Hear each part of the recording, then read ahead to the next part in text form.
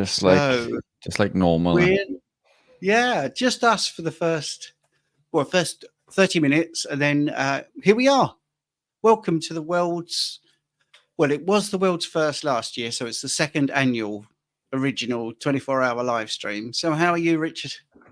Very well, my man, you? Yeah, you're nice and loud and clear. I wonder if that'll be the case this time tomorrow when we're just finishing. Not a chance. Oh, well, we never know. I mean, there's tons of comments, and it's really great. So, Ribeye Rob, thank you for the super chat. So, we'll do a little bit of housekeeping. So, thank you. Yeah, super chats are really helpful to keep us going, because obviously we're giving up 24 hours of our time. I know we go on about that, but you know, it's 8 o'clock in the morning here, and we're going to do this for 24 hours. We've got some great guests coming up. So, every little bit of motivation that you can give us is really helpful.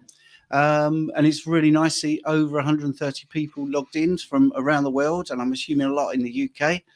So we will see some big guests coming on. But I mean, firstly, Richard, what do you think of your year since we did this last year? Has there been any big changes, any improvements? Wow, a year has gone incredibly quickly. It only feels like yesterday I was doing this. In a different location, might I add. So this time last year, I was still operating from the high street store that we had. And now I'm in a nice cozy office.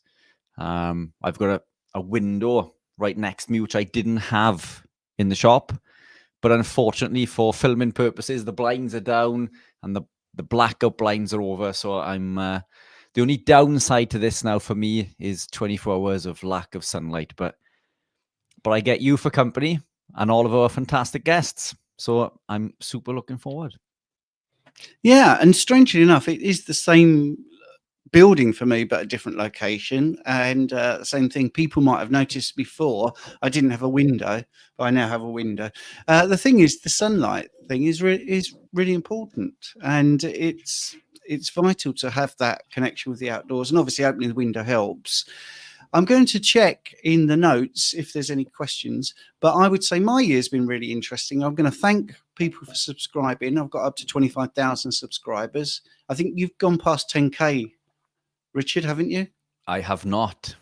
I'm trailing. Not yet, right. I'm trailing. There's our goal. By the end of the 24 hours, can we get Richard into the into the double figures? Like, so 10K would be really great. But last year, if I remember rightly, I mean, I think you were like 2,500. So you're quite new. This time last year, I had less than 1,000 subs on YouTube. And we had the mission to get me over a 1,000 mark. And we did. I achieved my first 1,000 exactly 12 months ago. So let's see if we can 10 times that figure and get to 10,000. But yeah, we're at 9,100 and something. So it's a big ask, but we are going out to some big audiences all over the world. So who knows? Yeah, who knows? Right. I've got a question that we're going to put up because I think it's pertinent. Deborah posted this at 7:30 in the morning. So half an hour ago in the UK. Deborah's asking, why am I struggling to sleep on Carnivore? Yeah, there could be a number of reasons. Look, there's a lot of adaptation processes going on when we gravitate into a carnivore-based lifestyle. And I think sometimes we see these success stories of people who have had these miraculous changes. And they're not miraculous. It's biology, and it's all explained when we look into the information. But some people seem to achieve these things incredibly quickly. But the reality is, these adaptations take a long time. We're coming from a lifetime of abuse, what a better term, and suddenly we expect everything just to fall into place with a click of the fingers. But it does take time. So that's the first thing, and it can take a long time.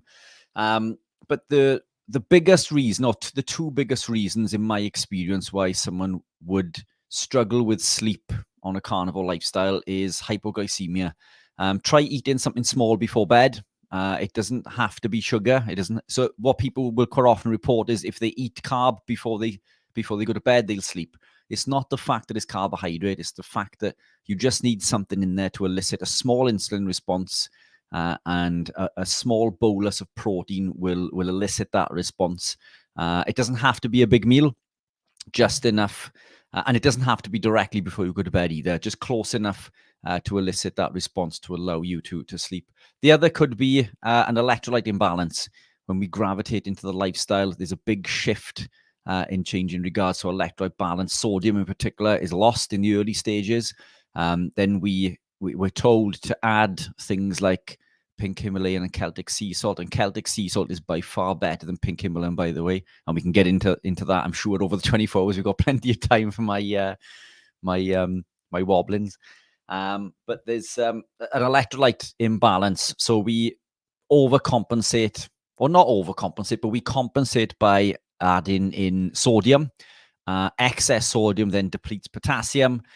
So now we have an electrolyte imbalance. We quite often take other supplements, maybe calcium, or consume products that are high in calcium, and this offsets magnesium.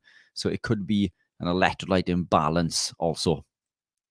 Yeah, it's a good answer. I mean, there's so many variables to this as well, because one of the things, when I did my bloods and when we were doing the private blood test for over 10 years, one of the things you can do is you can look at levels at a cellular level of tryptophan. And tryptophan and all the other amino acids compete with each other, and you can deplete tryptophan in cells by introducing more amino acids. So the more amino acids, especially leucine, which is one we talk about in other factors, will deplete tryptophan into the cells.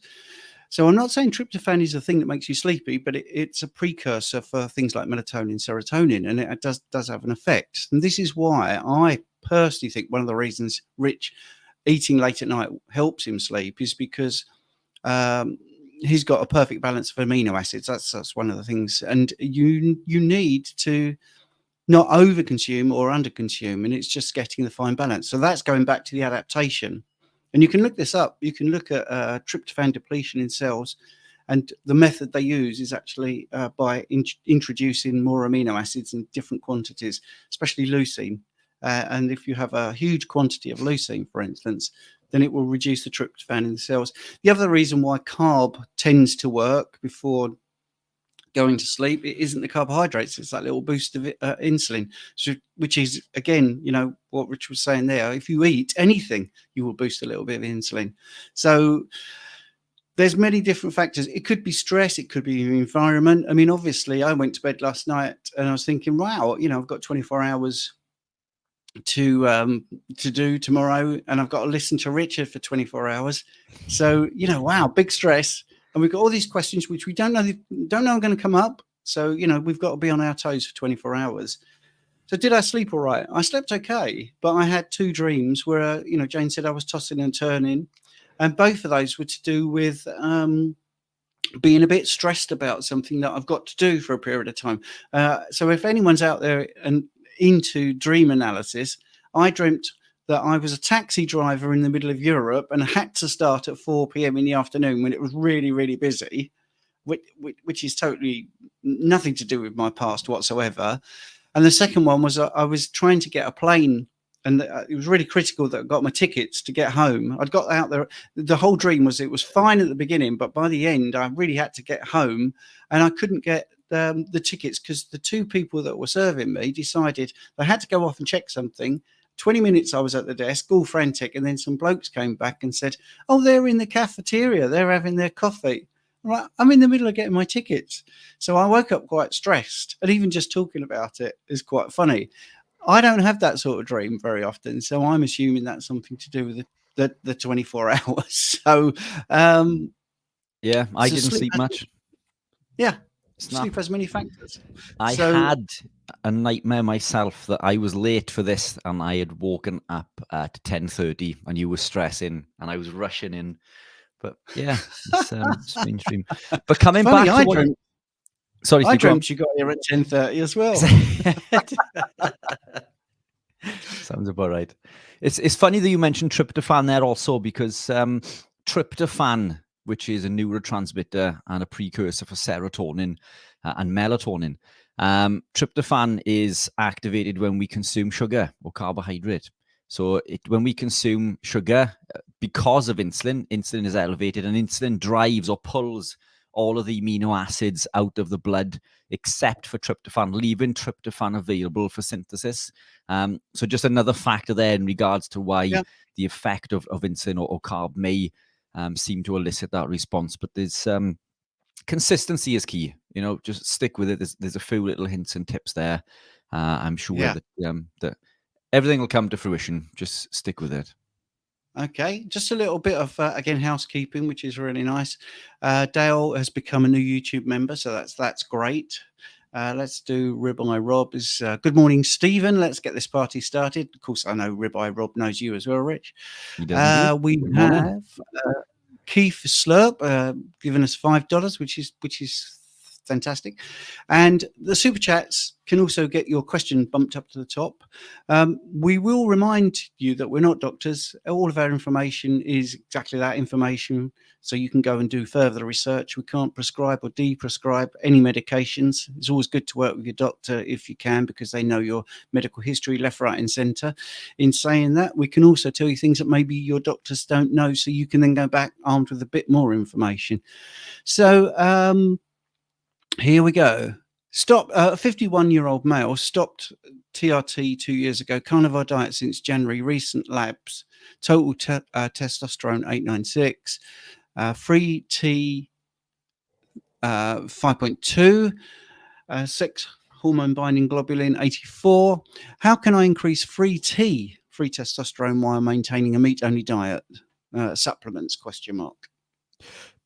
So this is quite common on a carnivore lifestyle. I had a similar conversation with a client of mine recently, Yari, whose testosterone is incredibly high.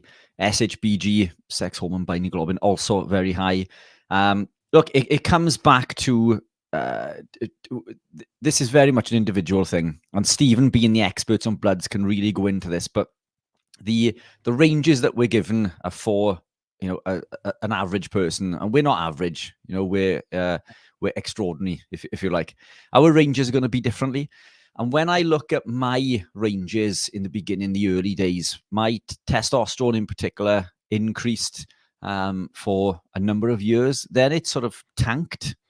And now it's starting to increase again. But not once during that time did I notice an inability to build muscle, or did I have a loss of energy. And I think the reason for this is the body becomes more efficient in the same way as it does with insulin. As we gravitate into a ketogenic carnivore lifestyle, we don't become insulin resistant. We become more insulin sensitive, but there's less insulin required to carry out said work, for example. So even though the free T is low, is it affecting your mood? Is it affecting your energy? Is it affecting your ability to grow muscle? And we know one of our guests who is coming on today, the incredible Sean Baker, has low testosterone, yet he clearly doesn't have a problem building muscle. So this is very much an individual thing there. Zinc is very important. Zinc and choline, very important. All of which we can get from an animal-based diet in particular. But Steve, have you got any other thoughts? Well, yeah, I mean, you hit the nail on the head. The first thing is, you've got to look at symptoms, because the big thing about bloods is it's not about the numbers. It's not about that at all. It's about the person. As you've rightly said as well, don't forget all the ranges are based on people eating like a 60% carbohydrate diet, which we're not doing. Thirdly, when you're doing these measurements, and I touched on it briefly there with the tryptophan, what gets into your cells and what's in your blood, two different things, and sometimes it's what's in the cells that are important.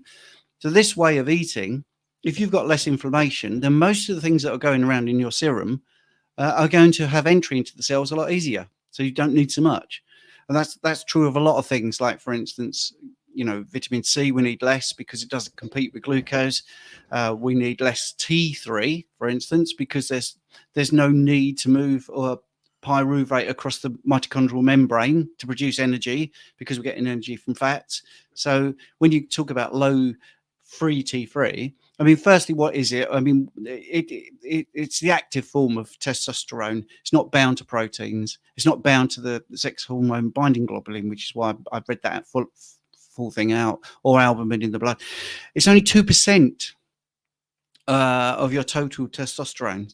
So, you know, it's not such a big marker. It's 98% is bound to proteins, and they're bound to proteins for a reason, for transport and other things. So I'm not overly bothered when somebody says to me that they feel great. Certainly, we've been carnivore since January, which is still early days. I mean, I was very lucky because I was low carb for 3 years, 2 years keto, and then I went carnivore. And my keto time actually was very close to carnivore the more I got to the end of it. So at age 55, which was over 5 years ago, I decided to do a 30-day challenge and become carnivore.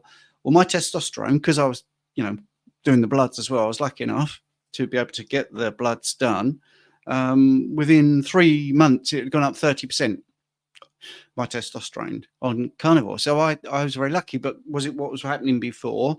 Obviously, there's loads of ways to look at increasing it if you really need to. But, you know, are you obese? Are you having those symptoms that Rich mentioned there? Are you fatigued? Is there an actual problem? Do you have low libido? Do you have sexual, erectile dysfunction? Are you depressed all the time? If none of those things apply, then I wouldn't actually worry about the number. And I think this is going to be echoed throughout the whole 24 hours when people talk about bloods. I know, I did over a decade of private blood tests and I'm qualified phlebotomist. So I get a lot of questions and I'm totally fine with that. But I do feel I repeat myself a little bit that you've got to look at the presentation, the symptoms, the clinical presentation, much more important than the numbers, because the numbers in the optimal ranges don't reflect this way of eating in many, many instances. But obviously, if you have low free testosterone, it's normally associated with excess body fat. You're not doing resistance training. So obviously do the flip of that, do some resistance training if you want to increase it. Make sure you get enough sleep, manage your stress, and make sure you eat enough. And of course, Rich, as always, with the macronutrients and the micronutrients, zinc is really important, and vitamin D. So all fabulous information. I hope that was good. If you still want more information, you can book either myself or Richard for a private consultation. So did you want to add any further on that, Richard, while I get to the next question? No, I think we've covered that. But as you say, zinc and vitamin D, super important. Super important. Yeah. So I've got Once a Week Man telling me that he's doing some stretching in preparation for this event. So let's have a look. Have you seen any questions that you thought were particularly good? I haven't looked at the comments yet. Let's have a quick look. Oh, here's a long-winded rant here, apparently. Oh, yes. Because they said, I've been strict carnivore. This is before this apology. I've been strict carnivore for about 4 weeks. I started in April, been a little yo-yo, down about 5K and 5 centimeters off the gut. I have PTSD and depression, although improving. Well, I don't think that's a rant. I'm missing my gallbladder, they say. Will high fat impact there? Sleep is still a little bit, still as little as weaning off some meds. So missing the gallbladder, that's a common question. Will high fat impact that? Yeah, so look, it doesn't mean that we can't live a ketogenic or carnivore-based lifestyle. The liver will upregulate its ability to create the bile anyway. But what I would recommend is less fat in the meals and more frequent meals. Gravitate over time. Don't go consuming too much fat. And that goes for anybody gravitating into the lifestyle also, because what happens is we consume a high bolus of fat that we're not used to, and bile is produced to emulsify the proteins and the fats. But the small intestine isn't used to reabsorbing, and that's what the small intestine does to the bile, and it ends up in the colon, which leads to toilet problems. So that's across the board. Gravitate slowly with the fats, but particularly if you have a missing gallbladder. So reduce the fats in your meal and try to eat smaller meals more frequently. Oh, cool. Yes, and I think that comes up all the time, doesn't it? The thing about the gallbladder, and definitely you can adapt. It isn't things that are going to stop you. Small frequency, more frequency of meals and smaller meals. So the next question, let's have a look.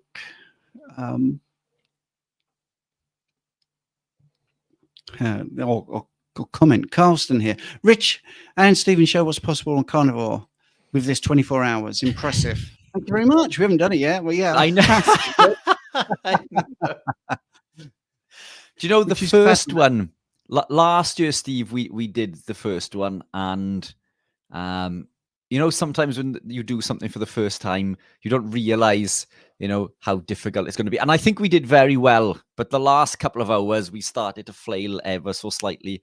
Especially, you know, you were standing up for almost the full 24 hour, I believe, wasn't it? You know, which I can see you started again. But this time, remembering everything that we went through, this one seems a little bit more scary. So lots of support required. It does, yeah, it does for some reason. But I'll tell you why also. I was a big coffee drinker back last year, so I had a crutch. Caffeine, as you know, blocks the adenosine receptor, blocks our body's ability to tell us that we're tired. So this helped me massively last year, and I am now coffee free. So what I'm drinking here now is my electrolytes. So no coffee. So yeah, this is new territory for me. Support required. Well, I think one of the things people like about us is we're honest and we don't pretend that we are something but we're not. If we go off track, then we'll mention it. And if we artificially stimulate ourselves with coffee, I mean, both of us have actually said we've been wrong, actually, about coffee, because I was quite blasé about it, because there were people that I've coached and myself not having any issues with coffee. And then once I ramped up my five-a-side soccer, yes, at age 60, I was all playing football, and I added in a couple of extra sessions, which was coaching, because I'm a consumer as well as a coach. So I did some football coaching. I noticed that I was getting pain in my knees and in my feet, actually, and I thought my football boots were too small. Now, the reason I mention that is because as soon as I took even the Swiss Water decaf coffee out of my diet, my boots were not too small. So that shows there was some inflammation in my feet I didn't even know I was aware of. And I think taking out the coffee, even Swiss Water decaf, so it's even decaffeinated, has made a difference to me. I have less aches and pains after training. I do think you're right, Richard, that it's an cumulative effect of the acrylamides. I absolutely agree with that, because I had no caffeine, and I had the best thing you can have. The Swiss Water process is the best way of getting the caffeine out, and I still had a problem. And I have experimented with reincorporating it. The pains come back, taking it out, pains go away. So it's pretty nailed on that it isn't any other thing. It's definitely the fact that I've taken the coffee out. Yeah, and or the caffeine. Not the caffeine. I want to make that clear. It was Swiss Water decaf. Yeah, carry on. Sorry. And I think your coffee was mycotoxin free also. Is that right? Yeah. No, so absolutely. Yeah. The same effects from acrylamide can be seen through mycotoxin. So it can't be the mycotoxin with you. So it must therefore be the acrylamide. And we can get into what acrylamide is a little bit later if you like, or we can do it now. It's up to you. But it's not a good thing. It's not a good thing. It's not a good thing, no. Just so people can know that 8:30 we've got the Kent Carnivore coming on. I was born in Kent, as it's Lee Copus. And if you don't know him, he's fantastic. And we'll be talking about why he went carnivore and all of his things. So I'm going through the chat here, just making sure we haven't missed too much. Now, this is one of the big changes as well, because last year we were struggling for comments, and this year we literally have hundreds. So fantastic. Right, here's an interesting one, because Diane is saying, how on earth have I put weight on? The scales have gone up. I'm strict carnivore. Now, I've tidied my room, so I haven't got my props close to hand, but I'll get my props. because fat, that amount of fat weighs the same as that amount of muscle. So if you're confused about putting on weight on the scales, it could be because actually, you've gained some muscle, but you won't look all blobby and fat like when you're on high carb. You might look actually better with a little bit of extra weight. You could be doing the wrong things. You could be over-consuming water. You could have an electrolyte imbalance. You could be having too much fat for you. You could be eating too much. You could be eating at the wrong frequency. Too late at night for you. This is one of the things. We all have these haplotypes, which is about, you know, where we were born or where our ancestors were born. We do have different physiology. Some of us really thrive on skipping breakfast. Some of us really need to have breakfast in the morning. So if there's an influence out there saying this is the thing to do, right, it's the thing to do for them and most of the people they coach, but it doesn't mean it's the thing to do for everybody. So if Rich and I decided we wanted to be minted, all right, we would stop talking about carnivore, and we would do a very broad brush approach, and we would do something that we probably was okay with, we weren't 100% with, but what am I talking about? So we would go totally low carb, or we would go the other way, go high carb, and we would sell stuff that would make us a lot of money but not get you very fit. Whereas we try to be very nuanced, spend the time with you, and actually talk about what's interesting for you as a person. So Diane, it's really worrying you, I would do coaching, but if it isn't, you could become part of our school community, for instance. There'll be a link in the chat for that. It's $4 a month. So over the year, that works out less than $1 a week. And you can join 400 plus people, members, all with questions like this. And we can give you lots of advice. There's loads of free courses. There's loads of information and loads of answers already online to these sort of questions. We've got free ebooks and everything like that. So there'll be a link in the chat for that. But if the weight goes up, all of those things are possible. Overeating is possible on this. It's unlikely and it is difficult, but it can be that particular problem. It can be the macros are not quite right. Definitely. You could, if you're eating high fat, reduce the fat and go to 1-to-1 by weight. You could even go higher protein and lower fat and just see if that works. But give everything a chance, like 6 weeks. So hopefully, Diane, that has helped you there. Right. Let's have a look at the next one. I am going through all these questions. Right, so somebody is asking, right, wait, is everyone doing a 24-hour stream right now? Kent Carnivore is doing one too. I'm confused.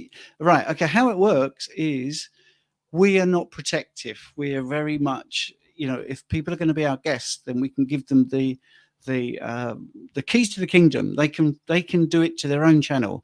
So although I set this StreamYard link up for me, Richard has his own one, and Lee has his own one, and Jonathan's got his own one, and Chaffee's got his own one, but it all originates from here. But the good thing is, you see, because many more people have subscribed to Anthony Chaffee's YouTube than ours, he will do it directly to his channel, because he's got all these people that haven't bothered to subscribe to Rich himself, because, you know, we're in the UK and they're quite happy just subscribing to Anthony. So that's how that's working for those that are confused. Lee should be popping into the studio any moment at 8:30.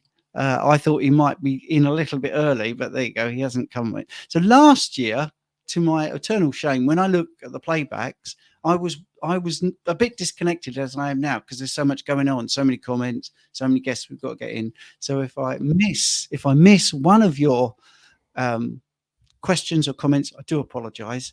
And as if by magic, and early as you like, he's sitting there looking wonderful in the full glow of the wonderful Kent sunshine. Here he is, Lee. Oh, how you doing? How are we doing, man? Yeah, I'm good. I'm just lucky that I get the freshest Richard and Stephen. I don't know about that. I haven't quite woken up yet. I suppose, yeah, it depends how your night was, I suppose. Yeah, good times. It's going to be great. So I want to ask you, Lee, if you don't mind, just for those that don't know you, if you could give us a little potted history of why you are so famous now. I'm the poop guy. No one calls me that, but yeah. So I've wound up with an ostomy bag. That's probably what I'm most well known for. But the reason why I went carnivore was to address my depression, which was a consequence of having a bag, basically.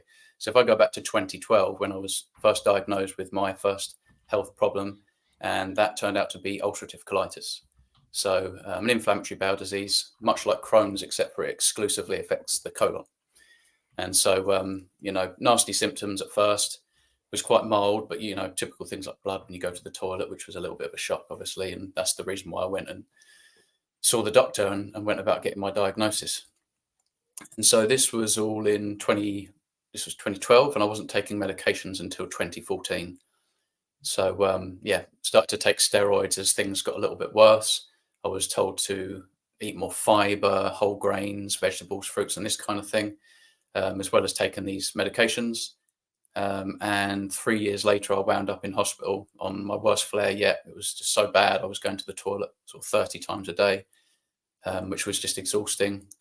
And I felt like there was no going back. There was something about this flare that was just so bad. I knew that something had to change, that most likely I was heading for surgery. But, when I was in the hospital, they tried their best to avoid that. And so they were keeping me on steroids to keep the inflammation down and trialing me on immune suppressants and things like that, which didn't work.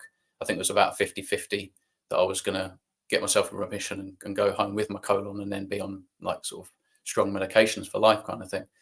But yeah, it didn't work. They kept me on the drugs for a couple of days longer than they said that they should anyway. And so the very next morning, I ended up having the surgery. They took my whole colon out. So I don't have any part of the colon. So the last part of my digestive tract is the ileum, hence the ileostomy surgery. And so I basically have all my digestive tract intact all the way down to the last part, the small intestine. And so it wasn't until I got home, actually, that the depression hit me, and it was pretty quick, honestly. I went back to my parents' house for obvious reasons. They could sort of help and take care if I wasn't able to do things. And, I woke up the first morning and they had all gone to work and it was just quite quiet. And I realized that I wasn't really happy with what happened. It was kind of like, it happened really fast. When I was in the hospital, I felt okay. I felt like I was in the right place. I didn't feel so strange. But the moment I returned back to a familiar place, it was quite obvious, I wasn't really happy with things, the way it felt, the way it looked. Having this bag now fashioned to my stomach, which I had to take everywhere I went, and it caused problems with sleep. It was a bit restricted, so I felt like I was kind of stuck on my back for a bit. And that also didn't help, that's going to exacerbate my depression, not being able to sleep and this kind of stuff. So it was just this vicious loop. And I was looking for answers, I eventually went back to work and got back to my life. Probably fooled a lot of people, putting on smiles and acting like I was okay. But deep down, I was just falling pretty fast and deep, and constantly living my life in my head, putting myself down, finding any excuse not to go out. And, I was single at the time and I was just kind of worried about the outcome really of my future, and felt like I was going to be alone. It was just very gloomy. And this is how I felt. And actually I reached out to my GP again to address my depression. And it wasn't until I basically went through a service where I called a number and they were helping me refine how to treat my depression. And so they were kind of like getting me on file and getting things going. And I was anticipating this secondary call, and this call never came. For the first few days, I felt pretty good because just getting stuff off my chest and feeling like I was getting the ball rolling. But they never called, and it wasn't until about a week I thought, I'm not sure that they're going to get back to me, And for whatever reason, I didn't get the ball rolling again. I decided just to perhaps sit back and maybe wait for something else, another idea. And it wasn't until I was sitting there just to my right watching YouTube on the TV and Michaela Peterson's anecdote came up, the low carb down under one, where it's don't eat this, I think it's called. I watched that and that was enough for me. I was convinced, like, okay, this is potentially my opportunity to fix myself, because she also had autoimmune conditions and she was severely depressed. And the fact that she's standing there on the stage, glowing with health, talking about how she's ameliorated all these symptoms, I thought, what have I got to lose? And so I talked to my partner Lucy, and the next day we went to the store and jumped straight into BBBE together. She was just being supportive. And first 2 weeks were a bit rough because of energy, and I was very used to a carb heavy diet and not getting a lot of animal fats. And so this adjustment was pretty extreme. So it was going to take some time. But those first 2 weeks felt like a long time. And I was really waiting every day. I was like, I don't feel any different. I don't feel any different. And then all of a sudden, at 3 weeks, it's like it all just fell into place all at once. Went to work in the morning, and I felt like I had so much energy just out of nowhere. I was just running on energy. It was like amazing, no crashing. I wasn't thinking about food. I realized I was smiling, and I had all this energy walking around, just feeling good about the day, And then I realized, like, I'm not depressed. I feel really good. Pulled over in my van and just recorded my testimony because it was just so profound. And since that day, in like day 21, I haven't had any symptoms of depression. Even on a bad day when everything's going wrong, I don't feel really down and gloomy. I'm not like so deep and it's not dark for me anymore. Like I can cope and handle situations. I'm less reactive. I seem to just be a little bit more stable. And I'm happy. I feel good. And I just want to share this way of life. I want to help other people to treat their depression, their IBD, because ironically, I've come to realize that this diet that ameliorated my depression would have also been the diet that would have given me the best chance to get out of trouble, get in remission, maybe come off meds, and certainly avoid these big surgeries where I've lost a large organ in my body. And I wouldn't recommend it. It's not a good time, and it affects everything because you can't, wherever I go, the bag goes. And it's kind of like it became my new boss for a long time. Can I go for a walk? Can I go to sleep? Is it a good time? And so it's a very strange thing, actually, especially when it hits you overnight. When you in the beginning, I embraced it because I was so ill and I felt so poisoned almost. I was just like, please just take it out, just get rid of it, But it's crazy. Like once you come to, and then you're in this situation, it's almost like, oh man, I wish I could have gone back and done things right, because the medications, their advice didn't help me, didn't serve me whatsoever. If anything, it was the complete opposite of what I should have done, and it was the opposite of what they should have told me. It was poor advice, and I'm coming to realize more and more, we've been lied to about so much, but these doctors, a lot of them, they're innocent, but it's this confirmation bias, and as Ken Berry would say, the echo of the lie. So, yeah, absolutely. I mean, one of the reasons I like having you around is, firstly, you're very concise, full of information. That's greatly. And secondly, there's no malice in what you say. You're just repeating what actually happened to you, and you're just echoing. We use that word again. What many people who come to us say, they feel not listened to. It doesn't make sense what they're being told to do. I've got somebody who very kindly signed up for a drug trial, didn't tell me because they thought I would be a little bit anti it. Well, let's just say all your chickens always come home to roost. So anyway, this person had got over cancer and was doing really well and very fit and healthy and was able to walk up the stairs and all this sort of stuff. But deep in their brain, they still believed in doctors more than anything else. yeah. And they were talked into trying a medication because they had one side effect left from their chemotherapy. No other side effects. It was quite a small side effect. And they said, oh, we're doing a drug trial actually for that side effect. So here we are. We're looking at a drug or a therapy that's caused a side effect, and they're now looking at another medication to cause to try and get rid of the side effect caused by chemotherapy. But the point I'm making is they didn't want to tell me that they were doing the drug trial. I didn't know they were doing a drug trial, and 6 months ago they started, and 6 months ago I started to notice a deterioration, and it was really noticeable, and that's why I'm always banging on about clinical presentation. And there were people monitoring, obviously, because it's a drug trial. And they were having some really bad symptoms. And it got to the point just last week where I just had to be really blunt and said, look, I know you're doing something. And I know you're a really nice person. So there's a reason why you're not telling me what you're doing. So they confessed to doing this drug trial. And I just said, so all these symptoms that you've been asking me about, which don't seem to make any sense. The only thing that makes sense is the drug you're taking, this experimental drug. And they were like, yeah, I think so. Now, to me, that made me quite cross, because I would have taken that person out of that trial within 6 weeks, because the symptoms, they went from not having any problems walking up and down stairs, for instance, to not even being able to get upstairs within 6 weeks. So these aren't small symptoms. Constant pains in the chest area, which to me is such a big flag you would not believe. So I think we have to start listening to our own bodies. And even if you've got an expert saying something and they're very convincing, if you've got a problem, you've got to dig your heels in and say, yeah, I hear what you're saying and I appreciate everything, but it doesn't make any sense for me. And I think that's sort of a summary of what comes across when I listen to your videos, is how you were confused by it all, I think. Yeah, that's the thing, is especially when you're diagnosed with something and it gives you a bit of a shock, you worry. And so and certainly back then, I was quite blue pilled. I didn't really question things too much. And I think that we trust those professionals. When we're in trouble, we're a little bit scared, and we want to do right by ourselves, but we end up listening to people that have absorbed the wrong information, and they aren't qualified to give you meaningful advice, because they're often just giving you a drug, a magic pill that only, obviously suppresses your symptoms.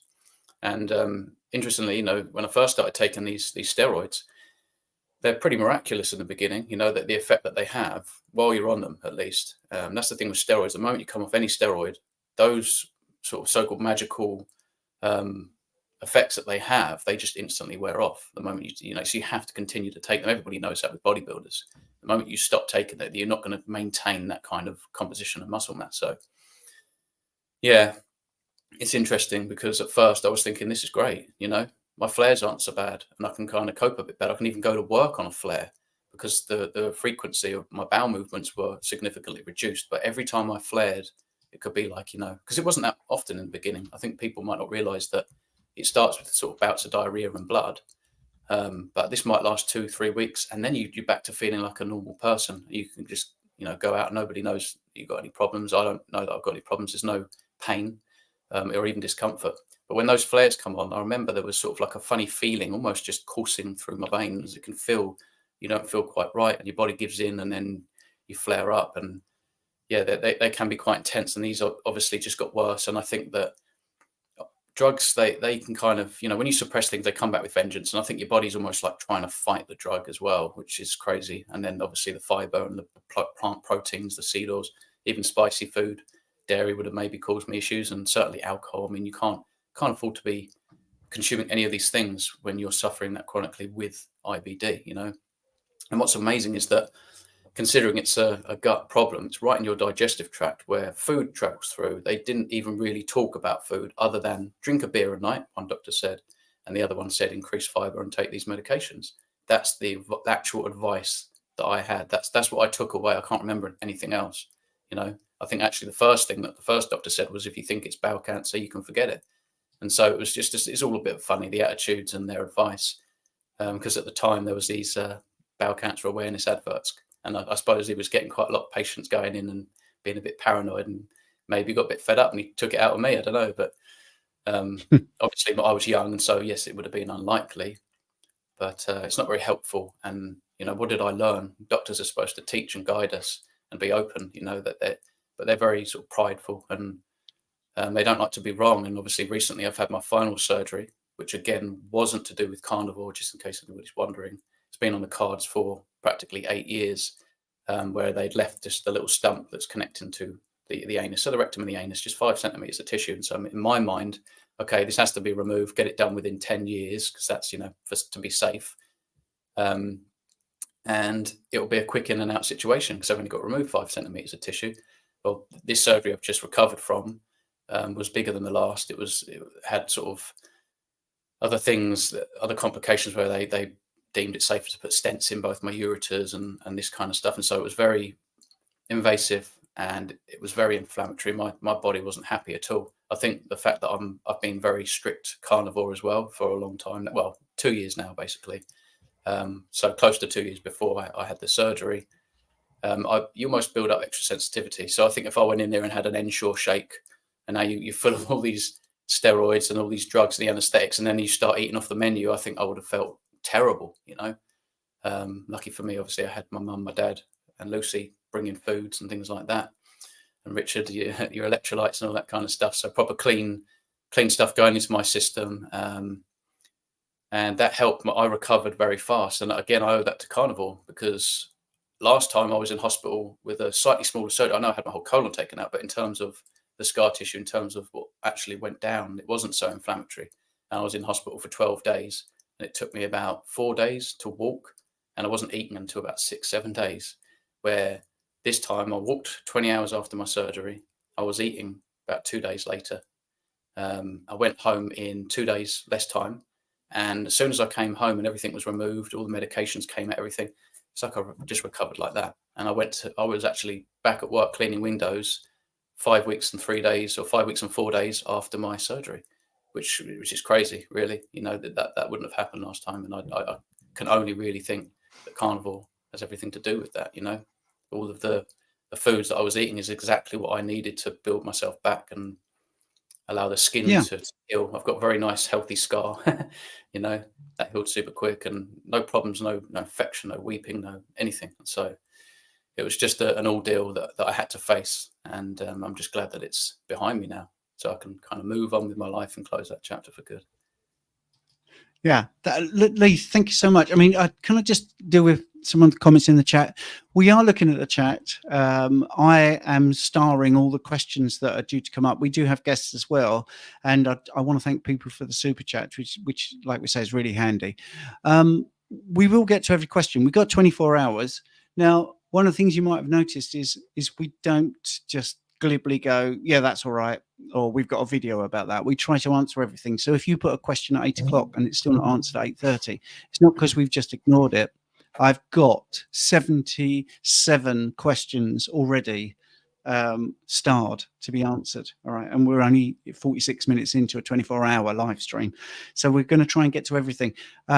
If we don't get to your question, you can always watch the playback, don't forget. And also, I'll be chunking this into, there's going to be 24 videos at the end of this. There's going to be basically 24 different individual hours, and it'll all be time stamped. So if you put a question on, say, let's say at 8 o'clock, and we haven't answered it by 8:47, and you've got to go, well, you can then find it maybe in the next section or the next section, because it will be out there. So I know a lot of people are looking on other channels like Anthony Chaffee's channel. Thank you so much, Anthony. I know you're not there at the moment, but you know, it's great that you're streaming this to all your subscribers, which is really great. So if you've got a question for Anthony Chaffee, I'm trying to keep it for when he comes on.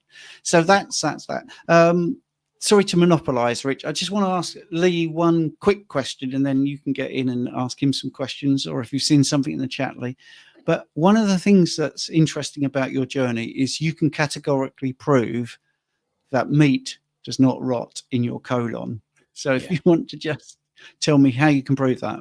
Yeah, 100%. So interestingly, when I came out of the hospital and I came home, I was quite, I was looking forward to eating the food that put me there without even thinking about it. I just went back and ate all the same foods. And so for a long time, I was eating pretty much everything. I had curries, burgers and chips. I had salads.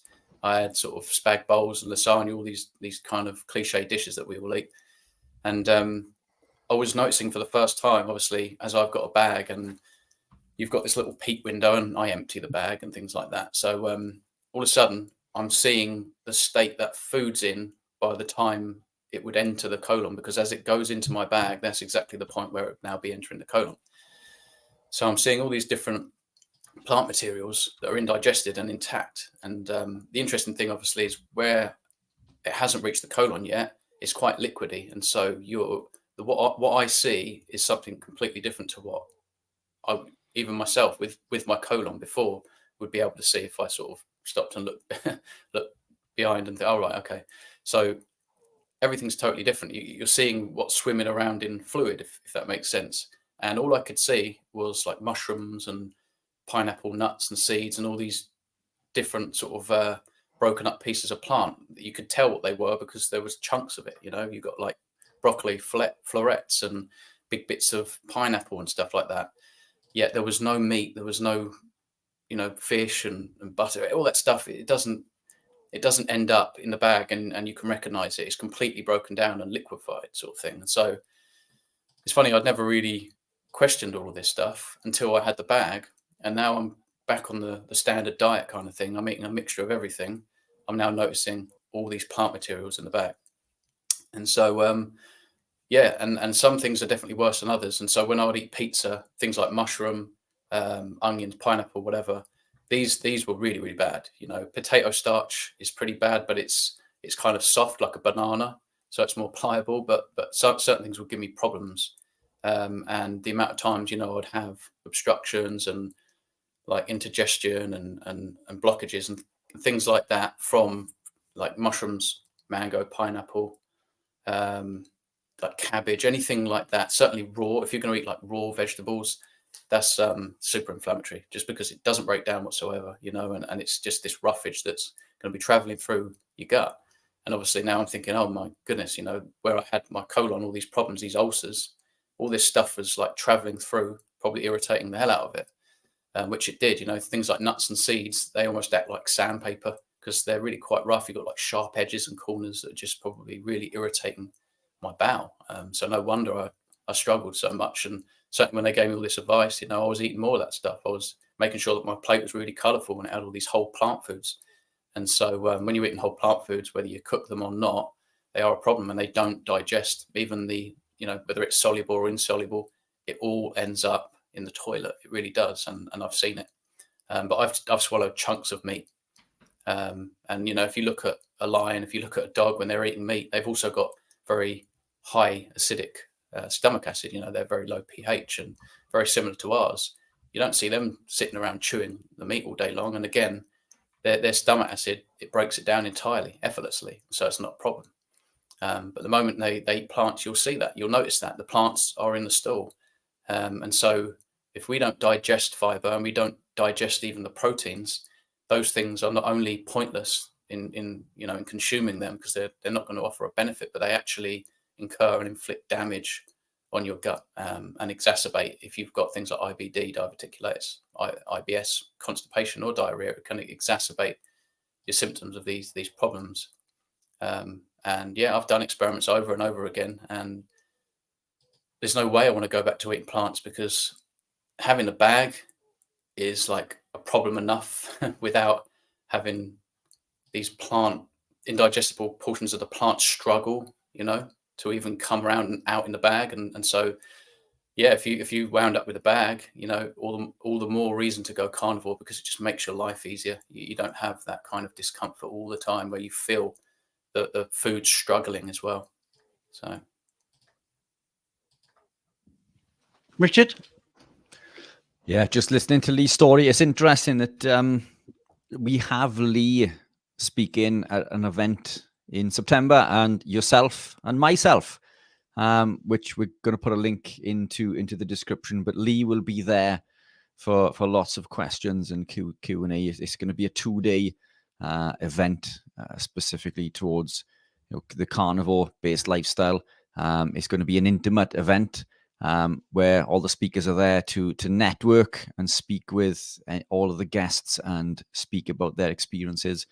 So if you want the opportunity to speak with myself, Stephen, or Lee, and many other amazing speakers, there is a link to that in the description on my stream, and I'll pop it into the comments also. But it's an incredible story. It's it baffles me how damaging these products are.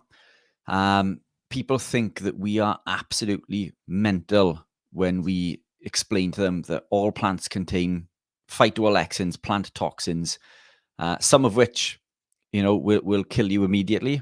And most plants on the planet are poisonous to one species or the other.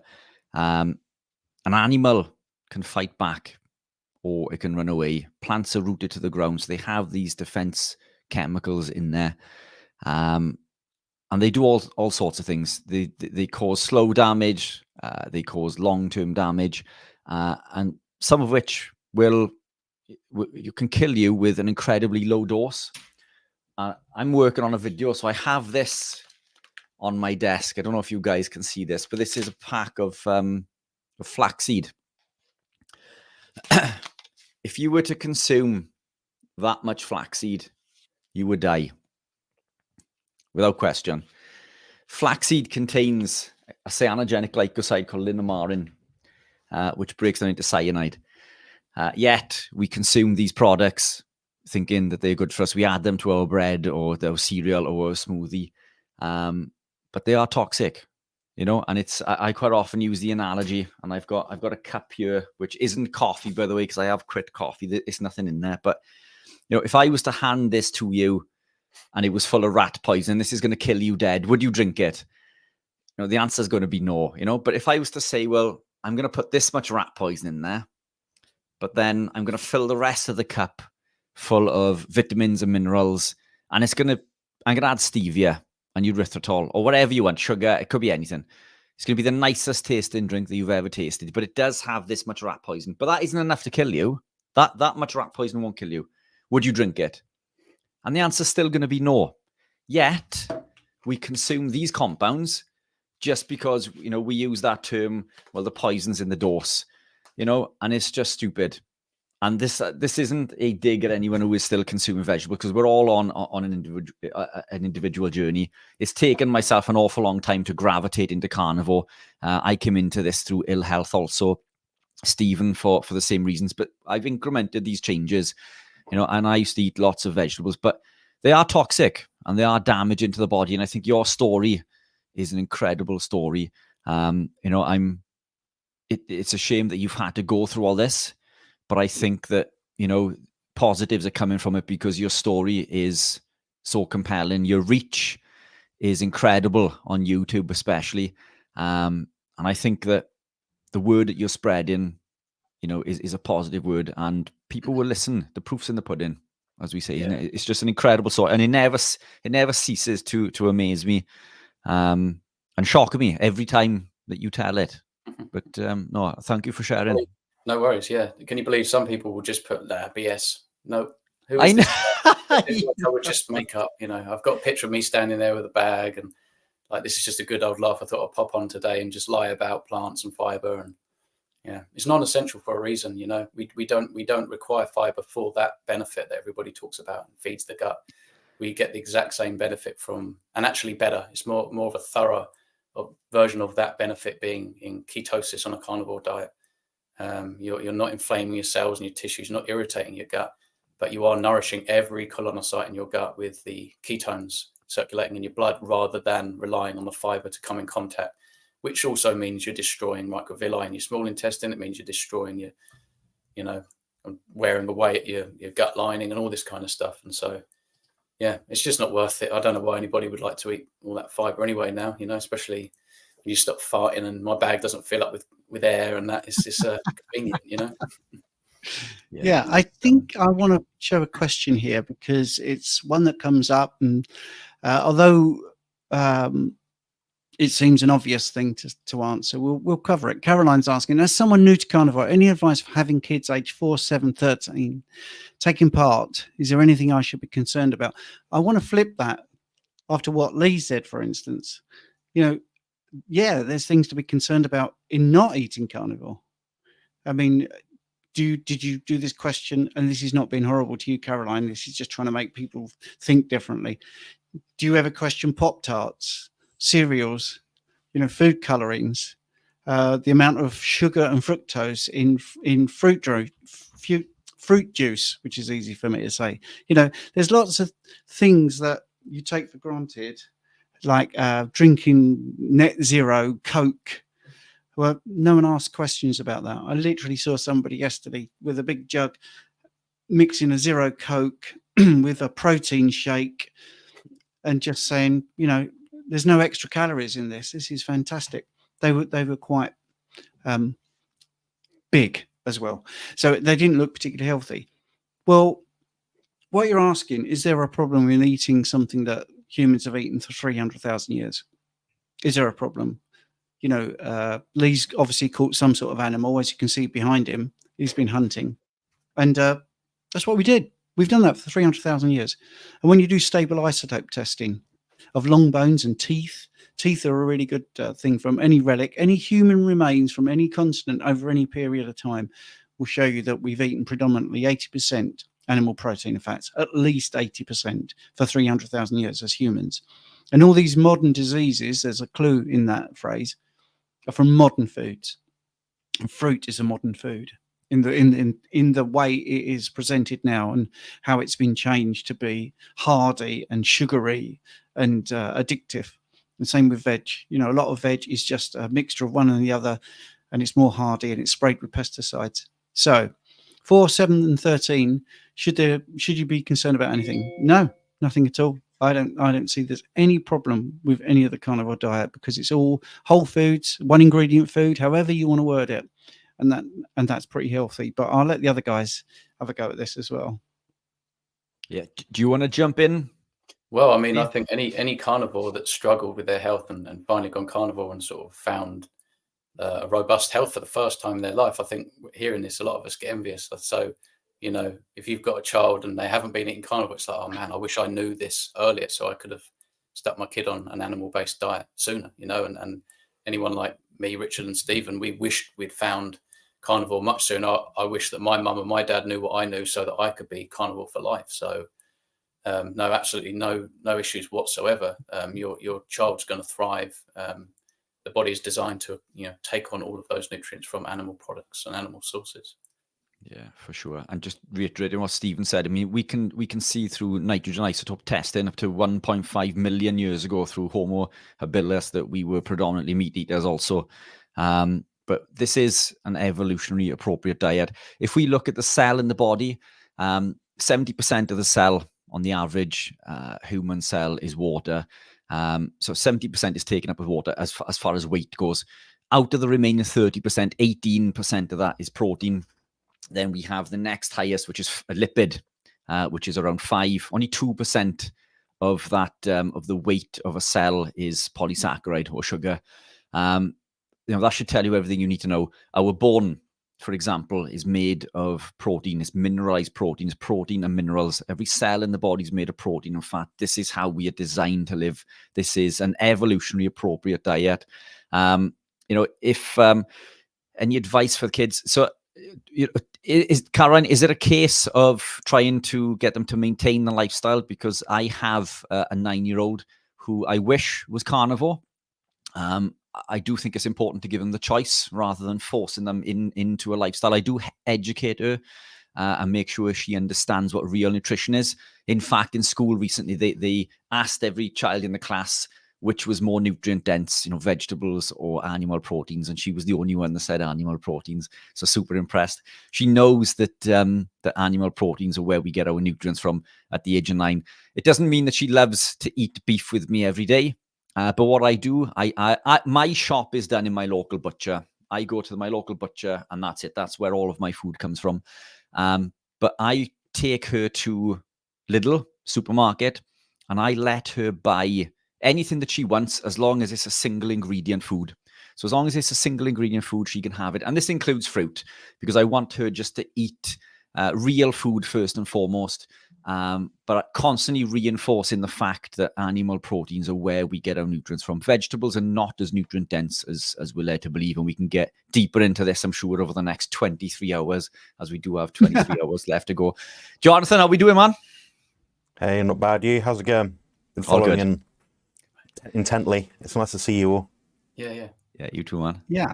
See, on that screen there, all from the UK, and everyone thinks there's no carnivores. Well, we're monopolizing the screen. And for those that are listening on the audio podcast, Jonathan, Carnivore Muscle, has appeared. He's in the house. So, Lee, do you want to stick around? Are you all right to stay for a bit? Vote me if you want. Stick on, Lee. Stick on.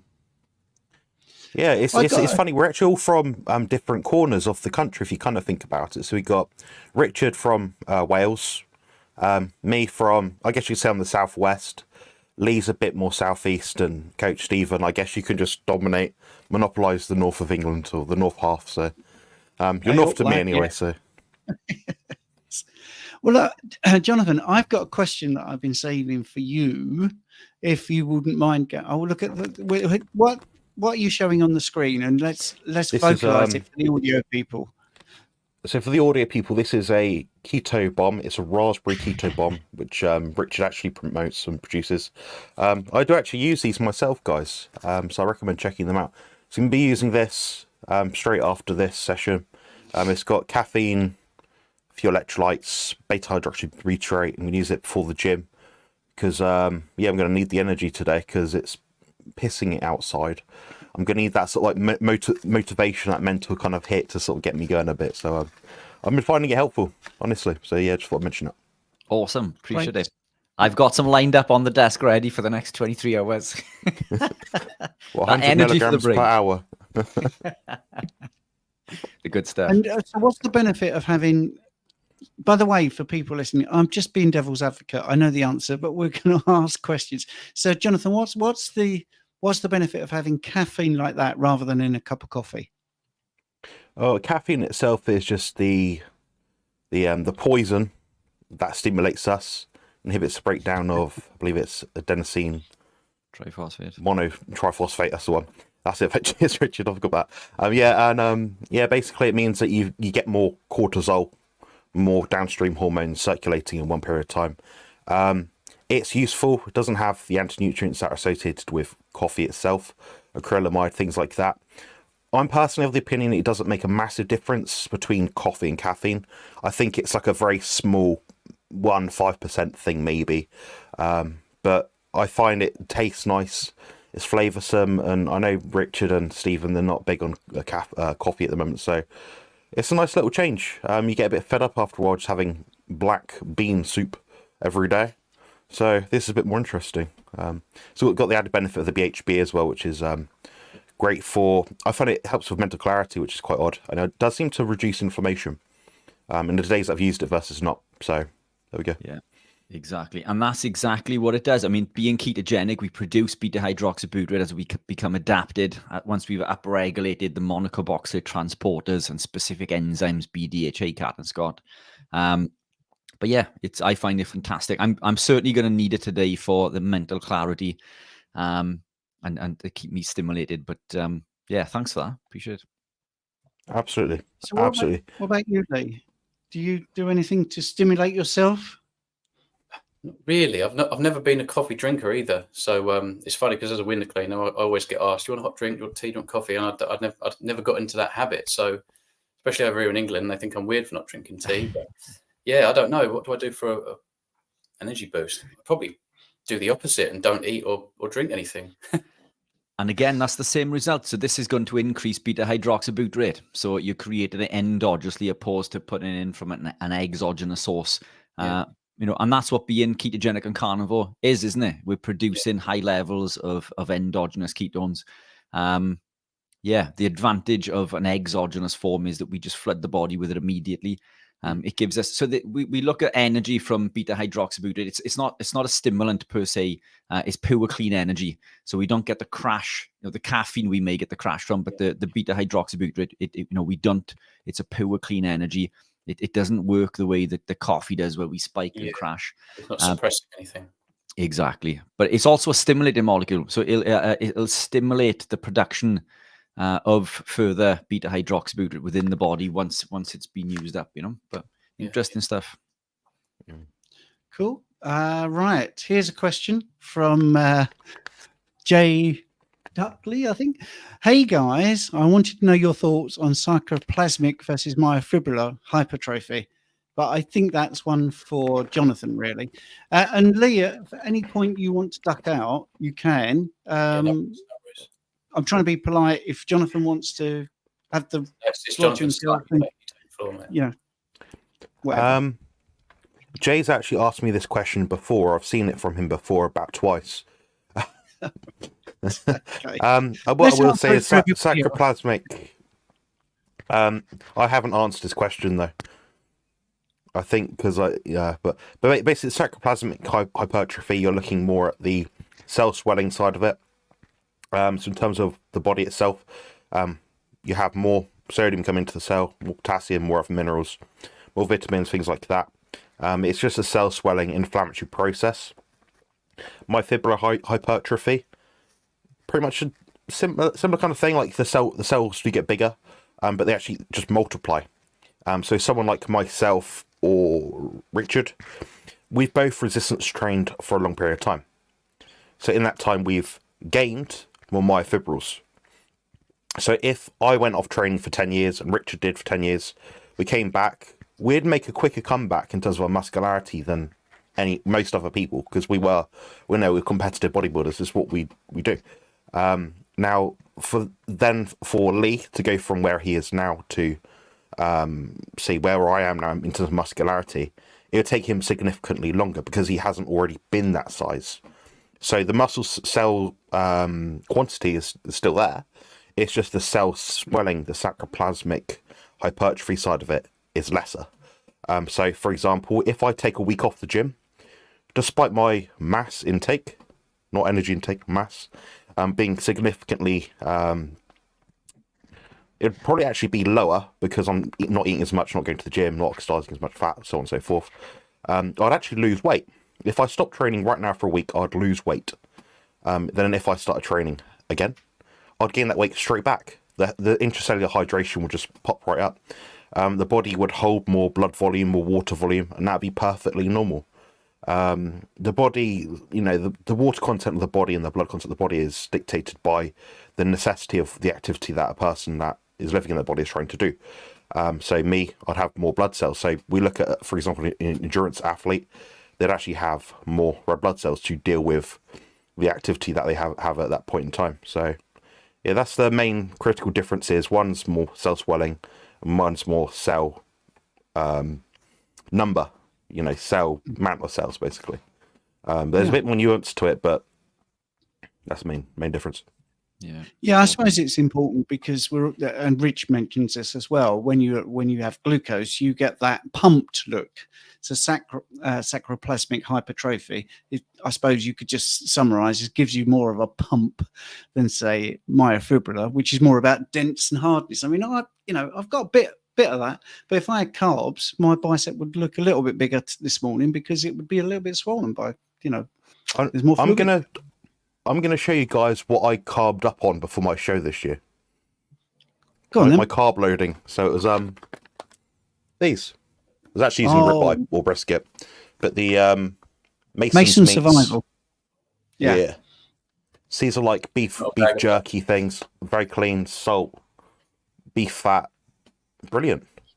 Like the buttery, like you eat them and you think that's a nice snack, like way better than what you'd imagine. I'm sure you guys have already tried them, but yeah, that's what I carbed up on. So protein and fat, just eating backstage, like nibbling a bit. Low density, low volume. They're great for endurance athletes, great for people that are physically active, that have to eat a lot of food. Because it's obviously dried, yeah, maybe you miss out on a few little tiny percentages of this here and there, this vitamin, this mineral, whatever. But largely speaking, the nutrient density is all compact within that food, and it's small. And if you have big appetite like me, you have to eat a lot of food. Brilliant. See, I get that cell swelling, that pumped up feeling from brisket and jerky, basically. Yeah, it's cool. I'm going to go on to a question which is open house for everybody. Now, Jonathan is called Carnivore Muscle, and Lee Copus is Kent Carnivore, but we can answer questions about everything, and obviously Keto Pro that can answer anything as well. Right, so we've got here, hi, if a diabetic starts carnivore diet and her sugar level drops, what should she do?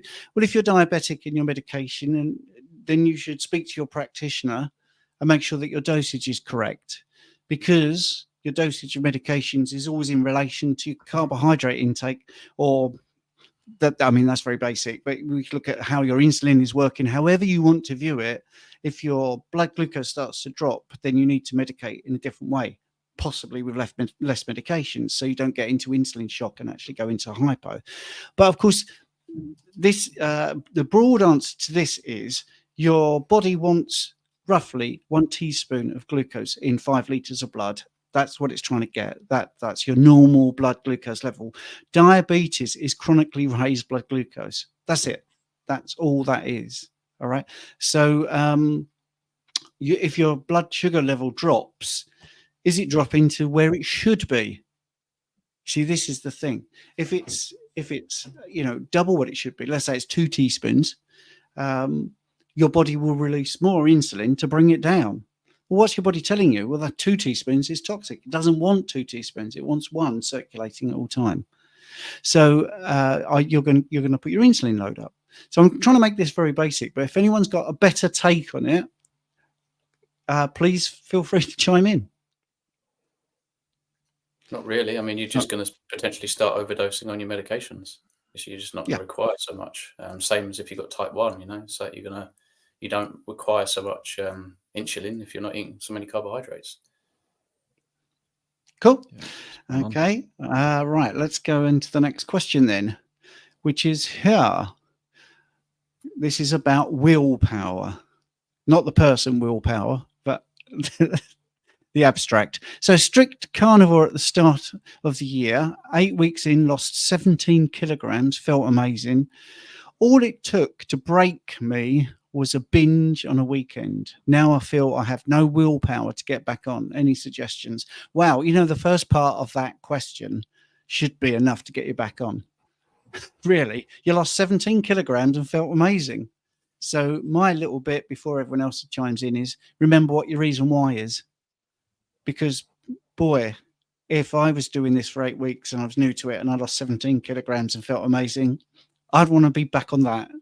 That's all I'd need. I just need to write that on a piece of paper, put it on my fridge and think, and have a picture of when I was 17 kilograms down and think, wow, this is so worth doing. That for me, I don't think it is about willpower. I think it's about shifting in more things than that. But I'll let the other guys have a chime in. This is a good question. Yeah, I'll touch on it quickly. So I did a contest prep a few years ago. I think it's 2021 when I won the Mr. Wales competition. And yes, Richard, I won the Mr. Wales competition. And I dropped, I believe it was 16 or 18 kilos in 6 to 8 weeks.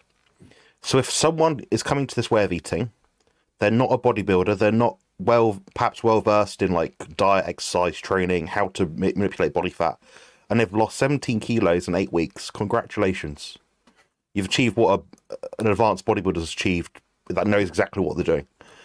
So I'd take that on your stride and just say, okay, the next day, get on with it. Some people, they know they're going to binge and they're almost better off just eating an apple or something, or just something a bit off, just because it keeps them in a good sort of mental state. It keeps them motivated, some people. But write down your goals, write down how you felt before, during and after this binge. What was your score? If you felt like 10 out of 10 before, then you're eating it. Oh, I feel 10 out of 10. I'm eating Pop-Tarts and brownies and, I don't know, roast potatoes and beef dripping, which are very nice, I think. But if you're doing all that, then you think, okay, well, after that, I felt like crap. And I feel worse the day after and the day after. My knees are swollen, I'm inflamed, I'm sore, I'm tired, I didn't sleep well. You've just lost 3 days for that one moment of bliss. So look back at it in that kind of angle, and that's probably what I would do personally. But what do you guys think? Yeah, I think understanding some of the mechanisms behind it. Sugar blocks the prefrontal cortex, our body's ability to make sensible decisions. It's a drug.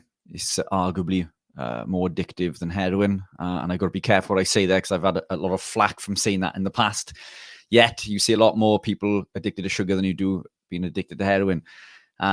It does act in the same way as a drug does. It's highly addictive, and I believe it's one of the most addictive compounds on the planet.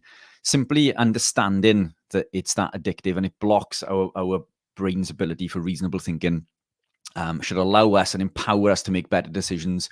Try not to keep anything that's going to be tempting in the house. Remove it. If you have the ability, don't buy it. Don't have it in the house. When you wake up at 2 a.m. in the morning and you have those cravings, it's a lot more difficult to jump into the car and drive to McDonald's or a local garage for a bar, which I have done, by the way, when I was clinically obese and type 2 diabetic myself. But you're a lot less likely to do so if it's not in the house. If you have other family members, put all of the sweet treats into one cupboard, mark it as their cupboard in your mind. And I know this sounds stupid, but I promise it works. You tell yourself that that's not your cupboard. You're not allowed to go into that cupboard. And a similar sort of process in regards to the fridge also. Understanding that these things impact our neurotransmitters, and our neurotransmitters are what allow us to feel happy, sad, so on and so forth. Sugar, which we mentioned earlier, just before you guys came on, sugar increases insulin. Insulin drives and pulls all amino acids out of the blood except for tryptophan, leaving tryptophan available for synthesis. And tryptophan is the precursor to serotonin. So it's another pathway that makes us feel good, along with dopamine, which affects the mesolimbic pathway. These things are reward pathways. They make us feel good. but they're short-lived. So every time we consume a sugary treat, we have a dopamine or serotonin fix, but it's short-lived because it's not natural. But these compounds are produced naturally from amino acids, tryptophan, tyrosine, and phenylalanine. And in order to create them naturally, we need to avoid compounds that are going to block cofactors. So it's not enough just to eat those amino acids. We need cofactors like zinc, iron, magnesium, vitamin B3, B6, B12, so on and so forth. Things like lectins and phytic acids, which are found in lots of these sweet treats, biscuits, breads, pastas, rice even, and lots of other plants, nuts and seeds. They can block the absorption of these compounds by as much as 100%. Even if we look at grains, in particular breads that are treated with glyphosate, 95% of the neurotransmitters are created within our gut. And they're done so through a pathway called the shikimate pathway. Glyphosate blocks the shikimate pathway. So just consuming vegetables that have been, sprayed with glyphosate, and let's take vegetables out of the scenario, grains, which are incredibly detrimental, and nobody should be consuming grains. They cause intestinal permeability, autoimmune disease, so on and so forth. But the glyphosate will block that shikimate pathway and our body's ability to create these neurotransmitters naturally. So this is how much of an impact these compounds have on our body's ability to make us feel good. So just by removing these and eating more animal proteins with natural fats and being mindful that every time, as Jonathan said, every time that you consume this compound, it puts you back a couple of days, that should be enough to allow you to maintain the journey and stay on the straight and narrow. This is all about the rule and not the exception. Consistency is key. It's people quite often think that it's restrictive. And how can you live such a restrictive lifestyle? I don't find it restrictive. I love eating steak every day, and beef mince and lamb and pork and chicken and so on and so forth. And you don't need to be as strict as maybe some of us are. You can be a bit more flexible, but you need to be predominant in real foods, removing those compounds that are going to lead to those sensations, particularly the grains and the seed oils. But understanding those mechanisms, I think, is an important part of it also. That's fabulous. It's fabulous. Right. Don't forget, guys, you can use the private chat if you want to say something to me off camera. If you've spotted a brilliant question you want me to jump to, that's fine as well. Right. Now we've got this question here. Hi. All carnivore for 18 months, lost 50 pounds. 10 pound to go, so that's great. Feeling good and healing well, which is also brilliant. Apart from recurring gout inflammation in knees and feet, is this normal? Black coffee drinker and pork eater, right? So you see, now you've led us up the garden path of what you think it might be, and I think we've got some difference of opinion in the room, but personally I would take the coffee out. And I think I'm going to echo what Jonathan said about the acrylamides. I am now a believer that the acrylamides are the problem. It's not the caffeine so much. I think it's the acrylamides, because I had this. So I don't want to bore people with this too much, but suddenly my soccer activity went up, and it was like my feet seemed to not fit my football boots anymore, which is a sign of inflammation. I took the coffee out and all those pains went. I put the coffee back in and all those pains came back. So I did an interventional experiment for myself. So for me, that's what I would try. I'm not saying it is that reason, but I think that would be my first port of call. And I think that might be why you've mentioned it. And then pork, obviously, many people think about the linoleic acid or the omega-6s, but I'm not going to monopolize the conversation because we've got two great guests. So let's hear Jonathan, Lee, what you want to say. We'll start with Lee and then Jonathan and then Richard. Well, I think it is quite common based on what I've heard, and I think it's just exposing your previous diet. I think the general advice here is colchicine to be prescribed, an appropriate dose while you are transitioning. Anyone who's got gout, I think that at the end of the day, the only way to fix your gout is to go carnivore. Essentially, you don't want to be continuing to damage your liver and your kidney, which are the reason why people get gout flares. It's not about purines in foods, but if your liver and kidneys damaged, it's not going to be able to deal with the purines and foods, flushing out uric acid, etc. So it will fix. It's just going to take some time. So you might want to go about taking some colchicine or something like that to manage your symptoms until you fix your gout, because this is the only way to genuinely cure gout. Medications aren't the answer, and eating carbohydrates and things that damage your liver and kidney function aren't the answer. So just hang in there and maybe take some medication to reduce the symptoms. Jonathan. Nice one, Lee. Yeah, I think it's probably not the coffee. I think it's probably not the pork. I think it's something which people experience, which is apparently the second or third most common cause of gout, namely the crystals that form within joint tissues to exacerbate symptoms of inflammation and pain. And I'd probably say it could be some form of oxalate dumping. It could also be maybe you've changed your diet and you've done something differently. Maybe you're sweating more. Maybe you're depleting more calcium. Maybe these factors are compounding to have an effect in such a way that you can no longer dissolve, absorb, flush out oxalate crystals from your body. Now remember, everyone talks about oxalates. It's not just oxalates. Oxalates are a problem. They are easy to be measured in foods. You can find out where they are. Richard always brings up really good points about things like gluten and other anti-nutrients. So it could be any of those things. So I think your body's just in a pinch right now. I think if it's recurring, I think it probably shift, but I think you could be experiencing maybe oxalate dumping. But my first port of call based on this information, assuming you've been going steady for 18 months and you're getting gout and inflammation around the knees, feet, your diet's probably quite clean, I'd imagine, from what I've read before. Then I'd probably say get a blood test, see what's going on. Find something in your blood which is messed up and extrapolate from there. Then obviously do the obvious, which is rule out any obvious things which are perhaps deleterious. So the coffee could be one of them for some people. It could be that. I don't think it's pork, because I think pork's grossly overstated. Even the bad quality stuff they talk about in the US, where they're fed a higher lactic acid diet. Me and Stephen have talked about this before. It's probably not that. I don't think it's your omega-3 to 6 ratio. I think it's something within your joints causing damage. So some kind of crystal.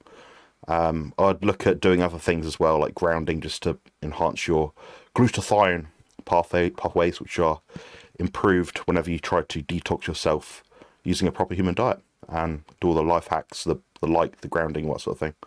So yeah, get a test, see what's going on. Maybe add even calcium, dairy back into your diet. Maybe that will slow it down. Maybe that's an issue there. Who knows? Honestly, impossible to answer. Richard. Yeah, some fantastic answers there, and I think they're all worth taking note of. In regards to gout, fructose and fructans are usually the biggest contributor, but this is irrelevant for you, so I'll skip those part in regards to monosodium urate crystals, etc. But gout is inflammatory in nature, usually caused by insulin resistance. But in this case, I should imagine that you've reversed that. Alcohol, milk, can also cause it. So if you are consuming A2 milk and dairy, that could be a contributing factor. I would come back to the coffee. We'll circle back to the coffee in a bit, actually. But coming back to what Jonathan said, it makes perfect sense that if you've been living a carnivore lifestyle for that long, that it could be oxalate detox.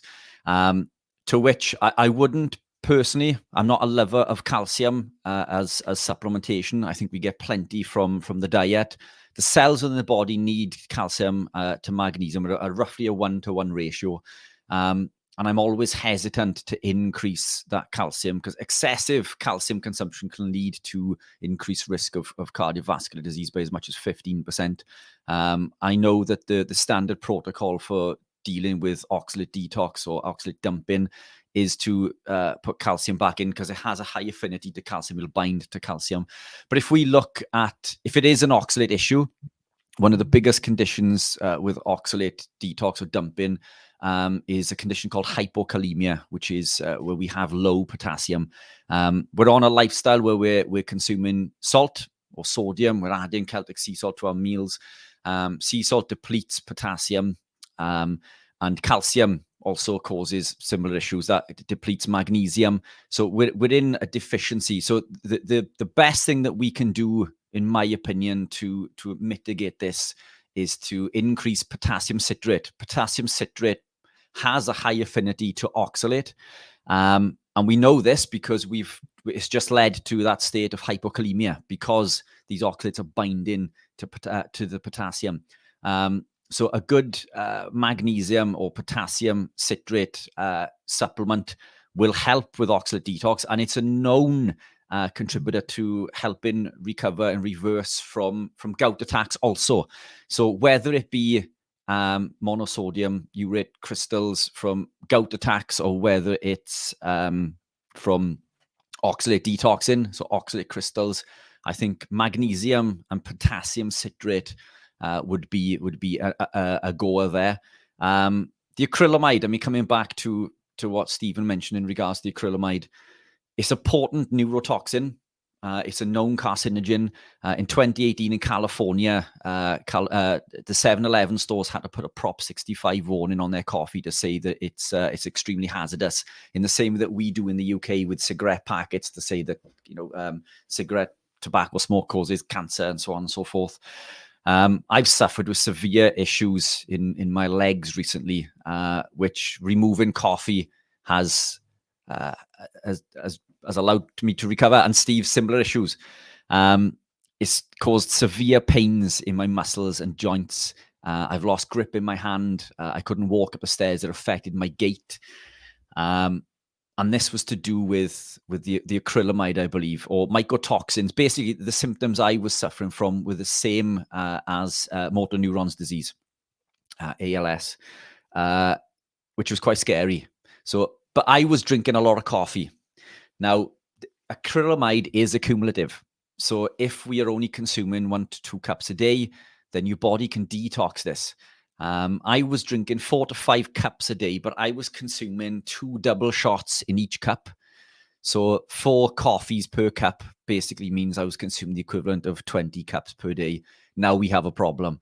I've removed it, and all of these issues, inflammation, especially in my, I used to get in the bottom of the arch of my foot also. All of these cleared up within 2 weeks. I'm just over 4. In fact, it was 4 weeks on Friday. I've been coffee free. I'm struggling in regards to not having that uplift of energy. And you probably notice I'm not my super buoyant self, but I've noticed my energy levels are quite stable. Steve laughing there. I'm sure you'll get a blast of it later, but I don't reach the highs, but I'm not crashing to the lows also. So look, there's lots of contributing factors. I mean, there's some amazing advice there. But whether it be oxalate or whether it be, monosodium urate crystals, magnesium citrate and potassium citrate could be the answer if you wanted to keep the coffee in. And it's not a sales pitch, but as Lee knows, I produce these electrolytes that contain those compounds specifically to address those issues. And I think that's the one that you had, wasn't it? Was the unflavored, and the one I'm drinking today is my cherry berry. But that's not a sales pitch by any means, but I do create these products because I believe they're number one on the planet. But yeah, a couple of options there. So there's a few takeaways, I think, some food for thought, pun intended. Yes, absolutely. Because it's time for me. I need to go. But I've just noticed Jacob's popped up here. Anyone please help? Ulcerative colitis and Crohn's disease. We're in dire need of help. God bless. So just some quick advice. Gluten and wheat proteins, you don't need that. Seed oils, you need to get rid of that. Spicy foods, dairy, but indigestible fiber. So unfortunately, you need to transition, whoever's suffering here, they need to transition slowly but surely into a carnivore diet and gravitate more towards a PKD diet, paleo-ketogenic diet, which is essentially a lion diet that when you look at your plate, you've got sort of 1 part fat, 2 parts protein, and you need to just, commit and stick with it. You will fix your gut, you will go into remission, and you won't continue to take medications, and you'll certainly avoid surgeries. So that is my advice, but I'm going to go, guys. So all the best.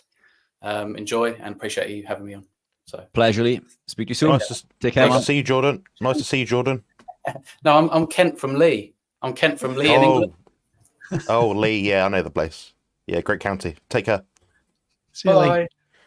Bye. And off he goes there. So it's nice to have 425 people watching live at the moment, which is great. And now we can talk about Lee behind his back. No, not really. So what a great guest, And I think, just for those that have missed the bit about the colostomy bag or the bag that he has, I think his channel is worth watching if you still believe in fiber. Honestly, he's the best channel for that, because he's got some physical proof.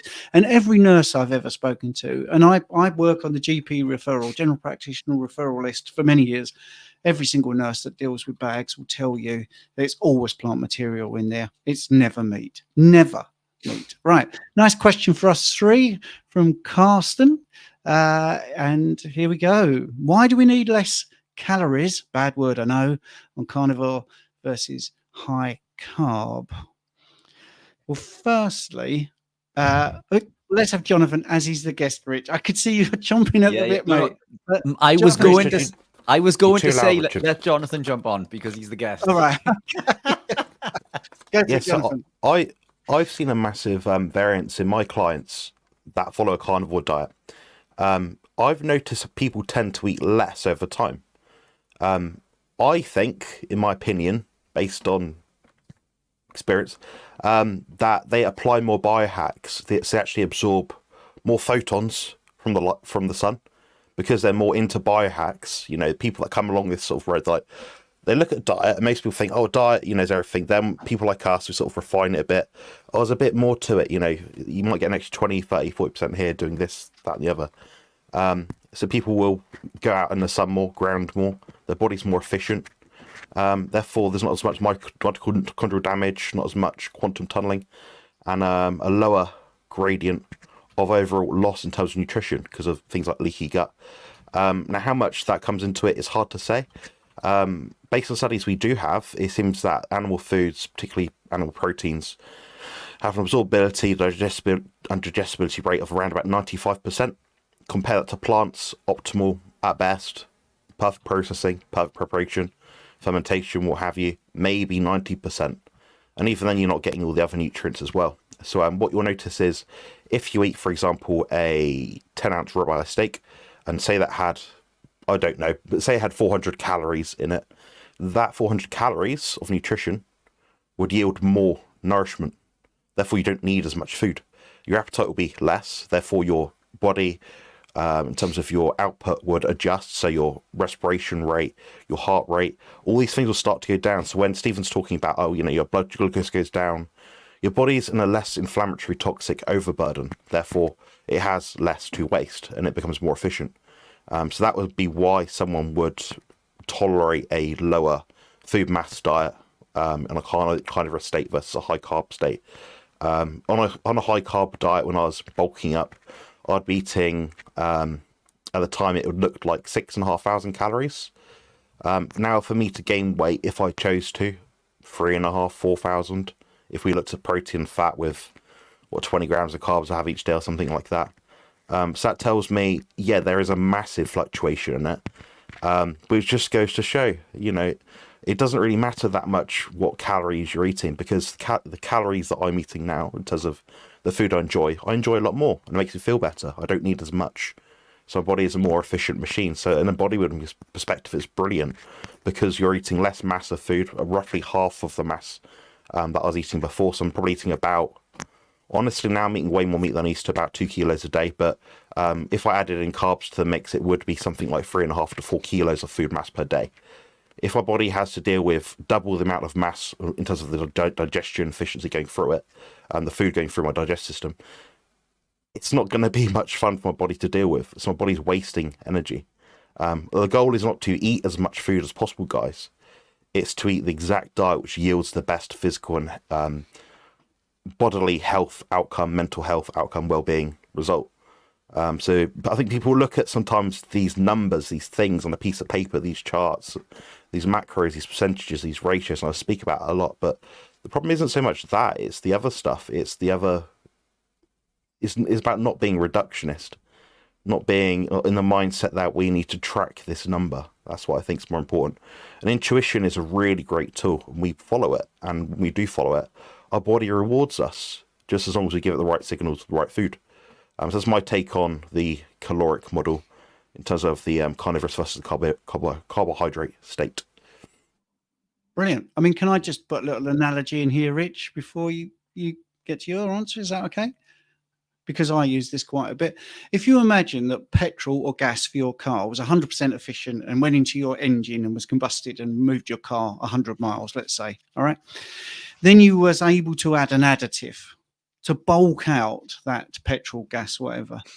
But it couldn't be used by the car whatsoever, all right? And you had a 50% gas, 50% useless fluid in there, all right? We'd have to use twice as much to go as far. It's really that simple. It's really that simple. Your body is made of protein and fats, and if you put protein into the system, it's going to make structure in your body. It's going to be used for all the things it needs to do, and fats will go in, and it will be precursors to things that your body needs, but both energy and structure. And carbohydrates don't do either of those things.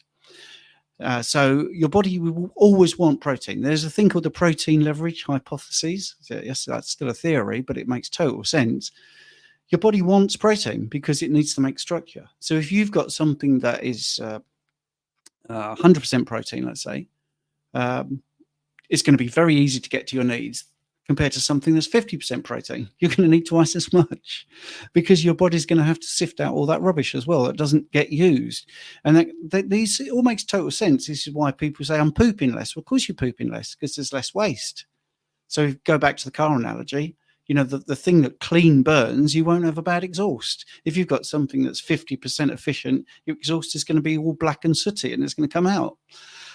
So yeah, when the vegans say I'm pooping a lot, yeah, great. I've got a car that's got lots of black soot coming out every time I change down in the Kia. So, that's a different way of looking at it. And calories, by the way, for people that are listening on the audio, every time we say calories, pretty much we do the air quotes. Because calories are a unit of heat. They're not nutritional. Anyway, right, Rich, you'll go. Yeah, look, you guys, I think, have nailed it. The only thing I'd add to that is a bit of personal experience. When I was clinically obese and type 2 diabetic, I was consuming around 2,700 calories per day. Now, or when I gravitated into the lifestyle, ketogenic, more carnivore, again, same as Jonathan, I was consuming in excess of 6,000. On average, it was between 4,000 to 6,000. I don't know how much I consume now because I don't track. Again, as Jonathan said, I eat intuitively. If I'm not hungry, I don't eat. I eat when I'm hungry. Once I'm halfway through my meal, if I'm full, I stop eating. I listen to satiety signaling. I don't fast per se. Yet, I'll go 18 hours a day without eating. But the reason that I say I don't fast is I don't force a fast. Again, I eat intuitively. So I eat as nature intended, and I eat when I feel hungry. The issue that comes with a lot of the foods that we consume, the processed foods, and even coming into plants and things, they contain lots of anti-nutrients. The plant toxins, the phytolectins, lectins, and phytates. They block the absorption of vitamins and minerals. Lectins, for example, will bind to the microvilli lining the gut. If you think of the microvilli as being little fingers in the gut, and nutrients come in and they bind to this microvilli, and this is how we absorb our nutrients. But when lectins come in and they bind to the enterocytes on the microvilli, they cause this. They cause a reduction in the surface area, basically meaning less nutrients are absorbed. If less nutrients are absorbed, we eat more because we're not receiving the correct signaling to say that we've received the adequate amino acids, vitamins and minerals, and so on and so forth. So we eat more. And it's as simple as that. It's when you eat clean, as Jonathan and Stephen said, the body absorbs more nutrients. We become more efficient. We get more bang for the buck. There's less waste, and so on and so forth. It's just eating as nature intended, keeping it clean and simple. And it is as simple as that. Great answers. That's really good. So I'm going to go straight to the next question, if that's all right with Jonathan. Jason's asking, on a standard diet, I find it hard to wake up. I feel groggy, hungover, and it takes an hour for me to wake up. Would or could keto remedy this? Absolutely, yeah. I mean, even a ketogenic diet will do the job. I notice for myself, and a lot of people with neurodivergence, it seems to be getting that carbohydrate intake low does the job.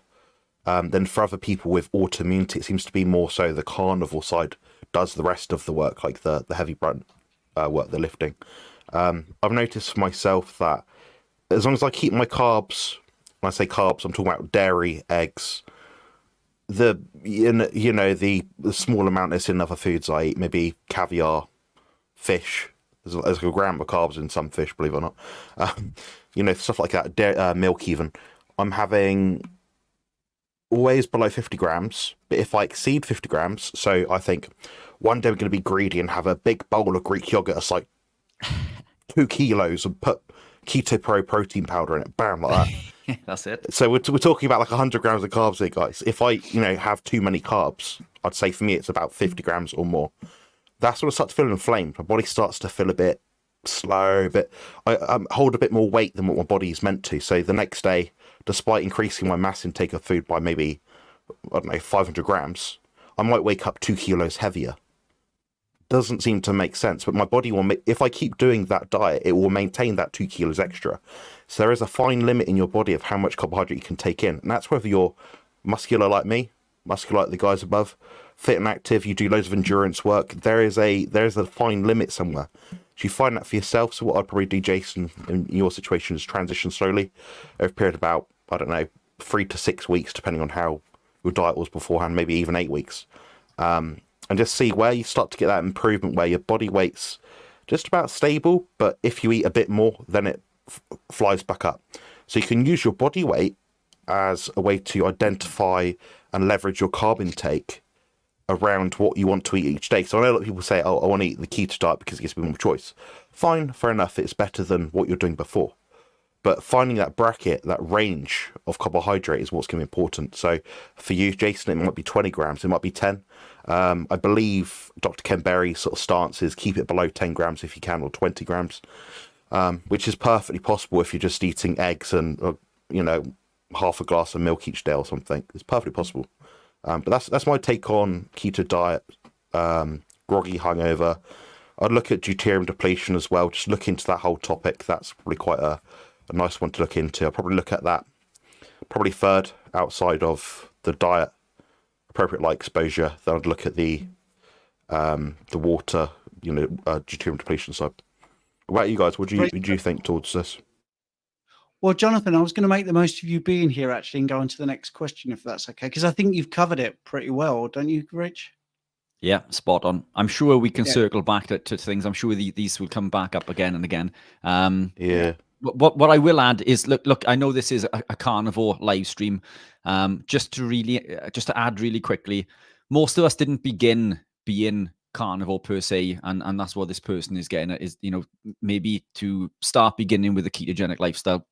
So what I've done, I've just literally posted into the comments a link to a shopping list on my website, which is a traffic light system of all the foods that you can eat, which are in green. Others are in amber, which are the vegetables. Ideally, we don't want to be eating vegetables, but again, for variety purposes. And then there's a red section. It's all self-explanatory, but I've highlighted the compounds that are higher in oxalate and lectins, so you can maybe try to gravitate around those, but always prioritize protein. Protein in nature comes with fat, and every cell in the body is made of protein and fat predominantly, as Jonathan just said there. So nothing else to add, but I'm sure we can circle back to these. We've got another 22 and a bit hours, so I'm sure. Yes, yeah. But we've only got Jonathan for 20 minutes or less than that, or 10 minutes. So yeah, this is a really interesting question, and I thought he would have a nice take on this. So this is Z. She's saying mostly housebound for over 4 years, fibromyalgia, Sjögren's, heart disease, 6 weeks, carnivore today. Most symptoms have gone. Isn't that amazing? Had cheese and reacted badly. Should I do the lion diet? And the reason I'm really interested in Jonathan's take on this is because he's one that doesn't like these knee-jerk reactions. Why go lion? Why not just take cheese back out? That's sort of how I'm leaning it. But let's hear from Jonathan. But you guys know me too well at this point. Yeah. Both Richard and I will have a useful insight to you, Z. Both Richard and I have both suffered with fibromyalgia or fibromyalgia-like symptoms, serious chronic fatigue. So yeah, I've been bedbound for 20 hours a day, and I know exactly what it feels like. I know what it feels like to struggle to breathe when you get up in the morning. So yeah, I've been there, and what I'd probably say is I'll just keep the cheese out. I wouldn't deliberately go strict, because when I say strict, it's not the right word. I wouldn't say the word strict is the right word for lined up. I'd say more refined. Refined might be the right word. So if you're being more refined in terms of eating just beef and lamb, maybe you're missing out on oily fish. Maybe that's what's going to help you more. You know, I mean, some of the things you mentioned, I mean, fibromyalgia, that could be just part of that could be pro-inflammatory from having too much seed oils in your system, pro-inflammatory omega-6, which, although omega-6 is essential fatty acid, there are some that are particularly more deleterious than others. Maybe your body just needs that gentle switch. 6 weeks is not a long time. And for me to experience a lot of the chronic fatigue benefit in terms of remission, alleviation, mitigation I do experience right now is, it took me about a year, if I'm honest, and it doesn't sound pleasant. It sounds like, oh, I've got to do this for a year. Well, it's do that for a year or suffer. Choose one. You choose one. So for me, it's an easy option. It's an easy option to say, maybe I don't be strict for 6 weeks straight to try and do something. Maybe I'm 95% strict, but I do that for a year. I commit to a year. And you'll hear from people time and time again, it takes at least 3 months to sort of really nail down your diet. Then I'd say beyond that, you're looking up to about a year for most issues. Some are more tricky to sort out. Luckily, yours, apart from the Sjogren's disease, which is quite problematic. I mean, I do hear about that a lot. Not many people seem to know the answers to that one, which is frustrating, but you're in the best diet you could possibly be to put that into remission, if it is possible. So I don't think there's a way around that. But yeah, I would personally dump the cheese. The cheese isn't essential. It's not the essential thing you need in your diet. I'd keep in the eggs for the cofactors, choline, great brain food, which people don't realise, high in B vitamins, high in folate. You could also have with those issues that you've mentioned, some kind of methylation pathway issue as well. So say you go strict line diet, okay, you've reduced your folate intake by about 2/3. And if you have that polymorphism, which I have, which means I have a high requirement for folate, I also have the same for calcium, I'll feel like crap. And it might not be a week, maybe a week goes by, you clear out your system, your digestive system's fine, okay, you're trotting along, then bam, something hits you again, you don't feel good. You have a bad reaction, then you start binge eating. It's all about slow, methodical interventions, getting the right test to underpin what the problem is, then seeing what intervention that goes alongside that to make the best effect. So that's what I would personally do. But what do you guys think? Strict line or what? Do you know what I like there is Jonathan's always straight to the point, eat clean or suffer. You decide. Yes. I don't mess around. It is as simple as that. I'm autistic, so my viewpoint is this is what you need to do.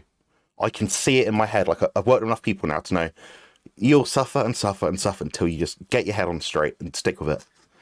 Yeah. I see it so many times. I have to just be very, Yeah. I get this. Sorry, Steve, go on. I was going to say one of the things I try to do is read the question back to people and let them realise they're answering their own question very often. They know this is what Jonathan's also trying to get people to is they know the answer. They just got to trust themselves, because if you read that right, mostly housebound, fibromyalgia, heart disease, 6 weeks carnivore, symptoms gone. Most symptoms have gone right. So that means you're doing something right. Had cheese, reacted badly. That's as far as I would go. Should I do line diet? No. Going back to what you were doing, just take the cheese out. To me, that's how we try to answer the questions. I just need to jump in because I just want people to realize that this is going out on many streams. There are many, many questions, many comments. I am trying to keep up. I'm not after any sympathy. This is not the world's smallest violin. When you've got 450 people watching and you have got over 100 comments coming through, and we try to do proper answers, if you've posted at 8:30 and it's taken us an hour to get there, that's because we are trying to give proper answers to everything that is fair. And also we have guests who we have speciality as well. So, and Dr. Chaffee will be on later, I promise. Yeah. Well, sorry, Jonathan. Yeah, sorry. Also, just to be like, it sounds obvious, but very clear of people. We don't come on here just to give you like a 5-second answer, like Stephen mentioned earlier. That could be dangerous. I've been harmed by these 5-second answers that take, oh, just eat meat till you're full. Oh, just do priming. Oh, just do that. All these little things, like, no, we need more context. So what we're doing is we're teaching how to examine your own experience. What am I doing right now? What is or isn't working? And what would be the best course of action? And we're all committed on Carnivore Team GB. Obviously, not all of our panelists on Carnivore Team GB are here right now. But when we give answers, we're committed to giving people safe, effective advice that does the job. I mean, if we don't know, we say, this is what you need to look at, this is where you need to go. So looking at the starred chats right now, we have 41 starred chats. We're 1 hour, 55 minutes in. Some of these go way back. So we are doing our absolute best to answer the questions. So try and listen in carefully as long as possible so it gives you a bit of incentive, because maybe your question will be in an hour's time, but maybe we're about to answer it from someone else. So stay tuned. Spot on. Go on, Rich, you were going to say something. Yeah, I was going to tell you to stop mourning about all of these fantastic comments that we're getting. But and Jonathan's I don't know if his internet went or whether he's just decided to go. But anyway, yes, we will have the wonderful Phil Escott coming in 5 minutes. I think Jonathan there has done his time. Okay, brilliant. Great to have Jonathan. Jonathan will also be at that conference that Stephen and I are speaking at, and there is a link for that. Also, coming back to what you just mentioned, Steve, you and I have a school group, a group on school. It's a private network. It's $4 a month, which works out less than $1 a week, I think, isn't it, if you look at it per 52. Stephen and I go live in there usually every Monday at 8 p.m. I don't know if we're doing it tonight. I haven't spoken to Stephen about it yet because of the 24 live, but we go in there for an hour every Monday for live Q&A, where we can really get into the weeds in regards to questions. It's a little bit more difficult on YouTube with questions because of the back and forth, but it's a Zoom type meeting. There's usually 10 to 20 people in there. Some remain anonymous and type questions in. And there it is. There's lots of free courses. There's a fantastic course that Stephen and I have written in there for an introduction into the low-carb ketogenic way of eating, which involves incremental changes. One video each day, adding in one change per week as you gravitate and understand. And we educate in regards to why we are making these changes. And there it is, the Fat Club or the Healthy Living Club. Fantastic course. We used to charge £50 for that course, and it's part of the free content when you join our school group. And I'll pop the link in the comments there for people if you want further advice. And also Stephen, myself, Jonathan, and most of the guests that come on also offer coaching. So check out the links in the description for that below. Just really quickly coming back to the last thing about the cheese, if you don't mind. There he is. Hello. I just wanted to say that the casein in the cheese can still cause intestinal permeability, which is going to exacerbate those issues. So I think what Stephen and Jonathan have said in regards to just removing the cheese and going back to what you were eating prior to that, there are other compounds that can cause issues. But if you're not suffering with them, then there's no need to remove.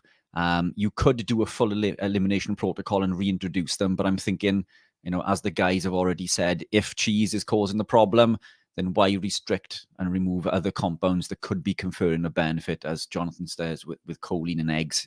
Really super important for every cell in the body, the production of acetylcholine neurotransmitters. We need choline. We can't live without it.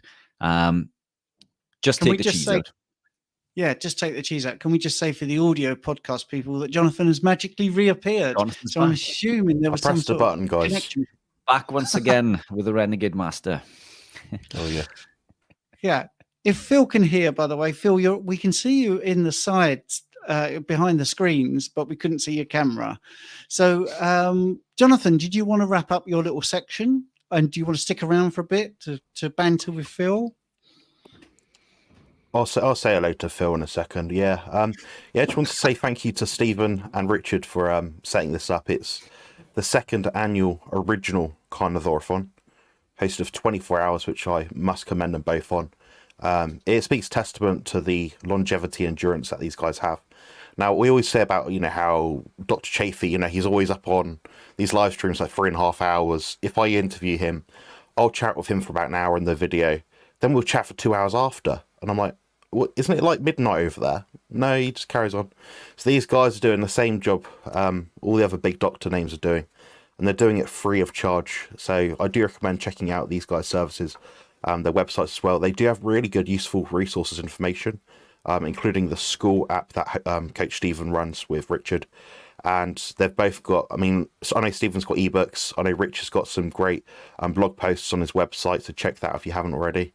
Then once you've done all that and you've supported these guys for all their free hard work that are dedicating towards you guys right now, which you guys do not have to pay for at all, I'll just say subscribe to my channel, which is just at Carnivore Muscle, and you'll find me there.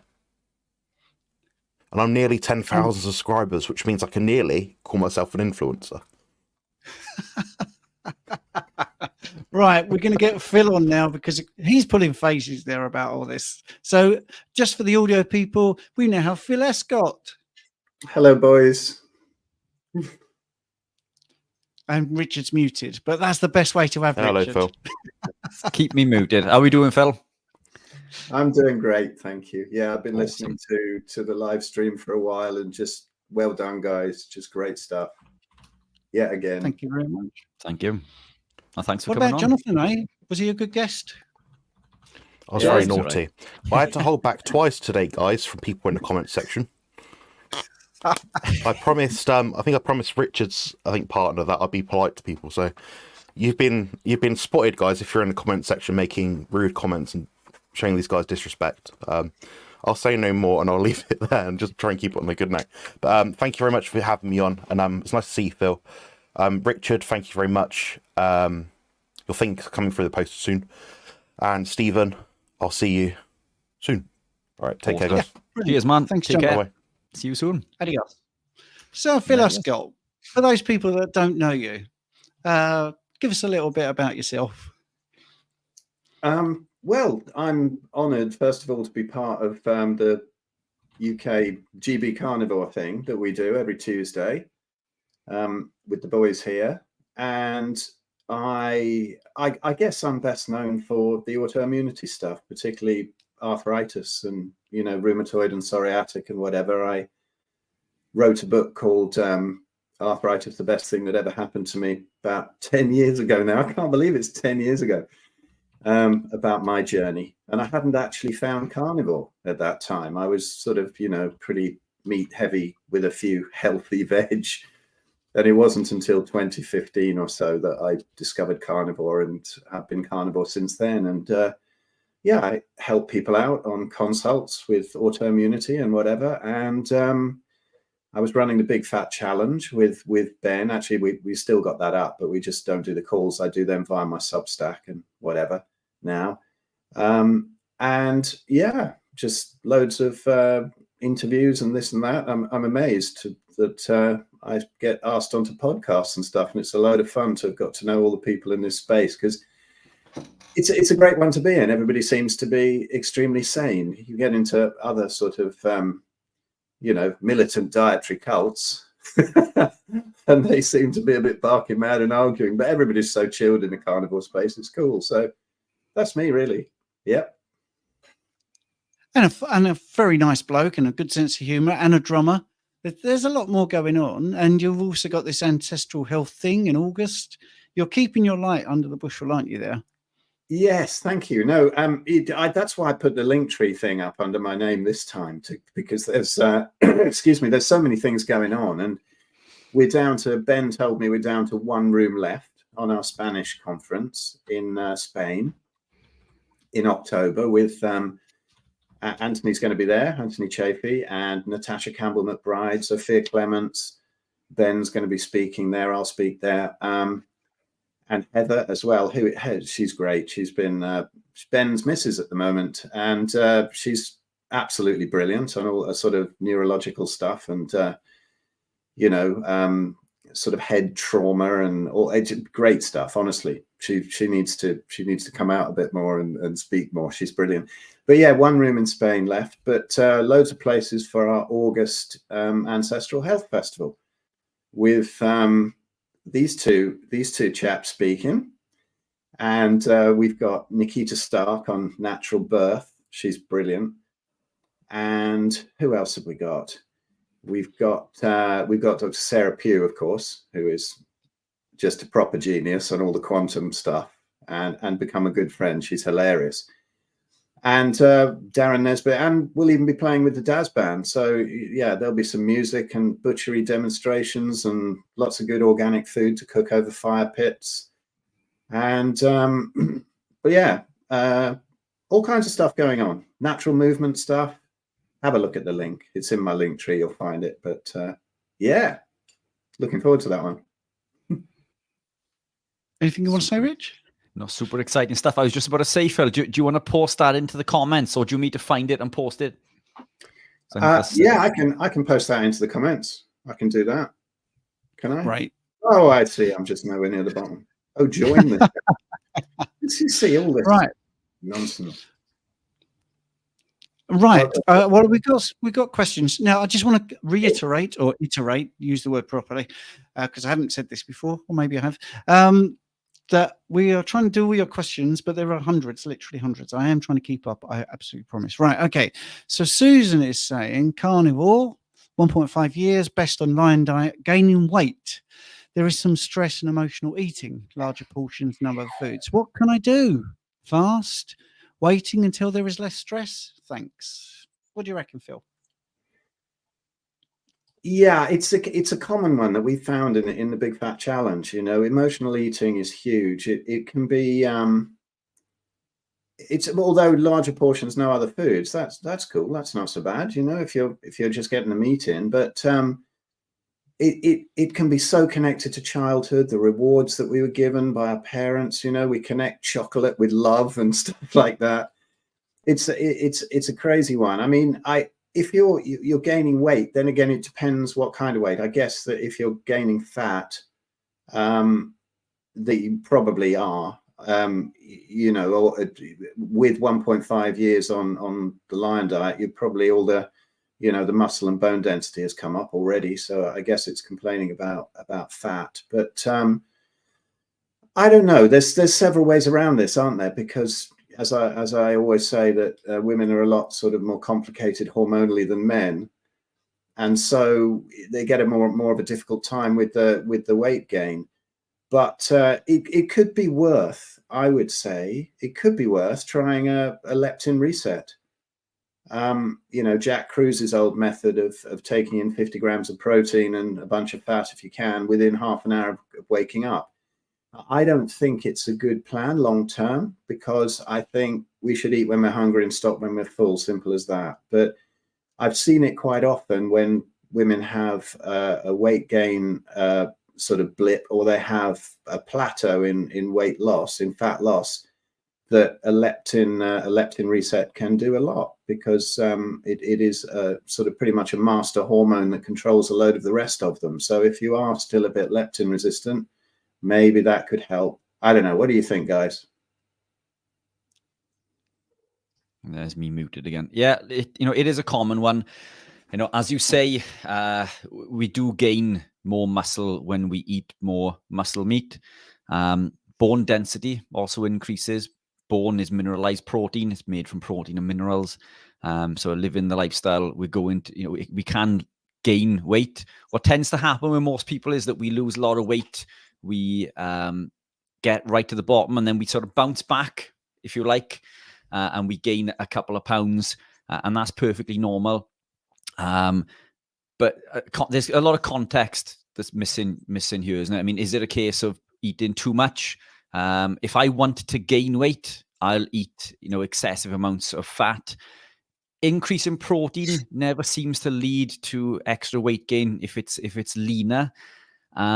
It is the fat that leads to that weight gain if we eat it in excess.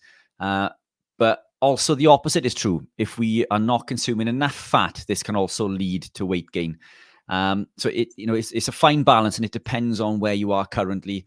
Lots of other contributing issues. Coffee can lead to weight gain, even though it's a fat mobilizer. Excessive amounts will lead to an increase in cortisol, which can lead to weight gain. excessive amounts of training. If you are hitting the gym and working out beyond an hour, this will also increase cortisol and lead to weight gain. If you are excessively fasting, believe it or not, that can also lead to an increase in cortisol. So it seems to be two opposite ends of the same argument. So it could be eating too much or not eating enough.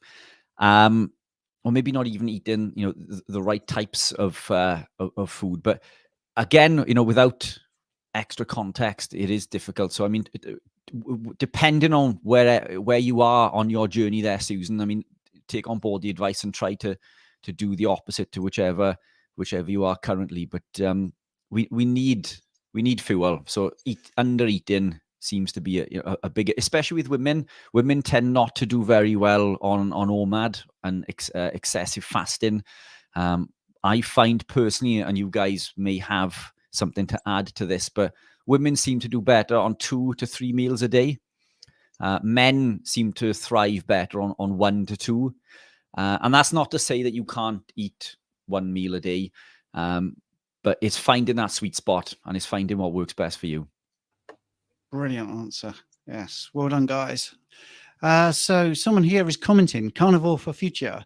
Obesity is an outcome of a nutritional deficiency, creating hunger, and you eat same equal more deficiency, more hunger. Former 637 pounds, today 245 pounds, 5-year carnivore. And this is one of the weirdest things. I am an obesity and diabetes specialist practitioner, and in the obese, I would often say, you are malnourished, and they'd never understand.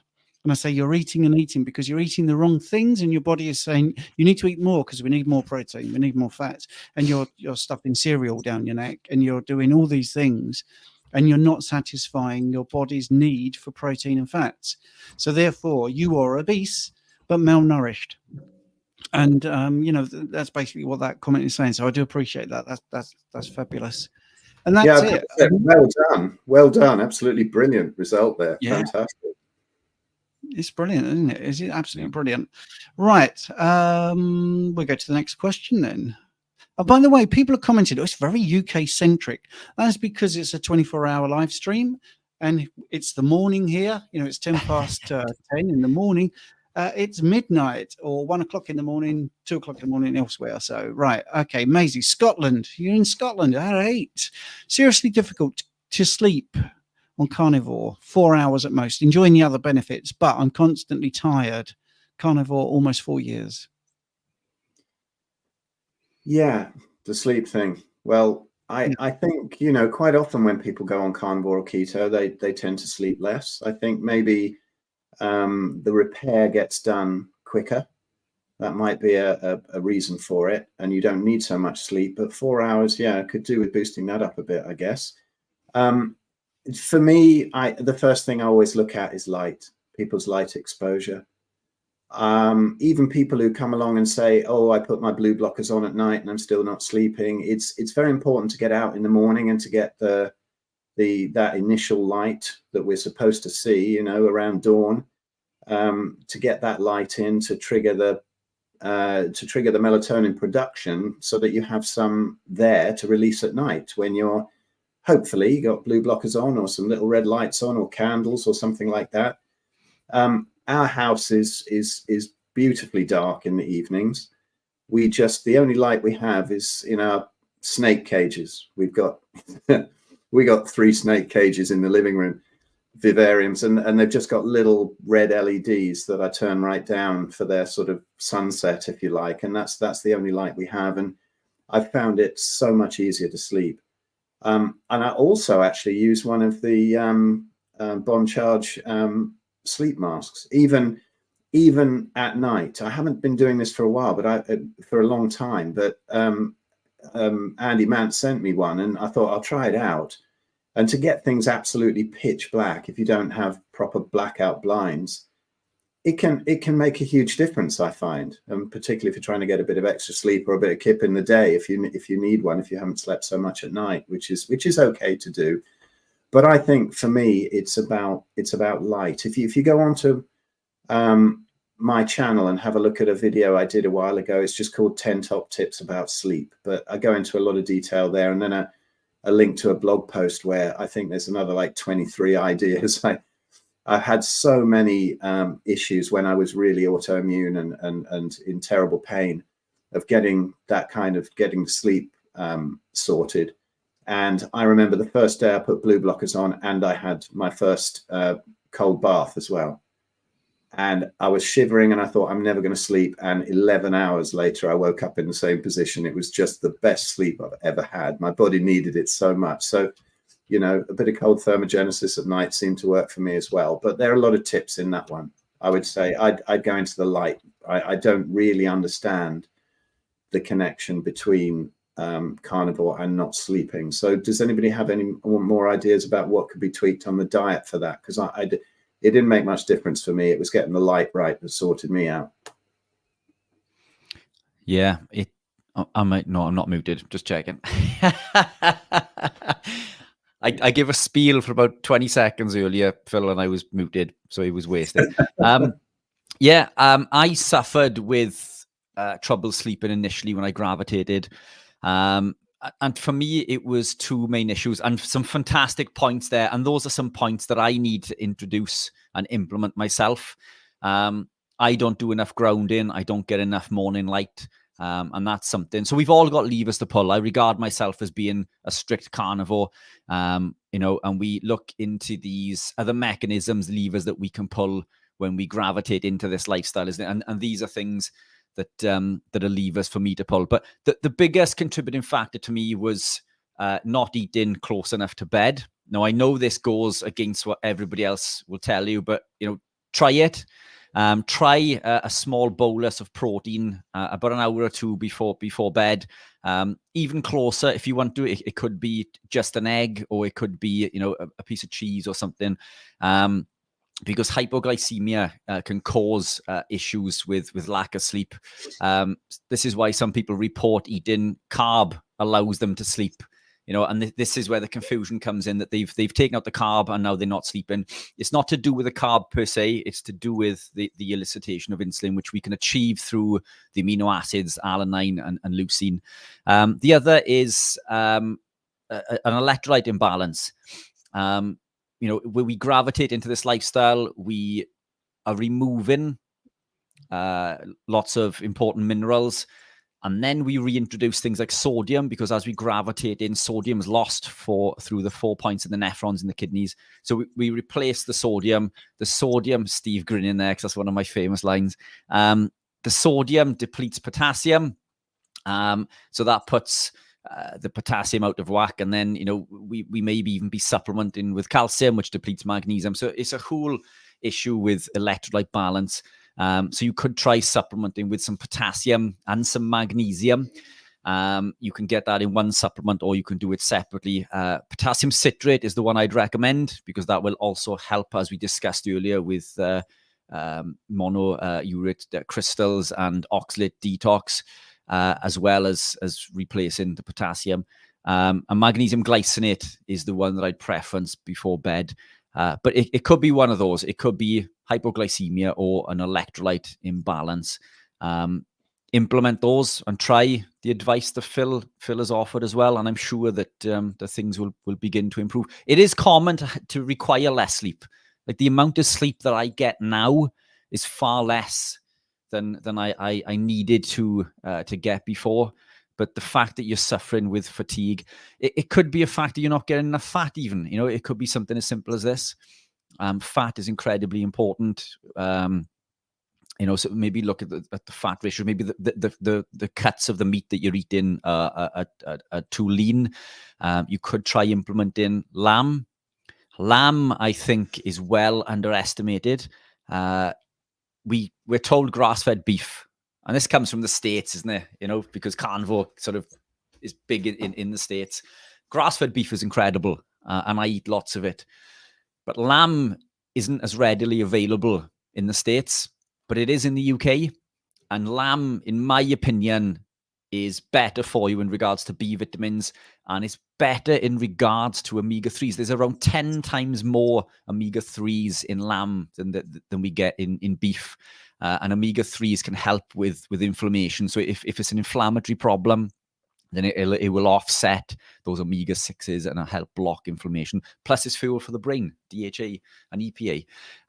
So few items of pieces of food for thought there. Absolutely brilliant. One really quick thing that people forget, apart from also getting iris on the computers and getting that blue light out of your eyes and off your thyroid and whatever, don't think of sleep as a whole sort of 8 hours or whatever. Think of it as cycles of about an hour and a half, and then it stops you panicking. I generally sleep about 3 sleep cycles and then wake up, and that's like 4.5 hours, isn't it? So mine's a bit less, like 1 hour 20, my sleep cycles. So think of it as like trying to get 4 or 5 sleep cycles a night instead of one continuous lot and then panic, oh my God, I can't get back to sleep. Just get up for a bit, chill out, put some shades on, have the screen on red, watch some crappy film or listen to a podcast or something. And then when your eyes start to go again, go back to bed. And that's really quite ancestral, that biphasic sleep thing. I think it stops you worrying about going back to sleep. There we go. Spot on. Yeah, and for those, we did talk about sleep in the first hour. If people want to go and look at the playback, obviously after the 24-hour live stream is finished, because you should all be here for 24 hours watching. We did talk about sleep there quite considerably. And we're here for a further 21 hours, 40 minutes. So it will probably come up again. For those in the chat that are repeating the comment, you know, we've got lots and lots of comments. We're not ignoring you. And yes, the mental health study that's been shut down that Ken Berry has sent a petition around, please don't keep posting about that, because we've got Dr. Ken Berry potentially coming on. We don't know when, because he's traveling and his PA's there. So we're trying to actually get the guests that we've got on to talk about their particular thing. And Phil is an expert in things like autoimmune and arthritis and all that sort of stuff. So we're making the most of having Phil on here. And as you can see, he's a thoroughly good chap as well. And sometimes he can have a very esoteric answer. So I'm going to put this very simple question on, see what he reckons. When you burn fat, where does it go? It goes to energy, doesn't it? And then you can... I'm going to defer this one seriously to Richard, because he understands the biochemistry. You go for that. I'll just waffle on that one. Go for it. Gee, thanks. Yeah. So it's, if we look at a cell within the body, fat is already in the cytosol of the cell. Glucose is different. Glucose needs to enter the cell through the GLUT4 transporter, but fat is already there. So it has less to go through in order to enter beta oxidation. So it'll become, it'll go through carnitine palmitol transferase 1 and 2. It'll become carnitine acyl, and then it'll enter beta oxidation when it comes out of the carnitine shuttle, and it'll become acetyl-CoA, to which we get energy, basically. So it enters beta oxidation and we produce energy. Now, interestingly, if we look at ketone production, acetyl-CoA would normally enter the citric acid cycle, and then this is how we create ATP. But acetyl-CoA will build up because oxaloacetate, and you did ask for the scientific answer. So oxaloacetate during the citric acid cycle is used for gluconeogenesis. Gluconeogenesis is almost like glycolysis in reverse, bar 2 or 3 different factors. So it's very similar to the production of glucose in reverse.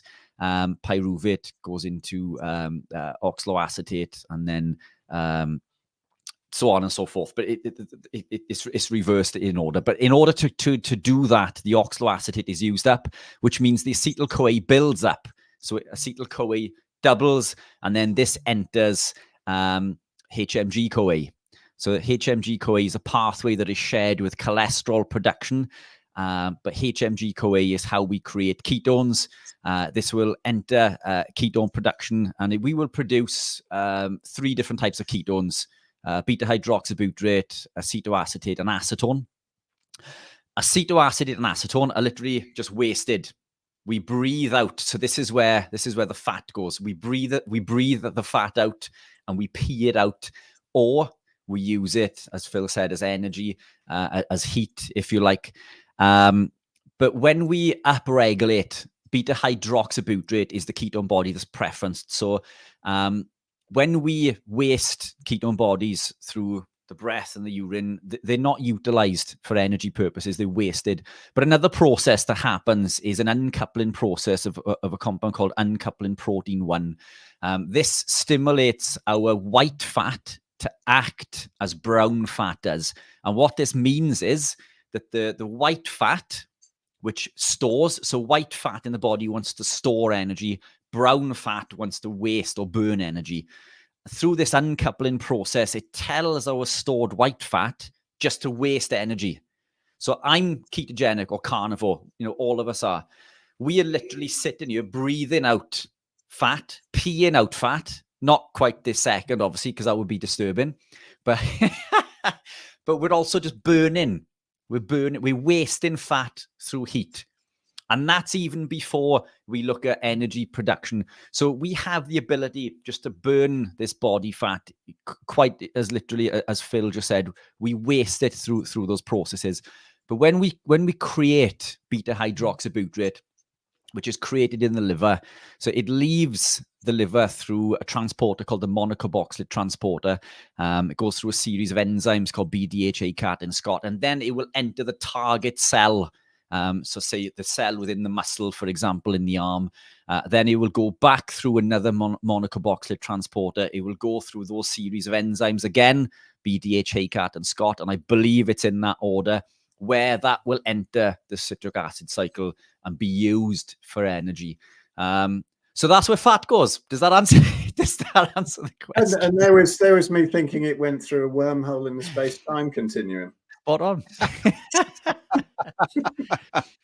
So yeah, you've got the breakdown of triglycerides. I've probably missed a few. I probably missed a few steps in there in the excitement, but yeah. Yeah. I was just summarizing for people there that might got lost. Breakdown of triglycerides enters the bloodstream, converts to acetyl-CoA, then it is produces carbon dioxide, water, and you breathe it out or excrete it out.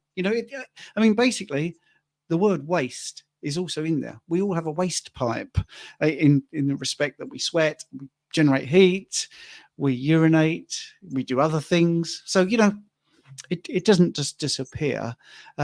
Think of body fat differently. Think of it as, stored food energy or stored nutrients, because it won't necessarily be burnt for energy. It could be used for something. So, for instance, when people come this way to eat and they've got a thyroid that's packed in, or then they're quite anxious, that fat will be utilized and liberated to make things as well. So lots there from that one very simple question.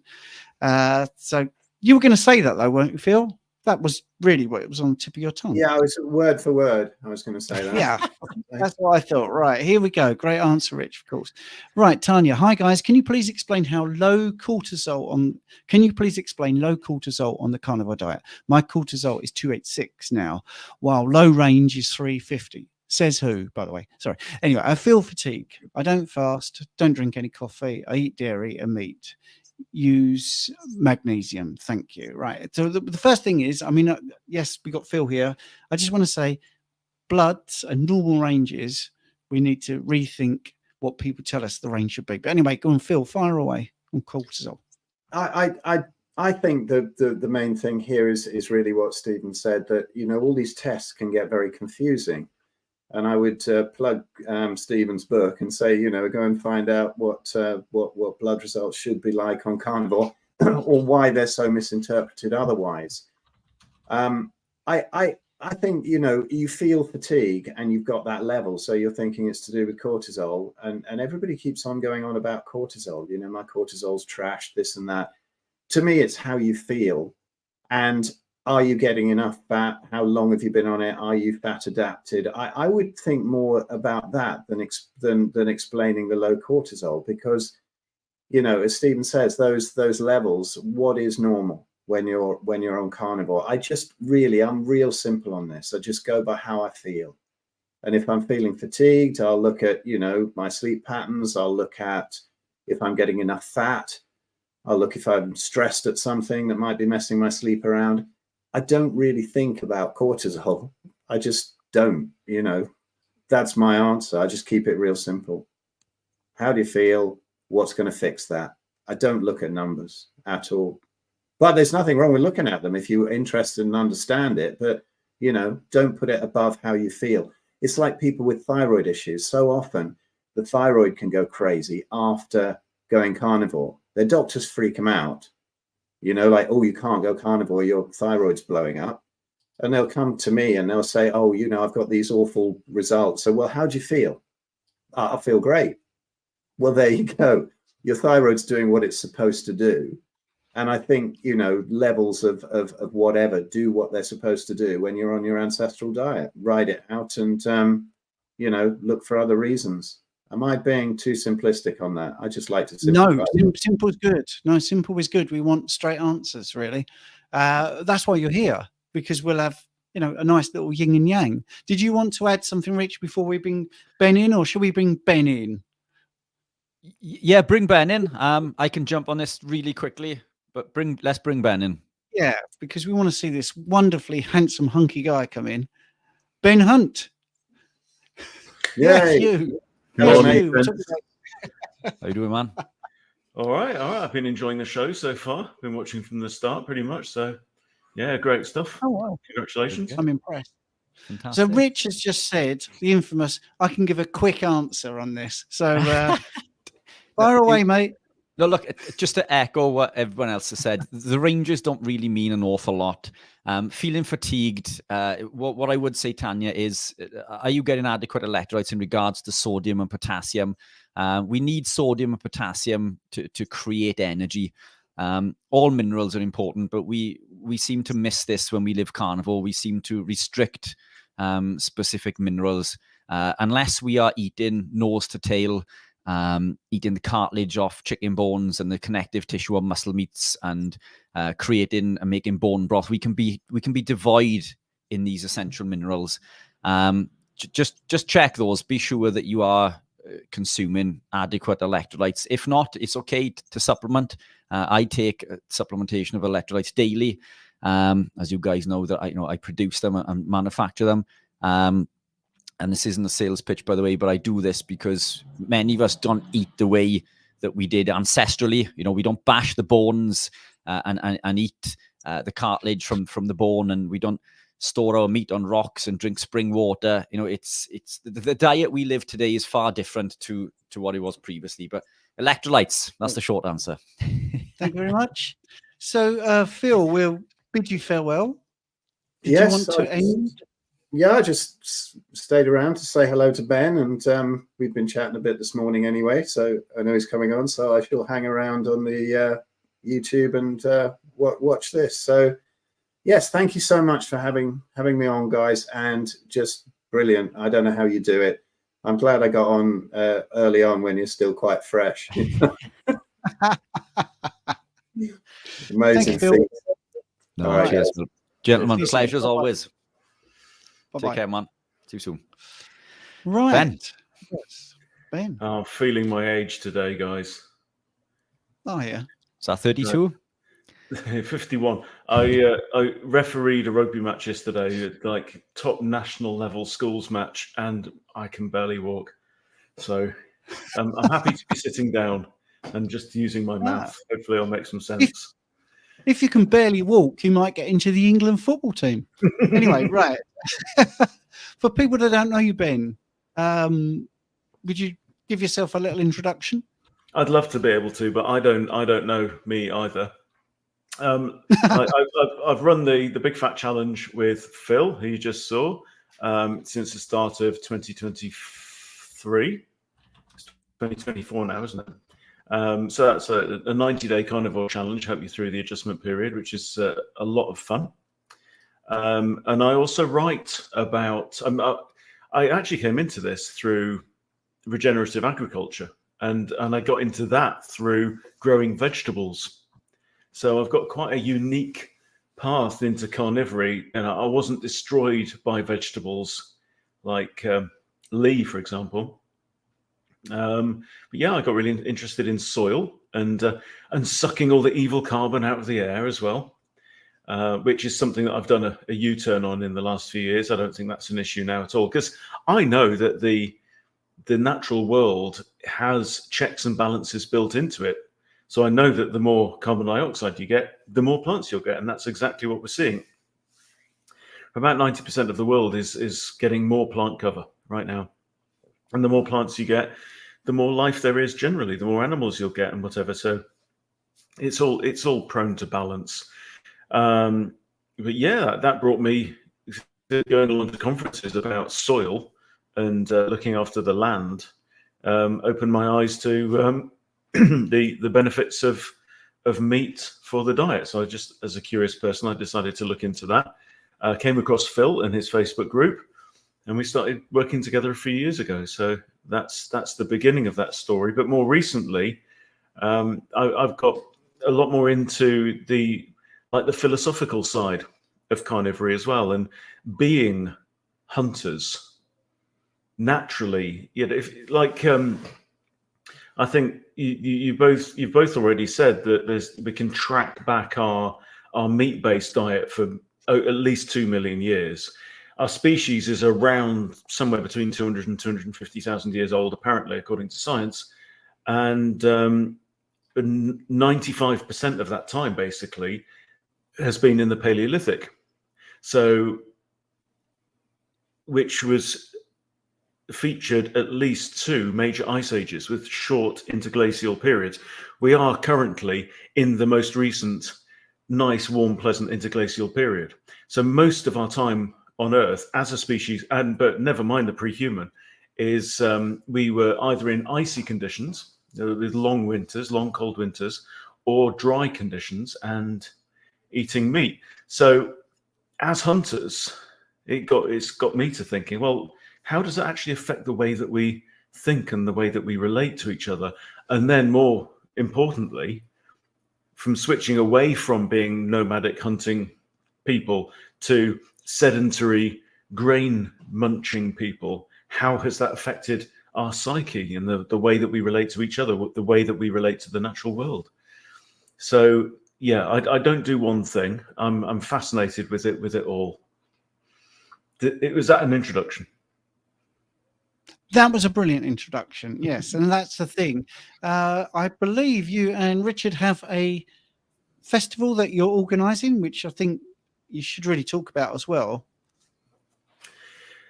Yeah, well, yeah, we decided to that we were planning to do a carnivore conference in October this year, but that then changed, and so we decided, come on, let's do it. Let's do something in by the end of this year. So we're doing one in the middle of September. I think it's the 14th and 15th of September, called the Carnivore Conference. You can go to carnivoreconference.co.uk and get in early on the tickets.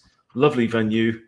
Stephen, you'll be speaking. Richard, Jonathan that you met, Phil and Lee, the whole gang's going to be there, and several other people as well.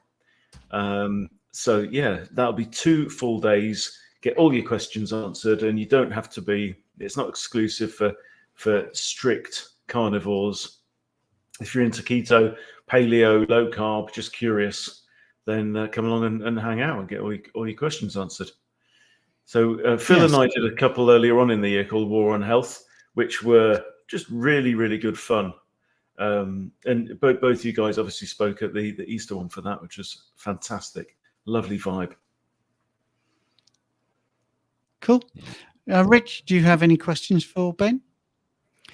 Just to reiterate what you said there, the events that you and Phil held that Stephen and I spoke at were fantastic.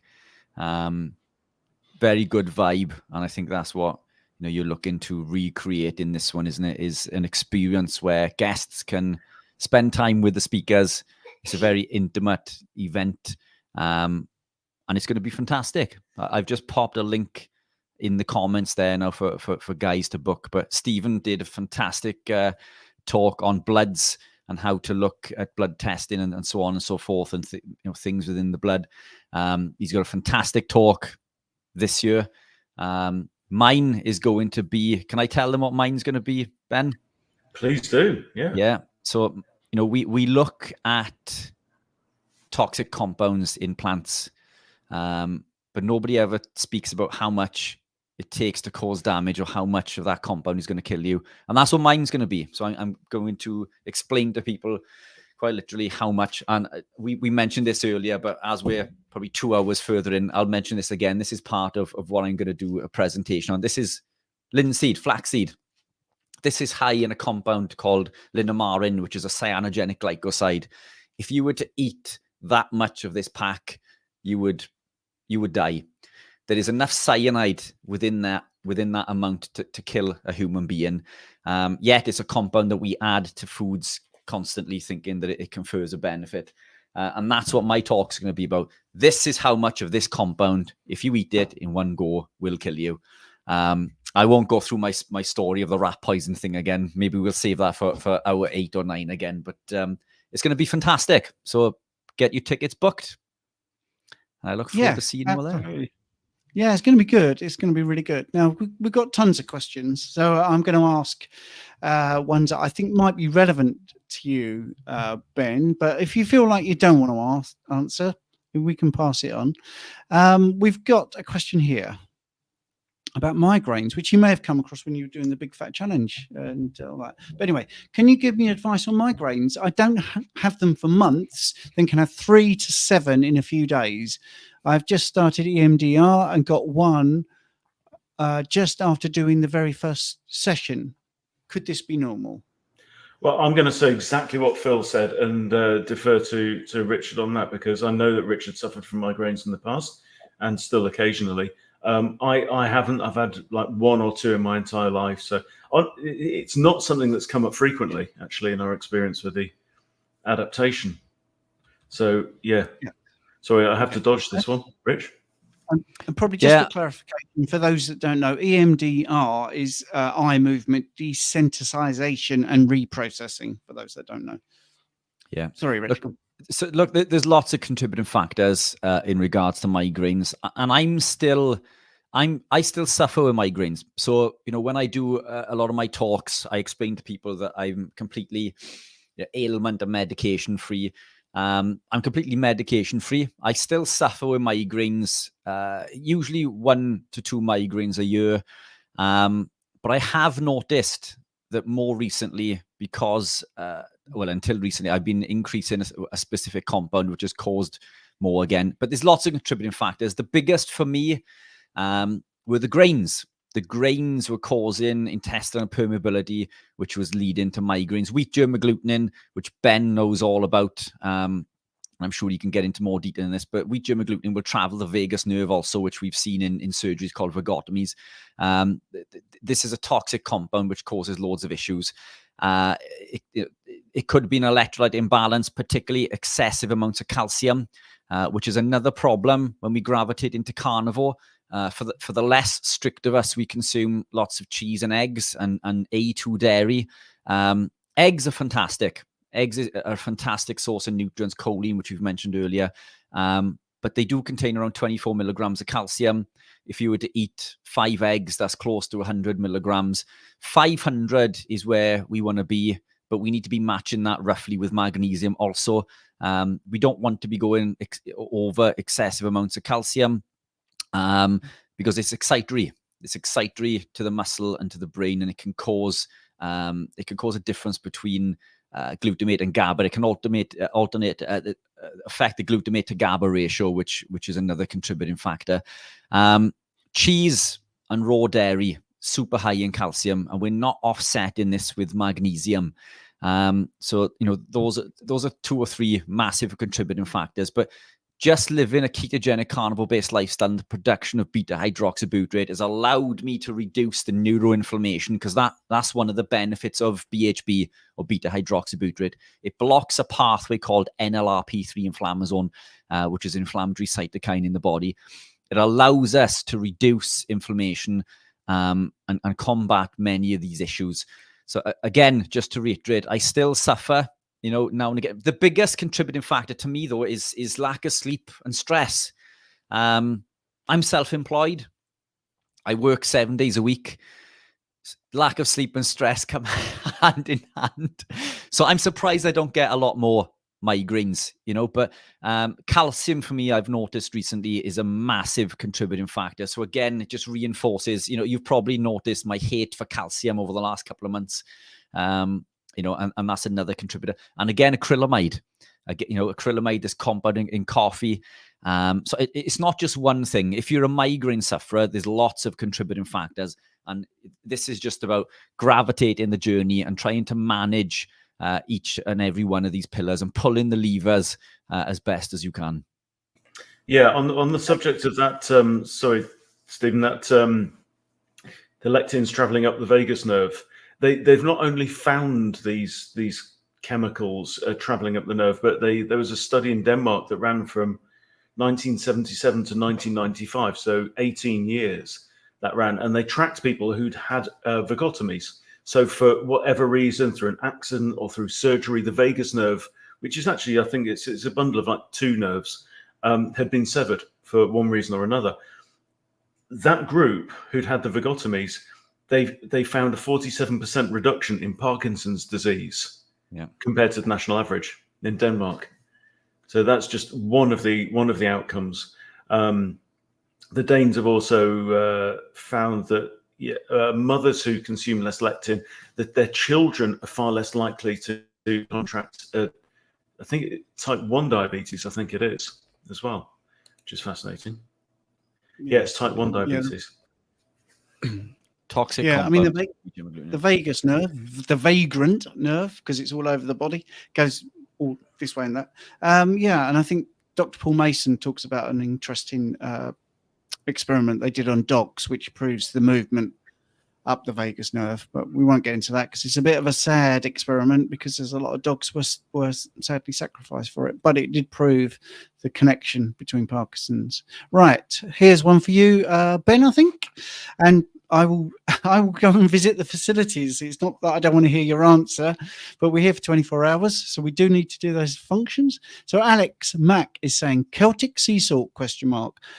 Why would one consume the English Channel ? Have you seen what's in it? Himalayan for me. That's a really good question. On the subject of Himalayan salt, I know that Dr. Jack Cruz is very critical of the pink salt. He says that it's dead and it's inert, and there are supposed to be enzymes in there that can help you to make use of some of the salts within that. Obviously, one of the worst sources of what we call salt isn't really salt, it's a salt, isn't it, which is sodium chloride.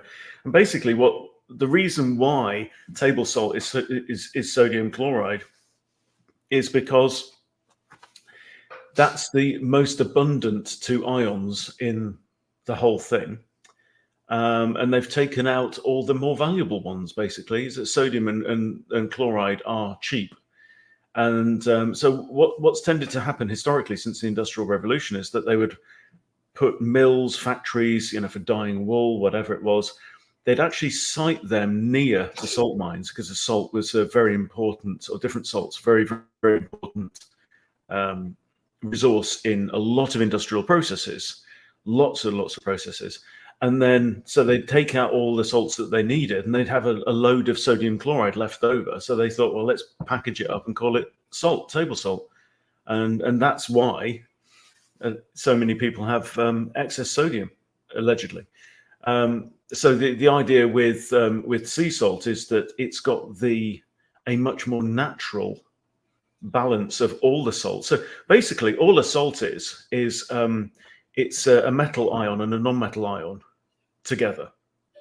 But I think that's the simple answer. And so what you get when you mix an acid and an alkali, let's say hydrochloric acid and sodium hydroxide, right? So hydrochloric acid is HCl, and sodium hydroxide is NaOH, right? So the H from the acid, and that's what pH measures, it's the excess hydrogens. That combines with the OH, the hydroxide from the alkali to make water, and then you've got sodium and chlorine that make sodium chloride, table salt.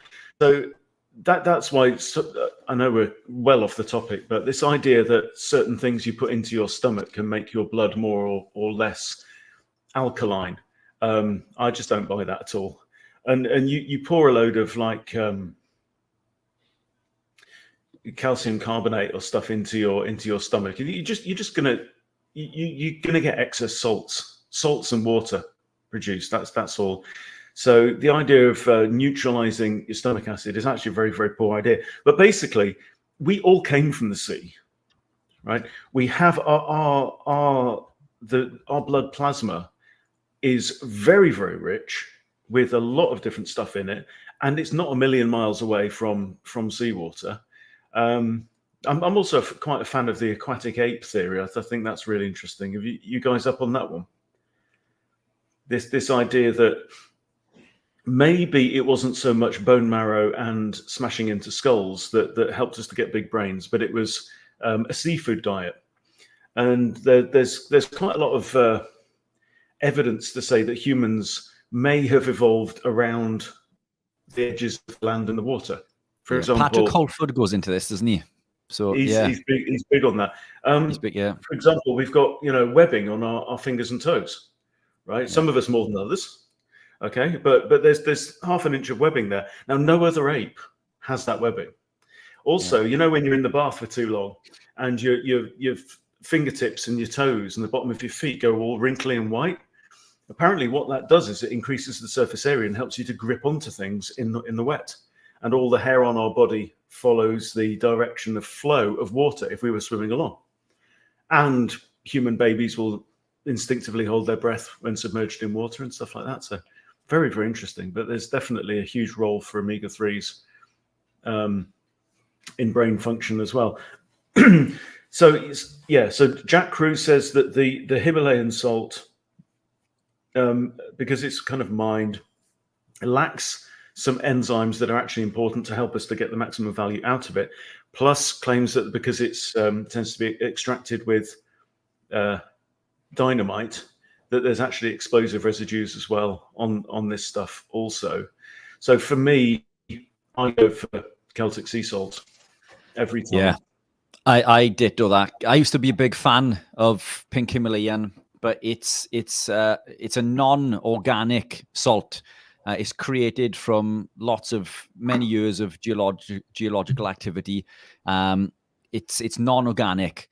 It's far less bioavailable than Celtic sea salt. For Celtic sea salt, salt has been created through organic material, either from things in the sea that have broken down or the compounds that have been taken through life.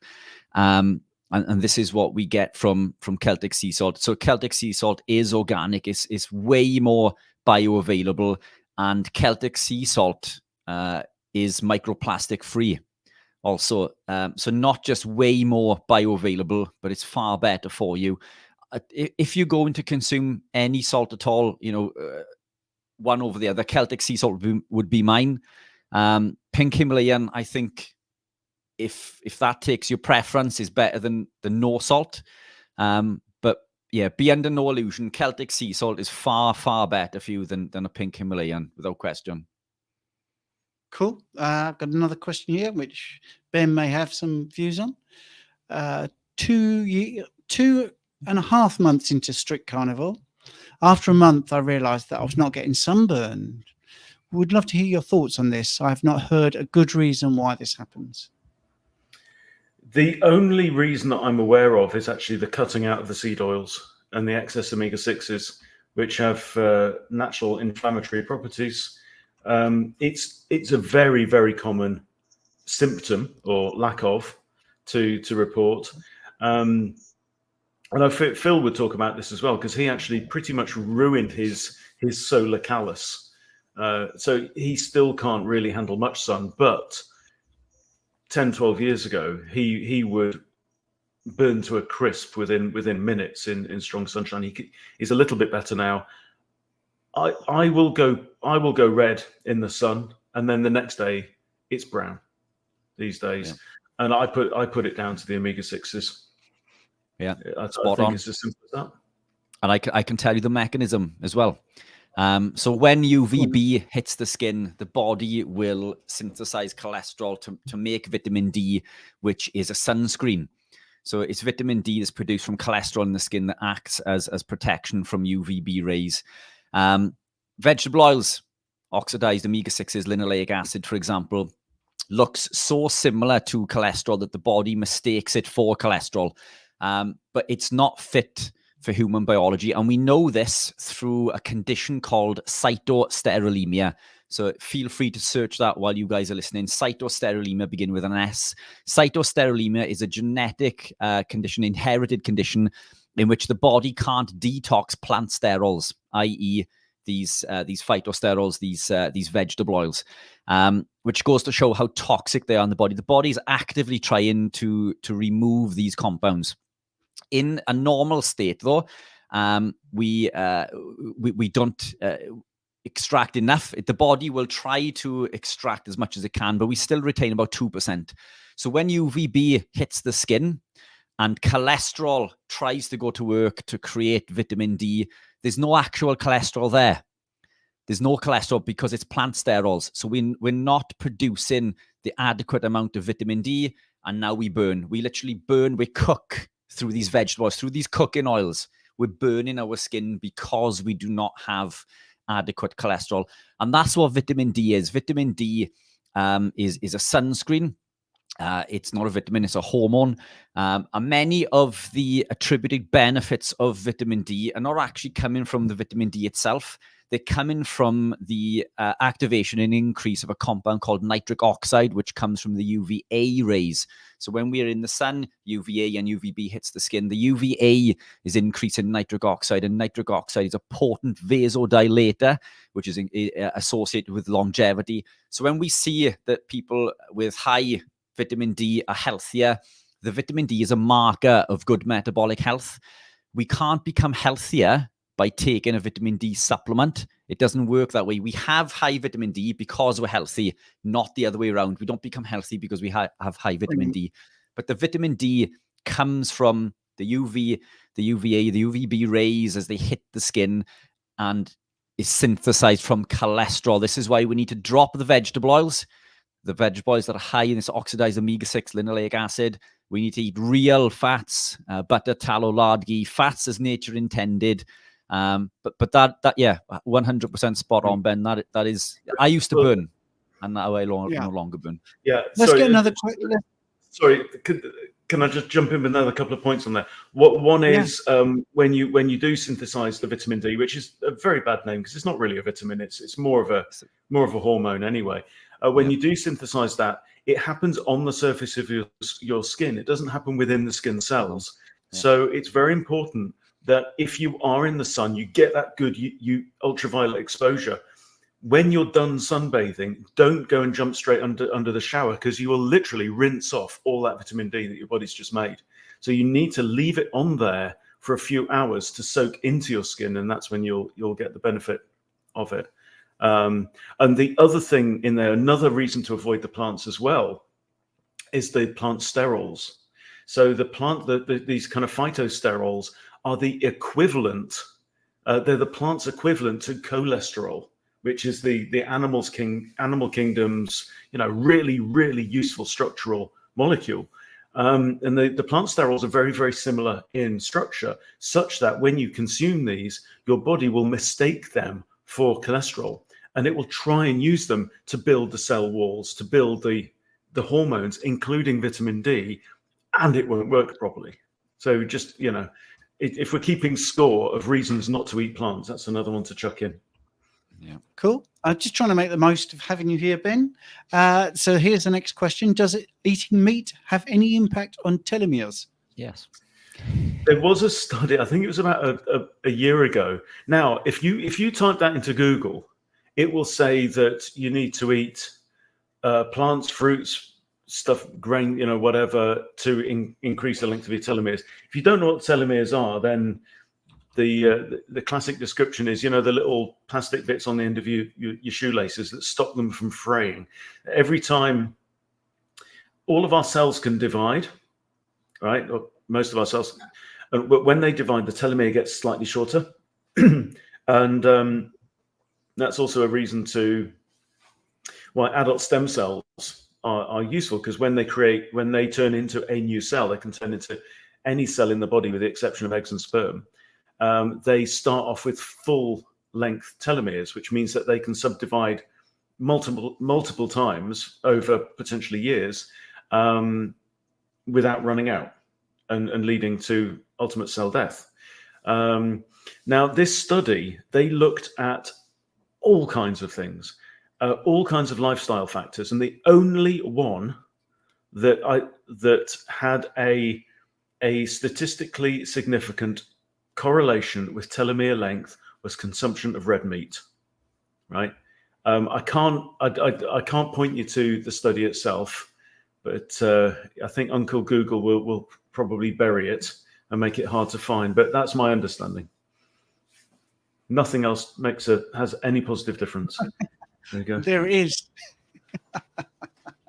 So I can send people the link to that anyway, if they want that. Right. Excellent. Now then, we're going to remove that from the screen. We're going to remove that question. And in the side of the stage, we have the wonderful Dr. Robert Kiltz. So let's bring him on. Hey, my brothers. How's it going? Nice to see everyone. You too, my man. How we keeping? Oh, awesome. Beautiful day in paradise. Now that I'm here with you guys. Nothing better than this. So, Awesome. Ben, thank you so much for your time. Do you want to just give us a little outro from your section? Just that anyone who's watching this would love to see you at the Carnivore conference. You know, meet all of these guys. Rob's not going to be there, but a load of the people that you've already seen today from the UK will be there. Just go to carnivoreconference.co.uk, get your ticket, and we'll let's hang out for the weekend. It'd be great to see you. Awesome. Brilliant. Thank you Brilliant for your time, stuff. Ben. Take care, guys. Cheers, Ben. Take care, Great man. job today. See you. Adios. Right. Dr. Robert Kiltz, for those that don't know you, can we have a little introduction? Well, I'm just another fellow human being on the quest to be healthy. And as a physician, I found out that my advice as a physician was aiding in my and other human beings' unhealthiness. And I learned about paleo, keto, and then about 15 years ago, almost carnivore. And what better way to share health and wellness than being on social media, which is really the new healthcare menu. Absolutely. Rich. What would you like me to hit Robert Kiltz with? I know we had you on. Welcome back. Yes, welcome back, because we had you on this time last year. Wow, how quickly 12 months has gone. It's the measure of these dates. It's like every appointment I have on an annual basis, I decided to cancel them all because between last one and this one, it's just way too short. But Yeah. you know, it is a short life, and we want to do the very best to make ourselves the most healthy. And just in finishing up, as a fertility physician, I've learned that we're all suffering from the improper human diet for way too long. And I've just been so enthused by the environment of both the keto world, the carnivore world, but the general health and wellness that people are talking about online has been a game changer. You know, I can only see so many patients in a day, but we can touch infinite people in this modality. So I think this is absolutely, and I encourage anyone who's experienced the benefits of both keto world and the carnivore world, the faith world and the fitness world, to share your story, because I think that's one of the most important things we can all do. Yeah, I agree. Yeah. So being the fertility expert, if any of you guys have any fertility questions, pop them in the chat. Stephen with his hawk eye is on the mark there. I do have Robert, a question that's there we are. been posed. Fantastic. Yeah, which I think we might be able to get Robert to answer here, because it's sort of around female issues. Nadine was asking, still haven't been able to get a definitive commentary on whether or not the hormones in dairy pose a danger for women's breast tissue. Well, I imagine human beings, like other mammals, have hormones. And so when you eat another animal, it has some hormones inside of it that you're going to consume some of those. You know, most of us are looking for regenerative and well cared for animals that aren't given all these external hormones or antibiotics. or other substances that may be harmful to them and possibly to us. But I don't think that's our biggest problem. Plants are our biggest problem, because plants also contain hormones, by the way, because the phytoestrogens, androgens, and progestins, along with many other chemicals, essentially the birth control pill, which contains estrogen, progesterone, was developed from plants. So I would say that we have far worse chemicals and hormones in the plants we consume than you're getting in the beautiful nutrient-dense animal products that you consume. Cool. Sorry, Richard, I didn't mean to cut you off. Sorry. It's just that question's been hanging around. Yeah, no, fantastic. I'd just like to put an anecdote in there. A colleague of mine, or now a friend who came to me as a client initially, he reported recently that his sister, and I'm sure he's listening to this. If he is, feel free to comment in, had tried IVF for, I think it was something like 9 years unsuccessfully. He passed on words of wisdom from Stephen and I's lives that we do, as you know, every Sunday on YouTube. She made these changes begrudgingly after being worn down for a long time, because it does take a long time for us to wake up to these suggestions. 1 year after living a carnivore lifestyle, she's now pregnant after 9 years of paying IVF and not being successful. Have you got anything to add to this? I mean, to me, it makes perfect sense, but from a hormonal perspective, have you got any insight in regards to the mechanisms behind this? Inflammation is the cause of all disease. Inflammation is primarily caused by plant sugars, plant antigens, lectins, oxalate, phytates, and more. Plant chemicals, estrogen, progesterone, testosterone, heroin, cocaine, marijuana, are all plant chemicals. And then the fermentation of those plants in your gut via the microbes that are not good for you, by the way. And so they basically damaged every cell of your body. And last I looked, your ovaries and your testicles are cellular components, organs of your body that get damaged. So it's not per se the hormones. You know, everyone focuses on hormones, but it's actually the cells that either make the hormones or the cells that are affected by the hormones and having the receptors there. But basically the damage isn't to your hormones, it's to your cells that either produce or are the receptors for those hormones or many other functions. Again, a sperm that can't move becomes an infertile sperm.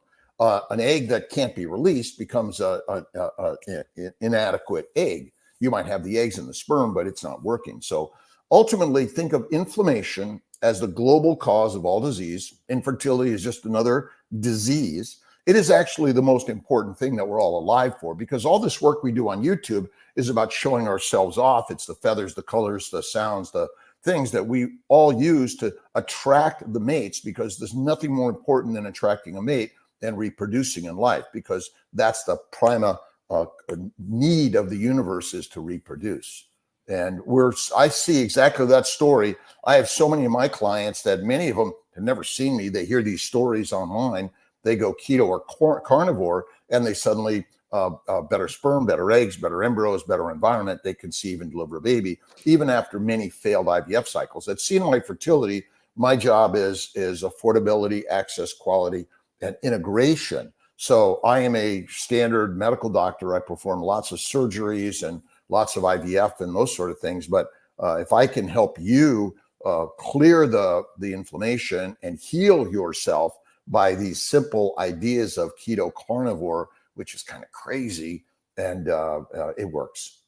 Yeah. Okay, got a great question from Sarah here. 30-year-old on carnivore and looking to get pregnant in the future. Would you still recommend a prenatal supplement? And if so, what nutrients? Liver, organ meats, eat the fatty meat. That likely is the only supplement you need, along with vitamin G, which is gratitude. I think faith is the most important part of it. I am having a baby in the future. Of course you are. That's the reason we're all alive. And what prenatal supplement? Faith first. Thank you, God, Lord, Creator, for the day, whatever your gratitude of that thing is, and enjoy the life you're living.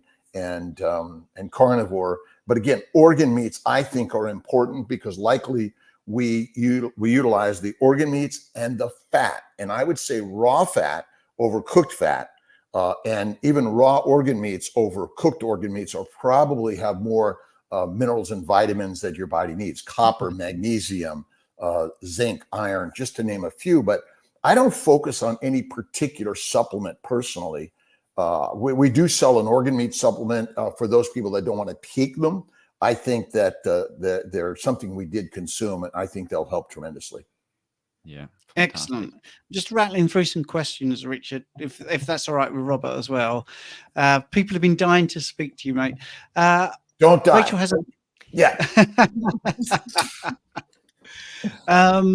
Rachel says, I have a female issue. Carnivore since early Feb. Had one normal cycle in February and then no period since. Any idea what would cause this and what can I do to reverse it? Before carnivore, it was regular. Well, I don't know Rachel's age or other predisposing factors that she may have been living with for many years.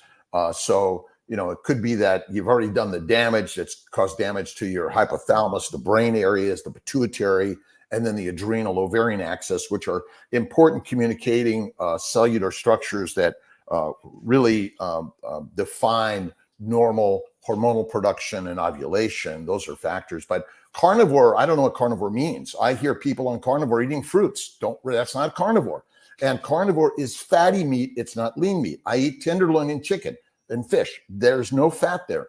The fat is the most important thing to eat because it contains every mineral, every vitamin, every amino acid, every fatty acid, and every simple sugar your body requires. And it's fat that kills the microbes in the gut, which are not good for you, by the way, and allows the glycocalyx and the glycobiome to heal. So I would say that either the damage was done or your age is already past when that tip over period of going into menopause. But I'd say a lot of it is lean meat is not good for you. Fatty meat, eat less frequently. And if you're over exercising or too skinny, that's not good either. Yeah, just to add to that really quickly, fantastic there, Robert. I think that a lot of women do extended fasting, which causes issues in regards to cortisol as well. That can cause problems with menstrual cycles. So don't over fast. And can I comment about fasting? If you have fat on your body, you can fast long because the adipose tissue in our body contains every mineral, vitamin, amino acid, simple sugar, and fatty acid. We're built to bring on fat, store it, and we're likely built to go a lot of time without eating because you and I don't go out and hunt and gather. It's provided for us in abundant ways. So again, we didn't purposely fast. It was seasonality and things like that. So that's where I differ a little bit. Fasting to me is one of the most amazing things you can do because when you empty the gut, see that too many people are living with a gut full of food. The gut full of food is mostly plants and protein, which are both fermenting in the gut, and they both go to the liver via insulin to convert it to fat. So, again, I think fasting is one of the most amazing things you could do. We're actually doing a 5 to 7 day fast starting tomorrow, and I do it twice a year. I think fasting is food freedom. And last I looked, I've seen no one drop dead from fasting as long as they had enough fat on their body. And so I agree. That's, again, I apologize for jumping in there, but no, spot on. I completely agree. I think that sometimes people come into this with the wrong mentality and being uneducated in regards to fasting. I think fasting, if we look at the benefits of fasting, we benefit for autophagy, mitophagy, brown fat activation, lipolysis, insulin sensitivity. All of these are elicited when we are ketogenic anyway. But I think sometimes people will over fast. I fast. So when people ask me, do I fast? And I mentioned this earlier, I say no, but I usually go 18 hours without eating, but I eat intuitively. I eat when I'm hungry. If I'm not hungry, I don't eat. I don't force a fast. And what I find from female clients in particular is that they're in this pursuit for this super fast weight loss. they'll overfast, and now their bodies are not, achieving and receiving the nutrients that they need. So I just say, I'm a big fan of fasting, but just be careful with fasting. Fats and proteins make every hormone, every cell in the body, and I think this is where we need the proteins and the fats, and this is why living a carnivore or animal-based lifestyle allows us to thrive. But well, interesting, LDL, VLDL, HDL are adipocytes circulating in the bloodstream. If you think about it, okay, they contain amino acids, simple sugars, and fatty acids, cholesterol, and all the minerals and vitamins. So in actuality, the adipose tissue we store in our body is the nutrient rich cells of our body. They are critical. Obesity causes no disease. It's simply the storage. So you can go days, weeks, and potentially months without eating, including hibernating and nesting. Many animals do not eat for months and months and months because they've built up their fat stores. And again, inside that adipocyte are amino acids. And inside the adipocytes are simple sugars, glycans, and are the fatty acids and cholesterols and the minerals and vitamins. Your body is just saying like, okay, great.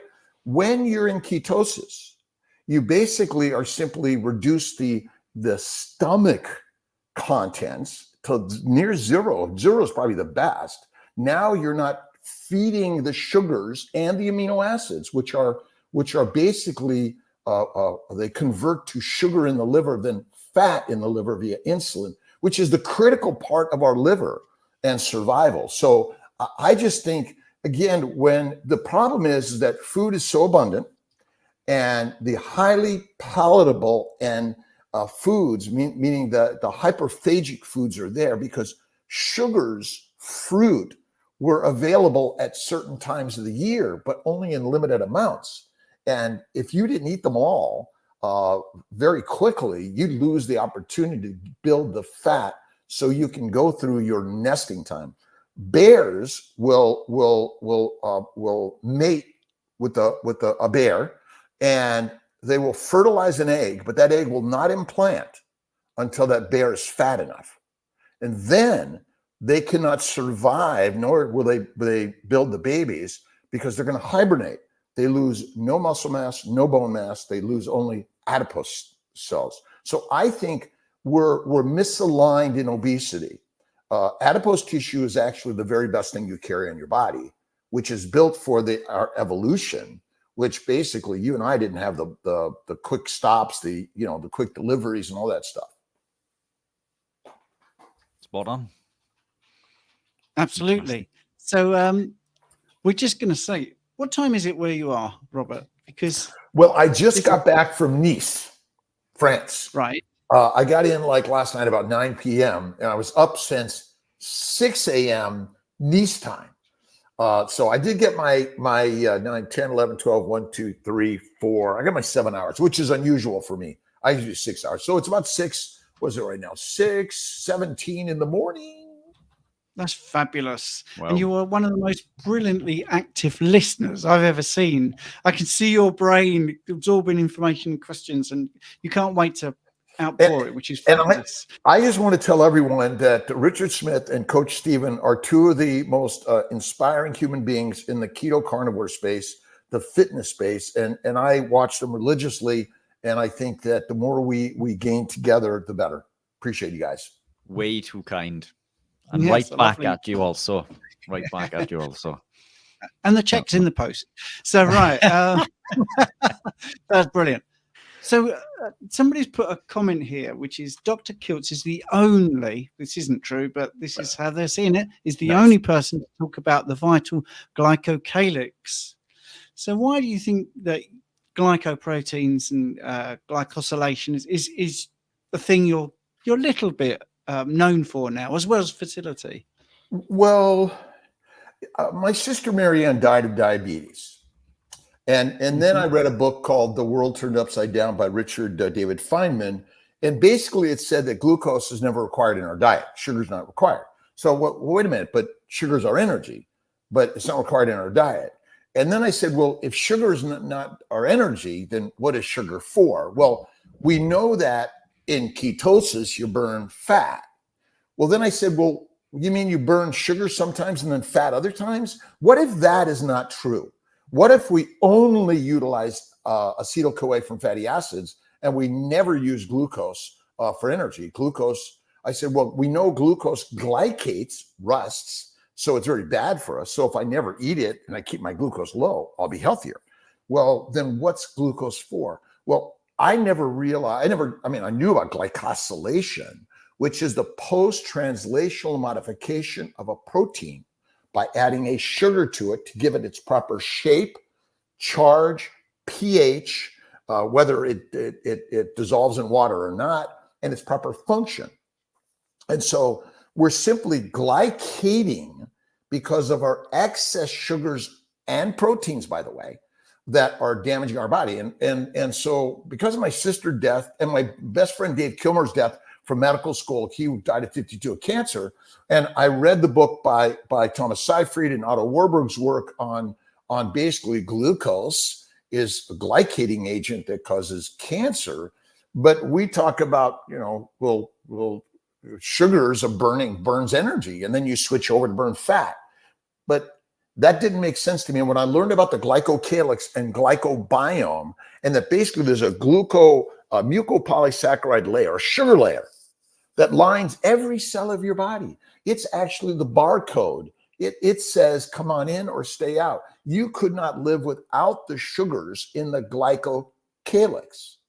And so we can live without eating plants, which basically all break down to sugar. And protein, by the way, is glucogenic or ketogenic.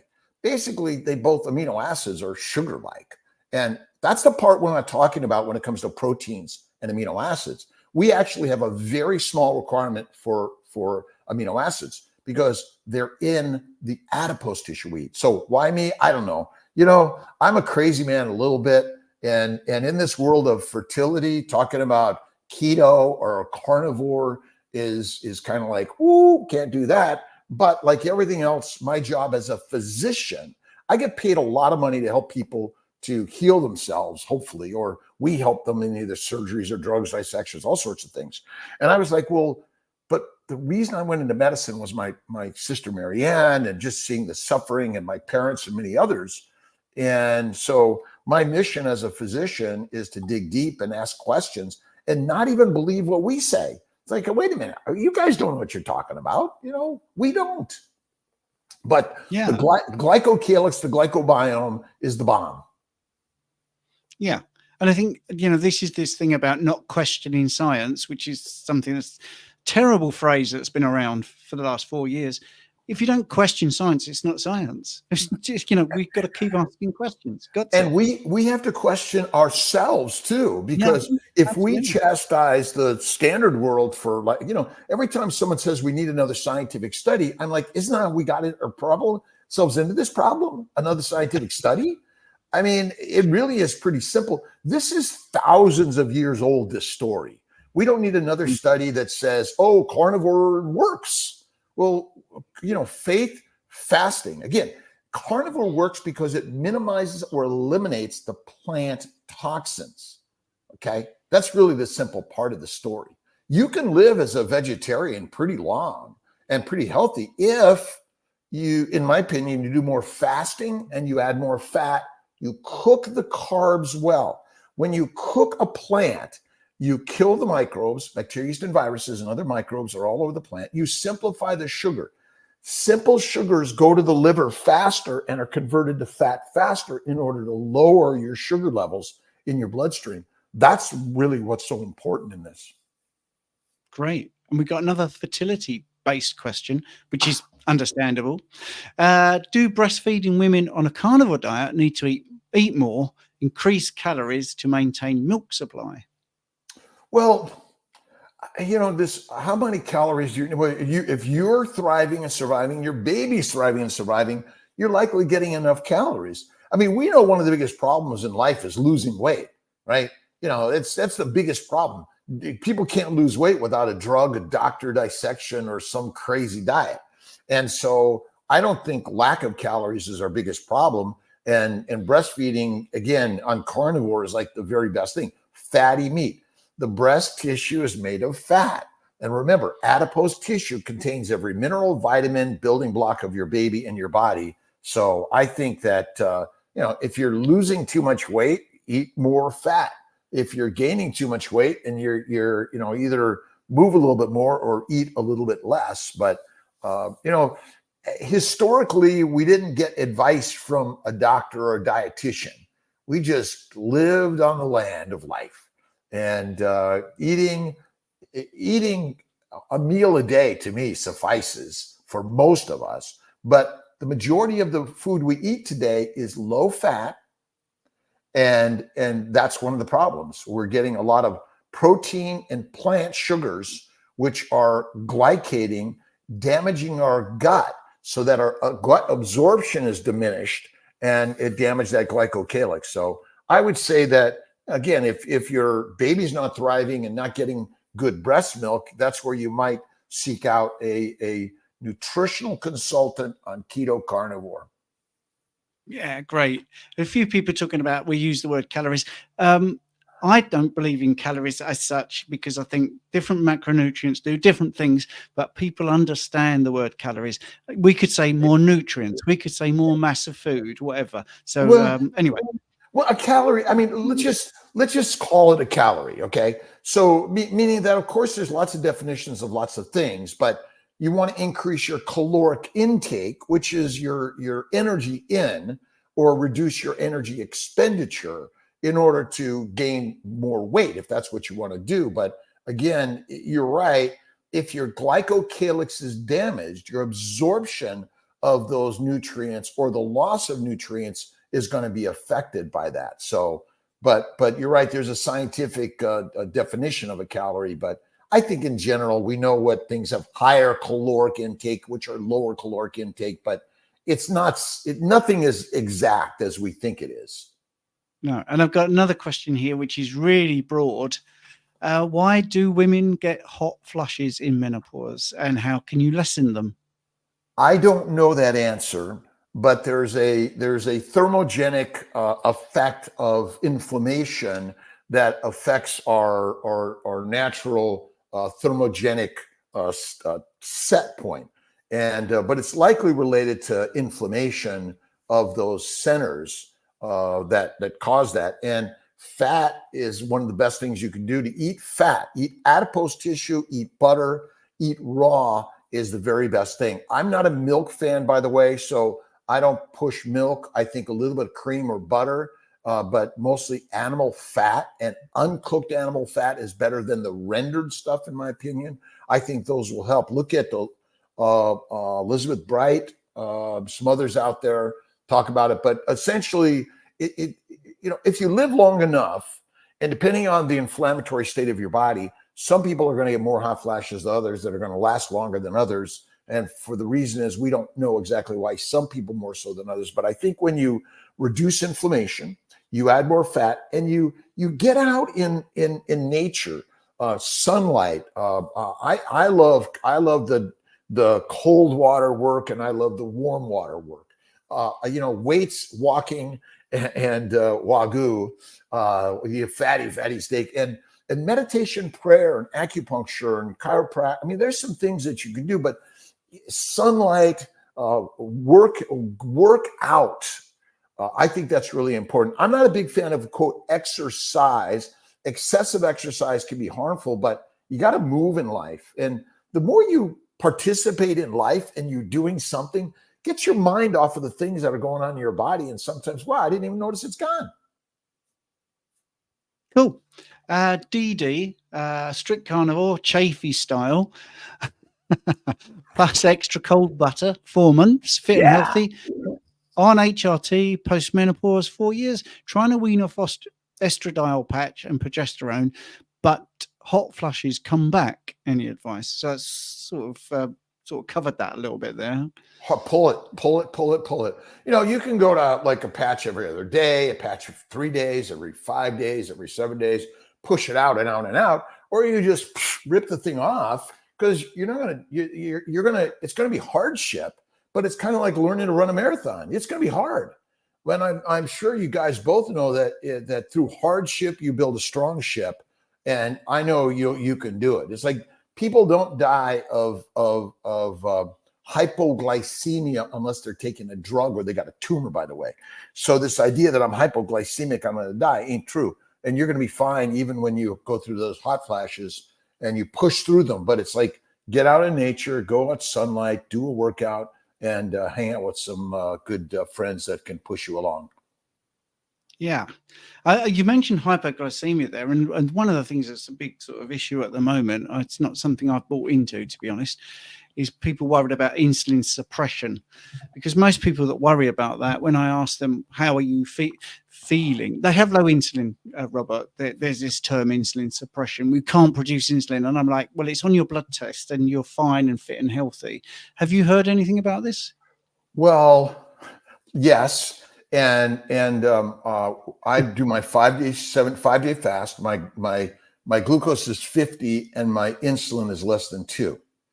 And I feel fine. I'm doing my workout. I'm doing my normal stuff. Okay.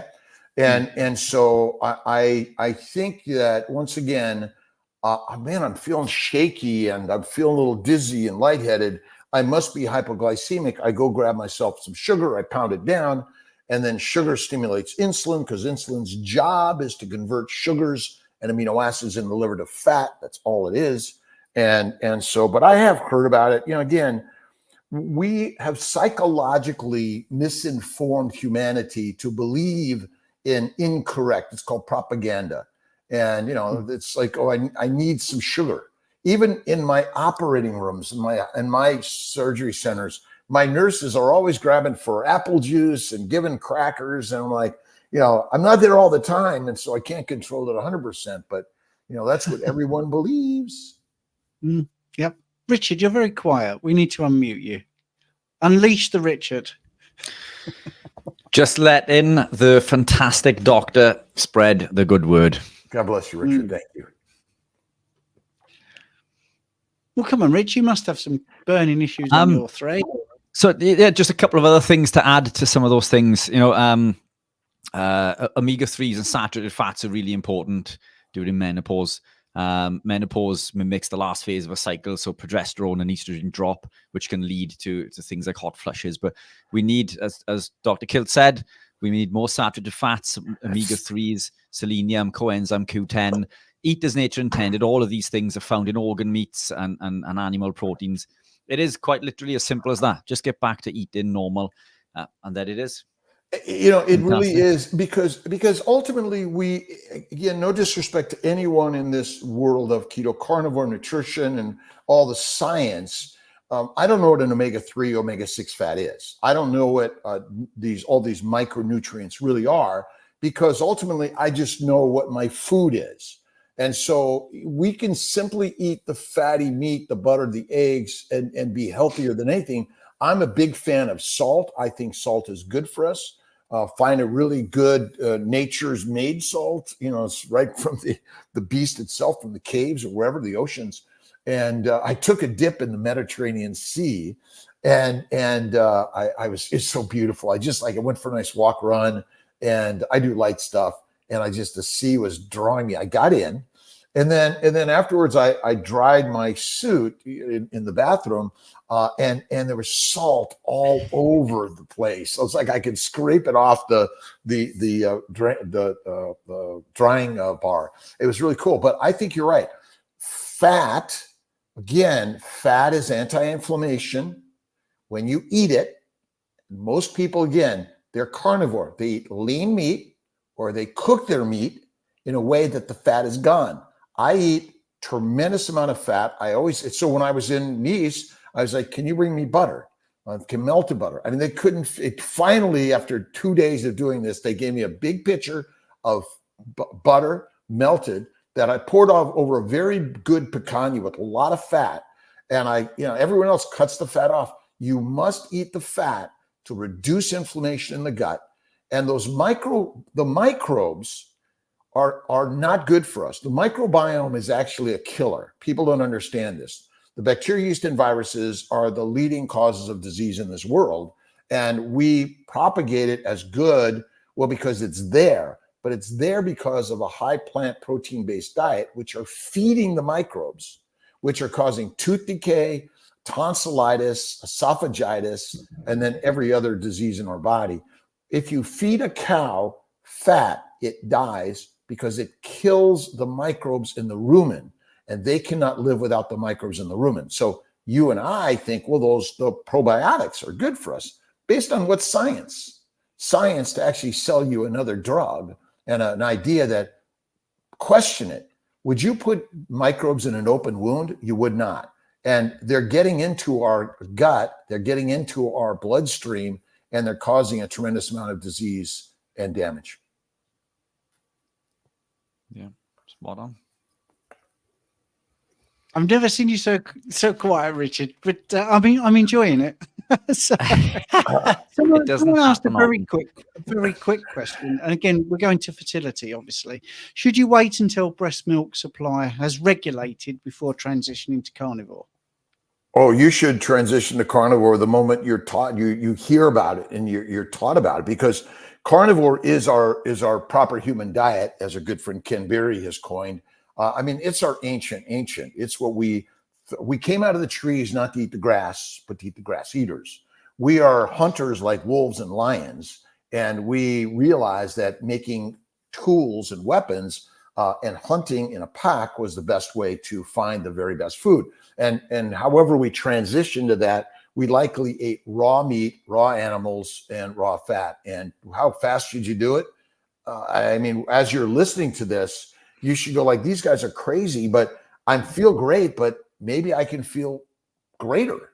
And that's the part that changed my life. Again, I learned from people like yourselves. I was watching, I learned actually, some of my patients were getting pregnant on paleo diet maybe 20 years ago. And I'm like, what is this? You know, I was already into Atkins and Weight Watchers and all the excessive exercise and stuff.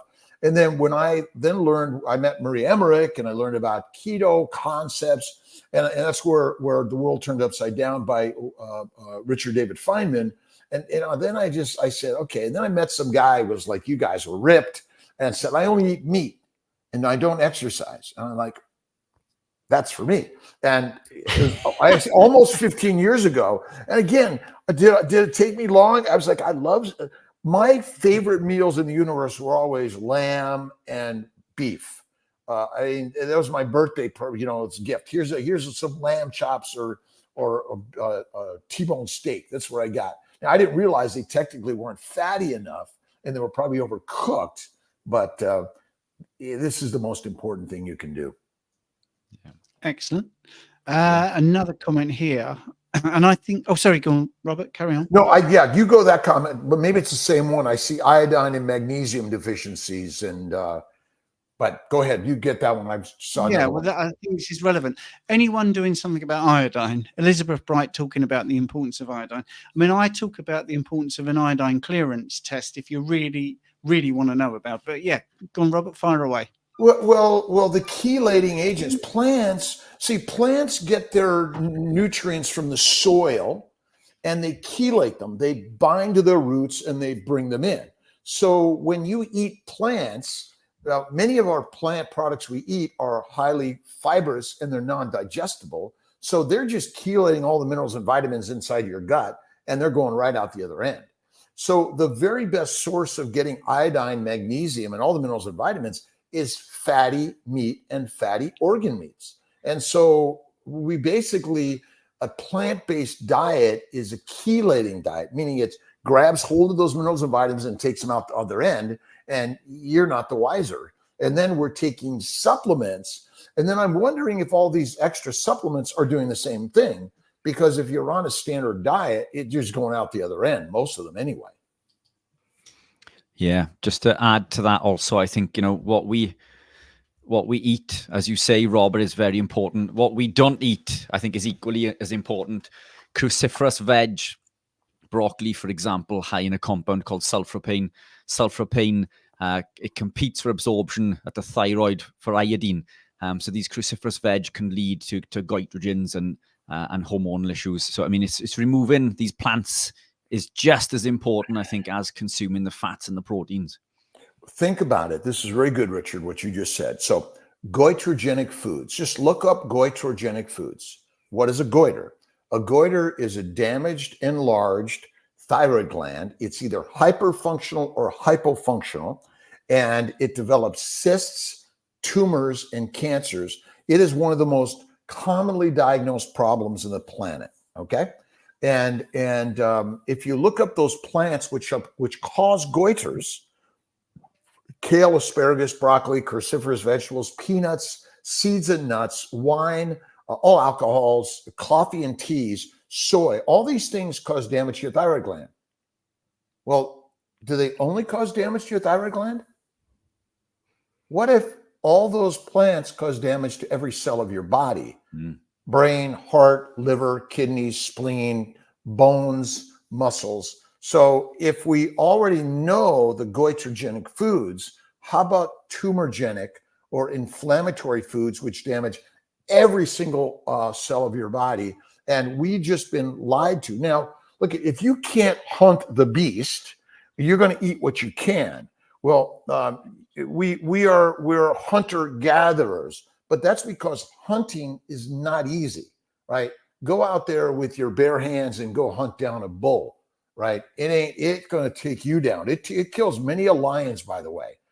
This is one of the most important things that people don't realize is that killing an animal and eating it is a hard thing. Here we are as human beings in our modern world, likely secondary to the fact that we were able to hunt and eat those things. Now, we can get a lot of calories from eating plants, but to eat plants, we had to process them properly, either cook them, ferment them, or many other ways, or soak them.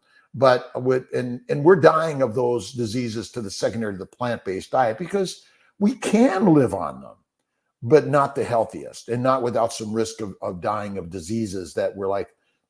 And what's the answer? You go to your doctor. Why'd I get this, doctor? And you say, unlucky. We don't know. Right? Yep.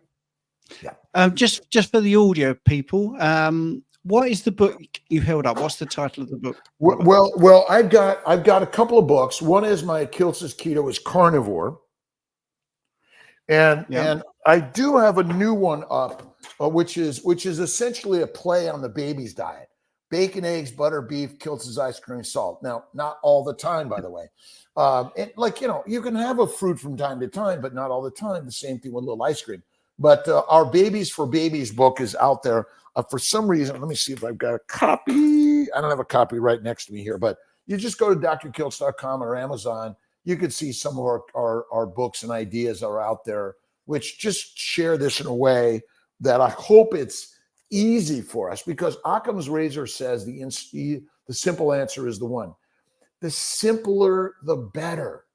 And that's the most important part to this story. You don't have to make it hard. I also have a fertility book, kind of everything about fertility, similar talk. I mean, I'm always, I'll go right to diet faster than anything. For me, it's always, what are you eating? I ask people I go through their history. I ask them about their past medical history, their surgeries, and have they had any pregnancies, how long they've been trying. And I ask them about their height and weight, and then their diet. And then the most common answer is, well, what do you eat? They eat clean and healthy and organic, which I don't even know what those are. Last I looked, do you need the beauty of ribeye steak or meat is like you don't. There's no cleaning, so it's the healthiest thing you could eat, and it has all the minerals and vitamins that you and your baby requires for health and wellness. And the original fast food. Nothing. It was fast. It was fast. It ran from you, and you had to work to get it. But when you got it, see, the interesting part is that plants are live organisms, by the way, just like all animals. All of the universe is alive. All right, a rock is alive.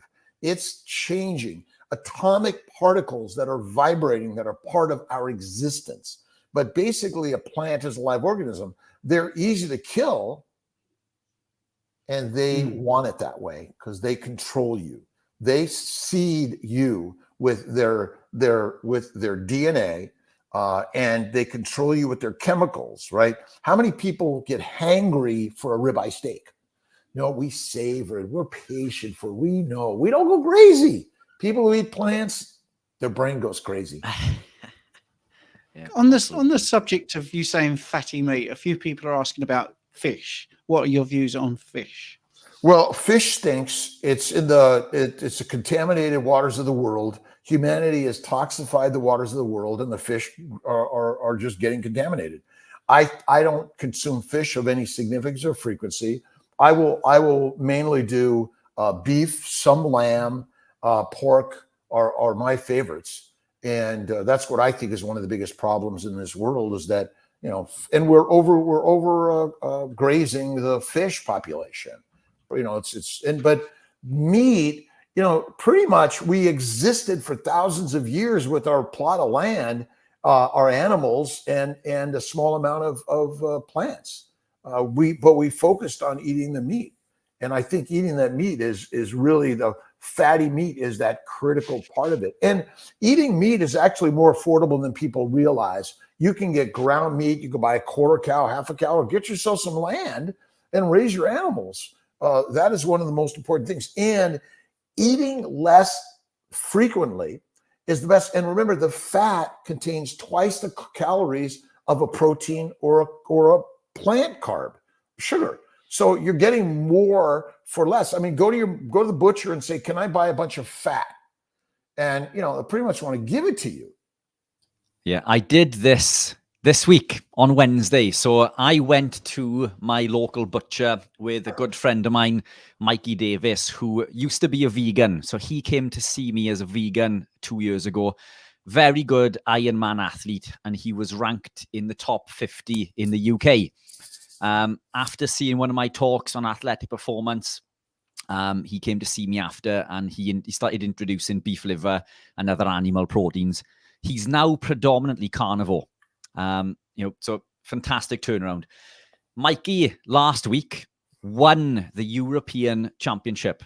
So he's gone from being 48 in UK to #1 in Europe in 2 years of living the carnivore lifestyle. Anyway, that's just by the by. But we went to the butcher.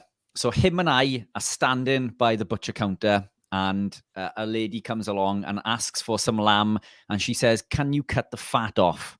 And no disrespect, but this lady was probably 4 times the size, if not 5 times the size of myself. And I just said, "Oh, do you mind, you know, Chris, or Rich, whoever was there, do you mind if can I have that fat?" And she looked at me and said, "Why do you want the fat?" And I said, "Well, the fat is the most important thing." I said, it's incredibly important for hormonal production. I give the whole spiel. Anyway, she looked at me as if I was absolutely mental. And I explained to her that it was imperative to help with healthy living and weight loss. And I'm standing there, not obese, single figure body fat. You've got Mikey, this guy who was #1 in Europe, you know, super lean, ripped and shredded. And this woman just looked at me as if I was absolutely bonkers because I wanted the fat off the meat that she didn't want. But it's like the whole society is, what's the word I'm looking for? Blinkered, blindfolded. They are narrow-minded. They can't see what's right in front of them. Well, propaganda. You're right. It's because we've been brainwashed. So that is a particular problem, because I still think the focus on protein is incorrect.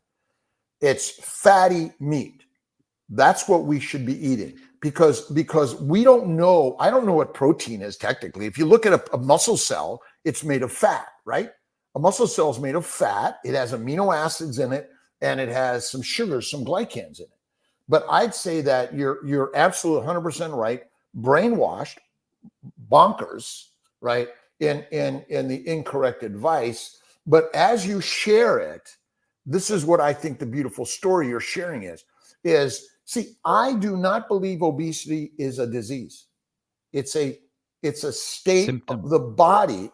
It's a state of the body that might be in your favor if there's a famine. Skinny is not in our favor in our historic environment. So I just don't believe that obesity is the cause of any disease. Obesity is a state we're meant to be in from time to time, depending on the environmental factors. But I would say fatty meat is what you want to eat. And if you focus on that, you'll get everything. But you're right. And so you got it for a discount, right? Yeah, I did. So in fact, he gave it to me for free. So I had this tump of fat for free, and it was lamb fat.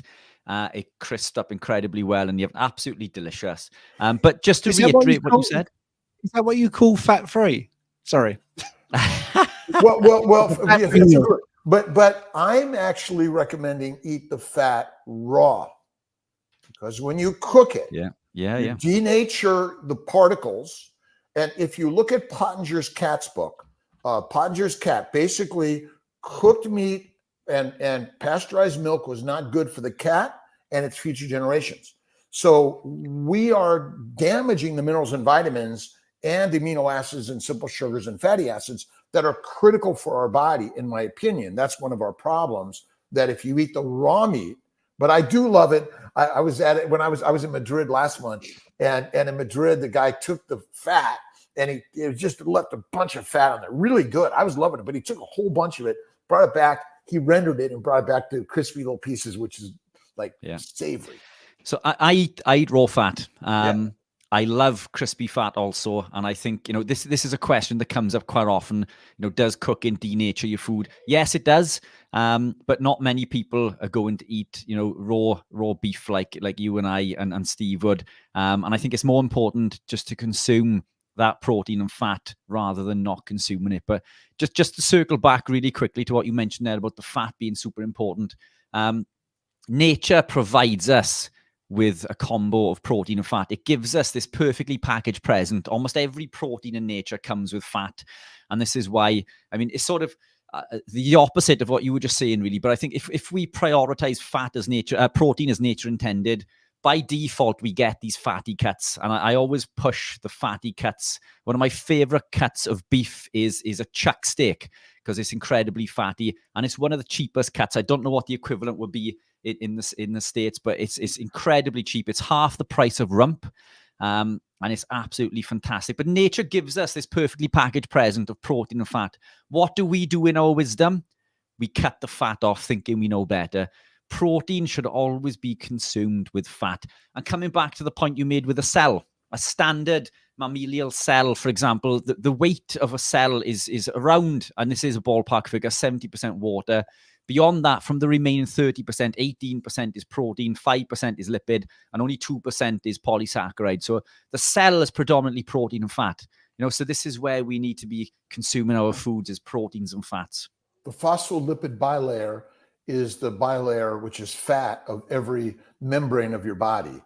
So I would say that the majority of our body is actually fat. Without it, you dissolve in water. We don't dissolve in water because we're fat cells. And so fat is the most fantastic thing you can have. And again, my bet is we're fat phobic. We should not be fat phobic. Spot on. And I think if we can basically give positivity to all of us and realize the science is wrong. Obesity causes no disease. The cause of disease is a low-fat diet, which actually makes us fat. But while it's doing that, it inflames every cell of our body and causes the diseases that we're suffering from. And obese people happen to get more of those diseases because what did they eat in order to get fat? Lean meat, protein, and plants. And I think you're rocking on, guys. Yeah, spot on. I think I've lost my trail of thought there because Dr. Chaffee's just messaged me on WhatsApp. So I lost my trail of thought. Apologies. But yeah, you're right. Fat is super important. I think the fact that it's called fat is the problem. We really need to think of calling it something different, because we think the fat makes us fat. Fat does not make us fat. It is the giver of life, I believe, and one of the most important. Adipose tissue, tissue, muscle tissue. Remember, if you look deeply, you'll understand that fat is the most important thing in our body. Without it, you're dead. Anorexics die fast. Obesity does not die fast. And if you look at someone who's 400 pounds walking around, their muscle strength and their bone strength is better than most. And so we actually have it wrong, and that their muscles are enlarged. Their muscles are big to carry that body. and their bone structure is the same as yours and mine. The only difference is their fuel tank is far greater. And as we teach people more towards one meal a day, to me, that's the very best way, and do some fasting, you'll then begin to get some power of not being, food addicted, right? The ability to say, I don't need it today. I'm good. I can go days without food and feel the very best. Yeah. And it's one of the best times I've ever felt in my life was when I did an extended fast. The longest I fasted was 3 days. I've spoken to a good buddy of mine who I know that you know very well, Ben Azadi, and we went into the benefits of max autophagy. And I think we came to the conclusion that in a standard state, max autophagy can be reached within 5 days. But if we are ketogenic, we can achieve this in a lot shorter space of time. But the best I ever felt. The glycobiome needs time to heal. As long as you're eating food, even if it's in the keto world or the carnivore world, you are still damaging your glycocalyx of the GI tract. So resting is what you want to allow it to do. Autophagy is always happening in your body. You're just less poisoned. So when you don't eat, you're actually reducing the damage. It's kind of like your car, right? The more miles you put on it, the more damage you'll get to the car. So you have to give it some time to rest and digest. Again, my bet is we are built, remember, your body is fueled only by fat. Your body is not fueled by sugars. Glucose is a glycosylating agent like mannose, sucrose, fucose, N-acetylglucose. I mean, there are 9 sugars that circulate in our body that are critical for the glycocalyx. And without it, you're dead. And so what's sugar for? Well, remember, if you eat food, amino acids and sugars, glucose levels rise, insulin levels rise, and then those levels drop because they're converted to fat in the liver in order for you to function normally. Yeah, spot on. Brilliant. Now, Richard, you're looking there as if Dr. Chaffee wants to come in. Is that right? Yeah, I just messaged Chaffee on this. Apologies. Yeah, you just asking a few questions. So I wasn't ignoring you, Dr. Kiltz. Apologies. But, bring in Anthony, man. He's the man. I think Dr. Kiltz has done so many lives. He knows what it's like when you've got messages flashing. Oh, it's good. I've got 3 screens in front of me with various things going on. So it's yeah. But no, it's great, and I love how you continually put new information out there, Robert. I think it's just really interesting, and you're so not brave. Brave's not the wrong word, but you'll plow your own furrow. You won't listen to what everyone else is saying. You'll find out. I'm like that. If something doesn't make sense to me, I've got to know. It doesn't matter who told me. I mean, all the influencers out there that I love, if it doesn't make sense, then I've got to research it myself. I've got to come to my own conclusions and use my own experience and the experience of people I coach. So occasionally I say something and everyone's like, well, I've never heard that before. It's like, well, that's what I've come to. I've come to this conclusion, and this is how I present it. And I love how you do that. Well, the question is, what's the ideal anything? I mean, there really isn't a one ideal technically. I mean, you can live on a vegan, vegetarian, Mediterranean, pescatarian, carnivorian diet for a long time. My parents lived to 94. They're primarily Mediterraneans. My grandmother, 104. And there are many people that live a long time. And we're not claiming that carnivore means you're going to live longer. We have no idea how long you're going to live on this diet. But it is quite remarkable. And I went into medicine in order to heal and help people. And, really the world today is each and every human being is their own clinician. And the information is available online today, by the way. And that's the amazing part of this. It's all available. Why don't you bring on Anthony? Bring him on. Bring the man on. Is he there? No, he's not. He's not on there yet. But not there yet. Okay. This is the beauty of what you guys are doing. We in medicine, it's like, oh, where'd you get your, MD degree? I mean, again, MD degrees doesn't matter. I've learned so much that's wrong. And again, even in the keto carnivore world, we all need to be open to maybe, again, autophagy. Does autophagy ever stop? It doesn't when you're dead. It doesn't, yeah. And it becomes less toxicity less damage, because what causes damage? Oxidative stress, secondary to eating food.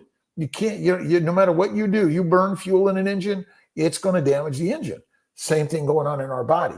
But maybe it's a way we can, live it a little bit better and longer. That's what I love. Steve, I hope you don't mind me asking, but after last year's live, we invited Dr. Kiltz on to our Sunday live to give that presentation on the glycocalyx and glycoproteins and things. And it's one of the best presentations I've ever seen on it. Would you be willing to come back on sometime in the near future for that? If you don't, I'm going to be upset. I love it. Awesome. Yeah. Fantastic. It was a Steve, great as long as that's presentation. okay with you, obviously. Well, yeah, absolutely. I mean, that's what I was trying to get at. I mean, I did a live Q&A without Richard, and somebody messaged and said, it was a little bit acidic, what their comment, and it said, my friend has just got over cancer and they're strict vegan. What do you say to that? And I just went, that's great. That's great. And think of plants as medicinal. Remember, the plants were the first way that we went around the globe, and the spices and plants. I mean, we went around the globe hunting for the healer, right? The fountain of youth, something to heal all. It's all, and most of the drugs today initially came from a plant-based scientific understanding.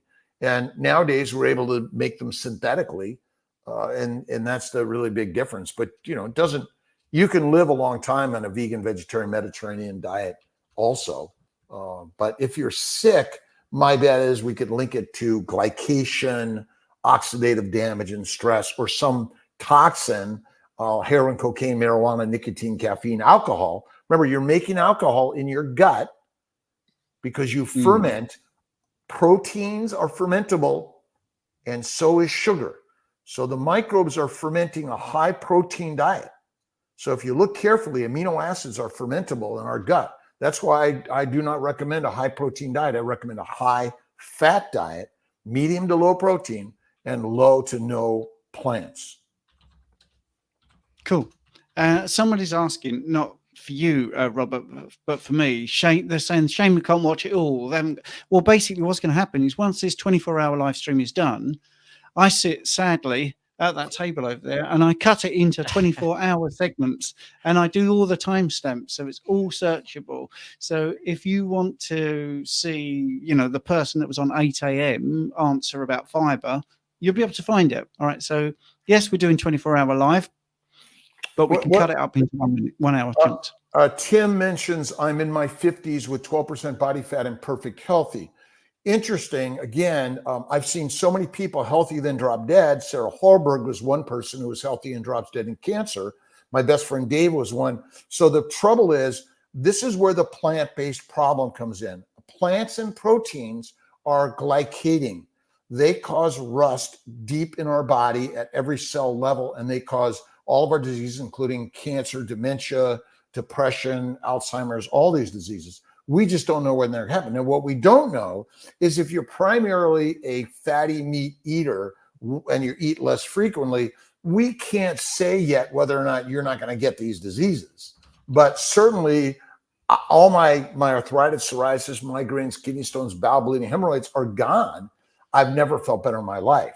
And so the focus should be on fat first, proteins, and then thirdly, sugars, and minimally. They're not our killers if you eat them small amounts infrequently, unless, and this is where plants come in, we have anaphylactic reactions to plants and shellfish and fish. But last I looked, ribeye steak, fatty ribeye steak, anaphylactic reactions, I've never seen it.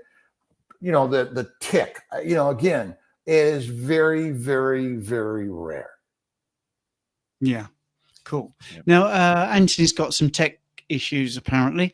So, Dr. Kiltz, did you want to go, or are you okay to hang on for a couple of minutes to say hello to Anthony? I'm going to do the same thing. I'm going to be. Hey, I'm hanging out with you guys. Whatever. I love hanging out with you and Anthony, and I'll just. Oh no, but it's great to have you. I mean, if we can lean on your expertise, it's fantastic. But you're also a really nice guy. And one of the things that happened last year, for people that don't know this, is Robert isn't saying all this just to sound good. He does really genuinely listen, because he comments on things that we do. And the second part of our 24-hour, he dropped a comment in, and I said, "Oh look, come back on. Will you come back on?" And he came straight back on. So generous with his time, and a fantastic person, good information, a great Instagram, very inspirational. So fantastic. Right. So I'm going to ask you one of the questions that we've got starred, if you don't mind. This is an interesting one for me as well, personally, because I had a calcium score assessed the other day. I know this isn't fertility, but I think you'll be interested in the whole talk. I had my calcium score assessed the other day, and the score was 1,114. I believe it should be a big fat 0. How do I get it down to 0? And for people that don't know what we're talking about, the coronary artery calcium scan is something that looks at your coronary arteries, and then it makes an estimate of how much calcification is in there. And I had that done before I was low fat, before I was keto, before I was carnivore, and mine was 639. Now, this little bit of story, because I know Robert likes stories, is just firstly to give you some context. So I was quite concerned about that, although I knew it was going to be high because of my high carb diet. And the consultant said to me, "It is high, but you need some context here. The guy I just saw, it was 3,000. So these are just numbers. These are numbers. How do you get it to a big fat 0? Well, my wife had a big fat 0, and she came to the same consultancy with me, and she just avoided things like bread and potatoes, and she had fatty meat, she had full English breakfast, all that without the toast, but she just had egg, sausage and bacon. So when I met her, I can remember saying, because I was high carb when I met her, how can you eat that and be so lean and so fit? So the point being, yes, a big fat 0 would be great. Mine was 639, yours was 1,000, and somebody else's was 3,000. Now Robert can point us in the right direction. I've been carnivore for almost 15 years, and my father had heart disease. He lived to 94, though. He had bypass surgery at one point. And I get a Christmas present from a friend for a CAC score. And I'm like, oh, okay, I'll get this. I'm not a big test person, because all testing has inaccuracies. I want everyone to know this. You are going to die. There is no test that's going to tell you you're going to die in 5 minutes or 5 years or 50 years. We don't know that. Mine was 680. My repeat was 700. And I go to my cardiologist. He's now my cardiologist, right? And he's a big biker, and he also had a high CAC score. And I do the treadmill test, the cardiac echo, and I'm flying colors. You're fine. He says goodbye. And although he was still like leaning towards a statin because I have high cholesterol, but he was okay when he heard I was a carnivore, and he wasn't pushing anything. But then I talked about doing a CT angiogram. I'd already talked to Phil Avadia. I get my CT angiogram, and I've got a minor narrowing of my circumflex, but everything else is wide open. So accordingly, I don't have any evidence of any significant heart disease. But it's no test in medicine, in science, is 100% accurate. There's a positive and negative predictability. There's false positive, false negatives. I don't care what it is. Science, testing in medicine is the biggest business in the world. So again, does this mean I'm not going to die of a heart attack in 5 days? No one knows that answer. We don't, right? And there have been people who have major narrowing who live a long time. So our ability to predict 100% is very poor. I stuck to carnivore. I'm probably just not going to ever get it tested again. And that's the very best thing for me. Yeah, and I agree with you. I mean, when I got that score, I did all the online calculators, and I probably died 9 years ago, according to the calculators. I shouldn't be here. And other people, like you say, can be thinking they're fit and healthy and can drop dead. So I would have to say that, especially with the bloods I've done for over a decade of bloods, they are a proxy marker. They're okay. There may be a guide, but really how you look, feel, your energy levels, your sleep, what your skin looks like, all those things are possibly more important, really, than these numbers, which will be very different even an hour later. And that's one of the things people don't realize is that I can do the test on the same blood 10 times on an analyzer. I'll get 10 different answers, or I can draw the blood 10 different times and I'll run at the same time, and it's going to be the same or all over the place. Again, there's a certain inaccuracy to all medical testing. We know that. Okay, cool. Well, I'm really pleased that you're happy to give us a bit of time here, extra time. How long does it take to get fat adapted for energy? You already are fat adapted. You're born fat adapted. The human body, the mitochondria takes acetyl-CoA from fatty acids all day long. When you are cachectic or sarcopenic and you have no fat on your body, you will drop dead fast, because fat is required so fast.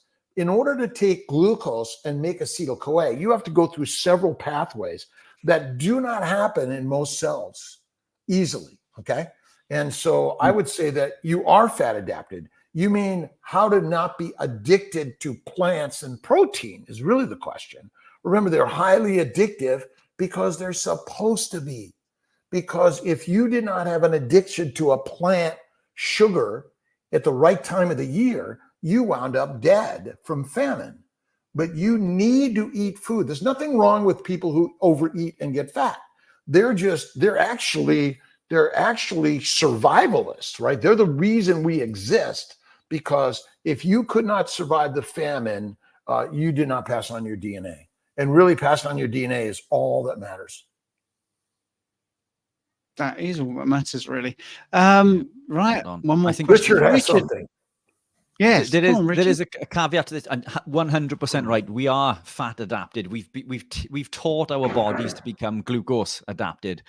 I think beyond this, it takes a couple of days to deplete glycogen in a normal state for us to start using fat for food. But the key is becoming what's called keto adapted. And this involves the upregulation of the monocarboxylate transporters and specific enzymes and pathways. And this can take a little bit of time to get back into that state. Well, I think that's wrong. And here's why. Look at, you've depleted your glycogen. Why would you ever deplete your glycogen? Your body is always making glycogen in your liver, right? So suddenly your glycogen depleted and your body says, oh, let's burn fat. It makes no sense. Again, that's what we've been taught. And we're holding on to that. I'm just suggesting you have fat on your body, correct, Richard? I do a little bit, yeah. Okay, so but a little bit more than I'd like. Well, let me ask you: do you have intramuscular fat? Do I have intramuscular? Intramuscular fat. You do. Do you have intraosseous fat in your bone? Yeah. Of course you do. So to have no fat is dead. Okay. Yeah. So then you have fat. So if you ever checked your triglycerides or LDL, HDL, VLDL, how many people have you ever seen with zero? Never. It doesn't exist. So if you have fat circulating in your bloodstream all the time, why would the mitochondria say, well, wait a minute, I could take the glucose and burn it for energy? It cannot do that. It must use acetyl-CoA to do that. Well, how do you take glucose to make acetyl-CoA? How many pathways does that take? It takes a lot, okay? So again, I'm suggesting we do not burn glucose. So what's the function of the liver? The liver's job via insulin is to make fat. Now, is fatty liver common? Well, it is now, isn't it? I mean, it's always common. No, it should be, because the job of the liver. So what's the primary job of the liver that everyone says is the primary job of the liver? Well, what everyone says is detox. But okay, so name something it detoxes. And name a disease. Well, so name a disease that you could claim it's not detoxifying and that's the cause of the disease. There is none. No. It's wrong. Because I learned in medical school it detoxifies alcohol. Well, okay, so maybe we did get alcohol, but that wasn't our primarily food source for the first 3.5 million years, right? So again, we in the keto world say we switch from burning sugar to burning fat, what if that's wrong? That's the question. So the liver's job is to make fat. Would you say it does a really good job of that? It must, because fatty liver is the most common thing, correct? Right? Yes. So it does it really great. Now, if you have no insulin, can you make fat? You cannot. Okay? So you need insulin to make a fat cell. Absolutely. To make fat in the liver, not in the fat cell. What if insulin's job was not to put sugar into the cell, but was to convert sugars and amino acids in the liver? Now, the reason you can know this is, what does a liver failure patient look like? Are they fat or skinny? They're skinny. Yet they have plenty of insulin and glucose circulating in their bloodstream. Yet they're skinny, they're cachectic, emaciated. They have no fat in their body. Okay? So knowing those two things, you could surmise that insulin's job is to make fat in the liver, because if you have a non-functional liver, you can't make fat. Now, remember, what don't we all eat? We don't eat fat. I do. Right. But again, let's get back to the 99% of the world. Yeah. We eat fruits, fiber, vegetables, and fatty meat or lean meat is our primary protein. That's lean generally, isn't it? Lean, almost all. Is fish fatty or lean? It depends on what type of fish, I'm guessing. But I mean, it's take salmon and put it in a pan and see how much fat builds up. It doesn't. Yeah, you're right. It does not. Okay. Muscle meat in general, unless you're getting an A5 Wagyu or a very fatty grain finished beef, you're not getting a lot of fat, which is our biggest problem.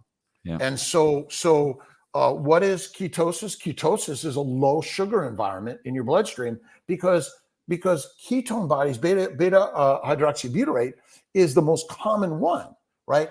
And so the liver's job is to take fat, break it down into ketone bodies in order to deliver it circumferentially around your body, right?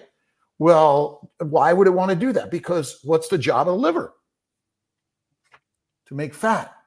Because if you cannot make fat and deliver fats all around your body, you will die. And so what if it's all a different story than we've been led to believe? But remember, it's hard for all of us, because I'm a scientist. My job as a scientist, wait a minute, I know the science, but it might be wrong. Yeah. I think and this should is always question things. If you look in the chat, right, there are people talking about what we are doing right now. And someone said, this guy's argumentative about everything. And then someone else said exactly what I was going to say. It's about questioning everything. Of course it is. Which is the 100%. basis of science. And I think the whole basis. This is where the glycocalyx and the glycobiome come in. Anyone know anything about it? 99% no, we don't know, right? Except my good friend, Dr. Chaffee, right? But it's really radical concepts. But I say our biggest job in this world, even as keto carnivores, is to question everything. Yeah, for sure. Absolutely. Yeah. Always. I mean, I was lucky because I met Ivor Cummins at the beginning of my journey, and we talked about glycocalyx about 6-7 years ago. Yeah. And I was like, wow, this is fascinating. But it's not being argumentative, is it? It's to-ing and fro-ing with ideas until you think, yeah, I get this. Or that doesn't make sense because of X, Y, Z. But anyway, we've got Anthony Chaffee in the room. Hey, how's it going? Hey, good. How are you guys doing? Good to see you, Rob. Nice to see you, Anthony. Yeah, too. Anthony, what time is it there with you? It's 4 a.m. So what a trooper. 4 a.m. Yeah. So it, I think a massive thank you. Robert had a line until 6. I know. I know.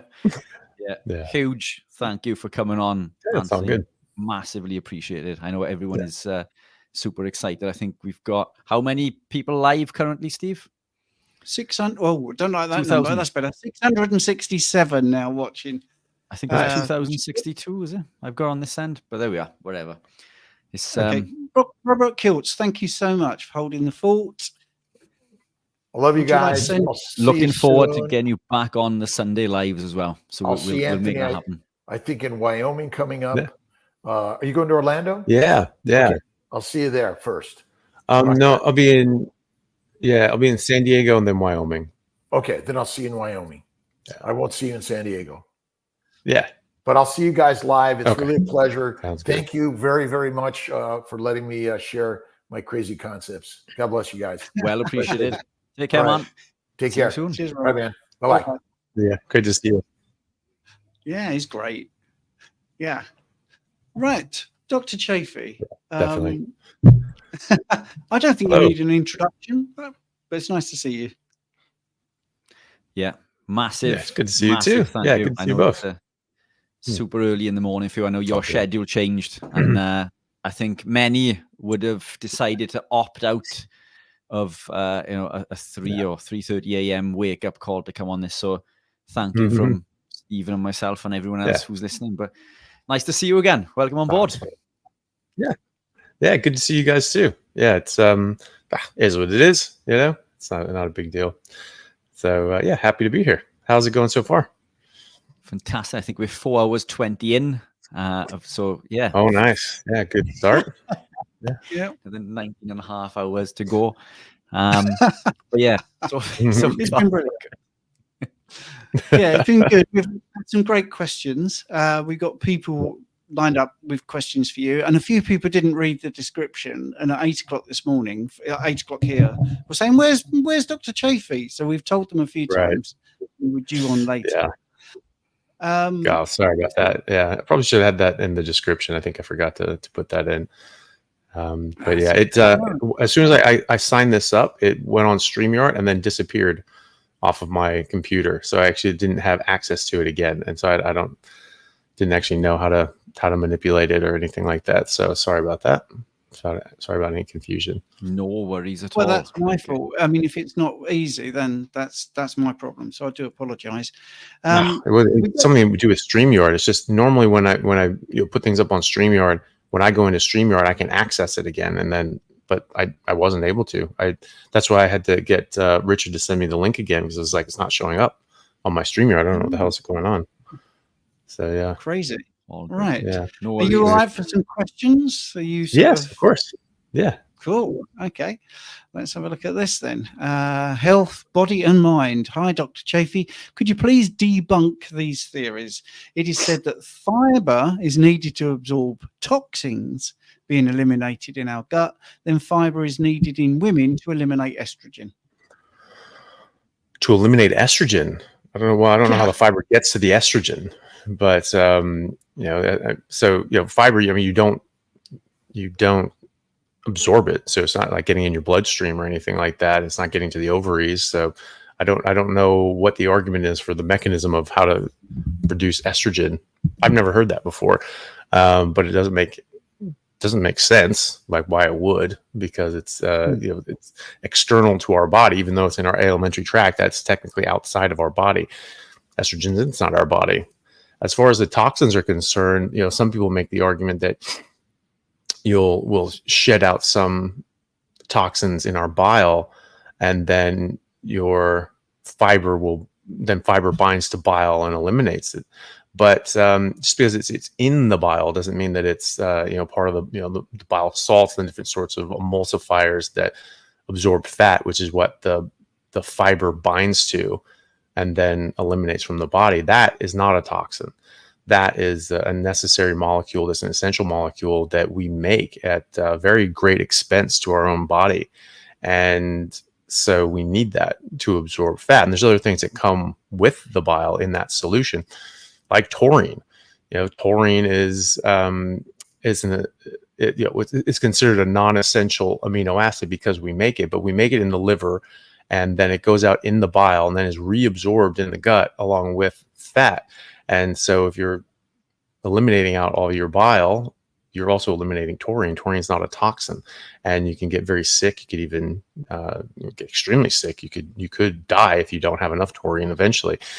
And so, no, I mean that's a normal physiological process. If there are toxins that come out and need to be separate from the bile and taurine and things like that coming back in through the body, then there's already a mechanism for that. You don't need fiber to do that. You know, you throw out the baby with the bathwater. You need bile, you need taurine, you need these sorts of things that your liver produces. That your liver is making that on purpose. It's not just to express toxins and then, oh my God, your body's just so stupid that it just reabsorbs these toxins. And if we aren't able to micromanage our own physiology, that everything's going to go to hell. So no, that's not going to happen. And when which toxins, people always say is like, oh, do a juice cleanse and this will detoxify you. How? Why? What? In what way? There are toxins in juice. There's sugar in juice. You know, those are toxins. And so, you know, it's people just, you know, throw around the word toxins as, you know, in a very, you know, general way. And but, you know, without any sort of specific discussion as to what toxins and why this is an issue, you know, it's sort of you know, just a moot point. You know, they haven't presented the argument clearly enough to actually demand a reply. But either way, we make bile on purpose and we reabsorb it on purpose because we're bringing in actual nutrients, not toxins. And the estrogen, I don't even know where that comes from, but no, that's insane. I have no idea why that would ever be an argument. Yeah, I mean, it's my job to read the questions, and sometimes I think, well, that doesn't make any sense. But I thought maybe it was something that someone, you know, you'd spoken to someone online and heard. Well, you know, that's the thing is that these people are talking to other people, and that those are the arguments they're getting back at them. Oh, you have to have fiber, or else you're not gonna get proper insulin in women. Like what, you know? But they just make these bold statements, and then people don't have any, you know, reason to say, well, that's wrong. But you know, the question is, okay, what's the evidence for that? You know, what are you talking about? How does fiber get rid of estrogen? And you can ask very nicely, you know, maybe there's something going on. I just say, but okay, well, how does that work? You know, how do you lose estrogen from fiber? And then at least you can look at that and then ask that question of people. Okay, well, people are saying that you disrupt a woman's, and why is it a woman's estrogen? Men have estrogen too, just like women have testosterone. And so if fiber was going to alter the expression of estrogen in women, okay, would it be doing that in men as well? You know, it's just a strange concept in general. But you know, when you get challenged with these sorts of things, you know, it's actually fair to ask, what the hell are you talking about? Why would that do that? You know, what's the mechanism for that? You know, and why is it that, you know, there's only toxins in bile? Because there's all these essential things in bile that you have to have. So, you know, just eliminating out bile, why is that necessarily a good thing on its face when there's all these beneficial parts to bile as well? You know, so yeah, it's always fair to you know, bounce the question back to them if it doesn't make sense. Yes, I think you're right there, because very often the question it's self-evident in the question. There's a bit of a lack of common sense, but that was not being derogatory to the person who posted the question. I think it's where they've seen that information from. Yeah, where they've seen that information from. Yeah. So they you know, if they get that by someone, they can push back and just say, okay, well, how does fiber affect estrogen? You know, and then maybe they have a reasonable response, but or sounding reasonable to that person, but at least you know where they're coming from, and so then they can bounce that to us and say, and we can say, yeah, no, absolutely not. That doesn't make any sense. That's insane. You know, so right. Cool. YouTube user, what about Clabber? Well, Clabber, by the way, is something we don't really have in the UK, but just for those that might not know what it is, it's a sort of a fermented raw milk, a souring process at room temperature. You leave it at room temperature and it thickens. So can that help, Clabber, help with healing the guts? I eat just meat, but I would like to add Clabber from raw milk. Thanks. What?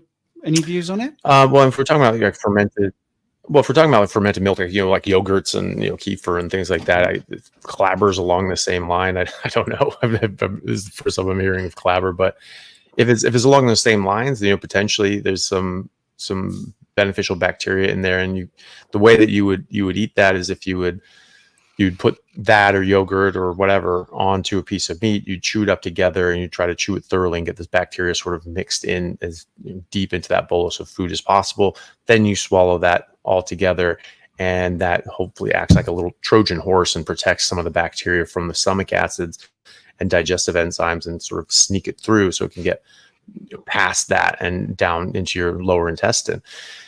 And potentially, if you've just scorched the earth with antibiotics, or you're starting out and you don't have necessarily a healthy microbiome, then reintroducing some of those healthy bacteria could be a good thing.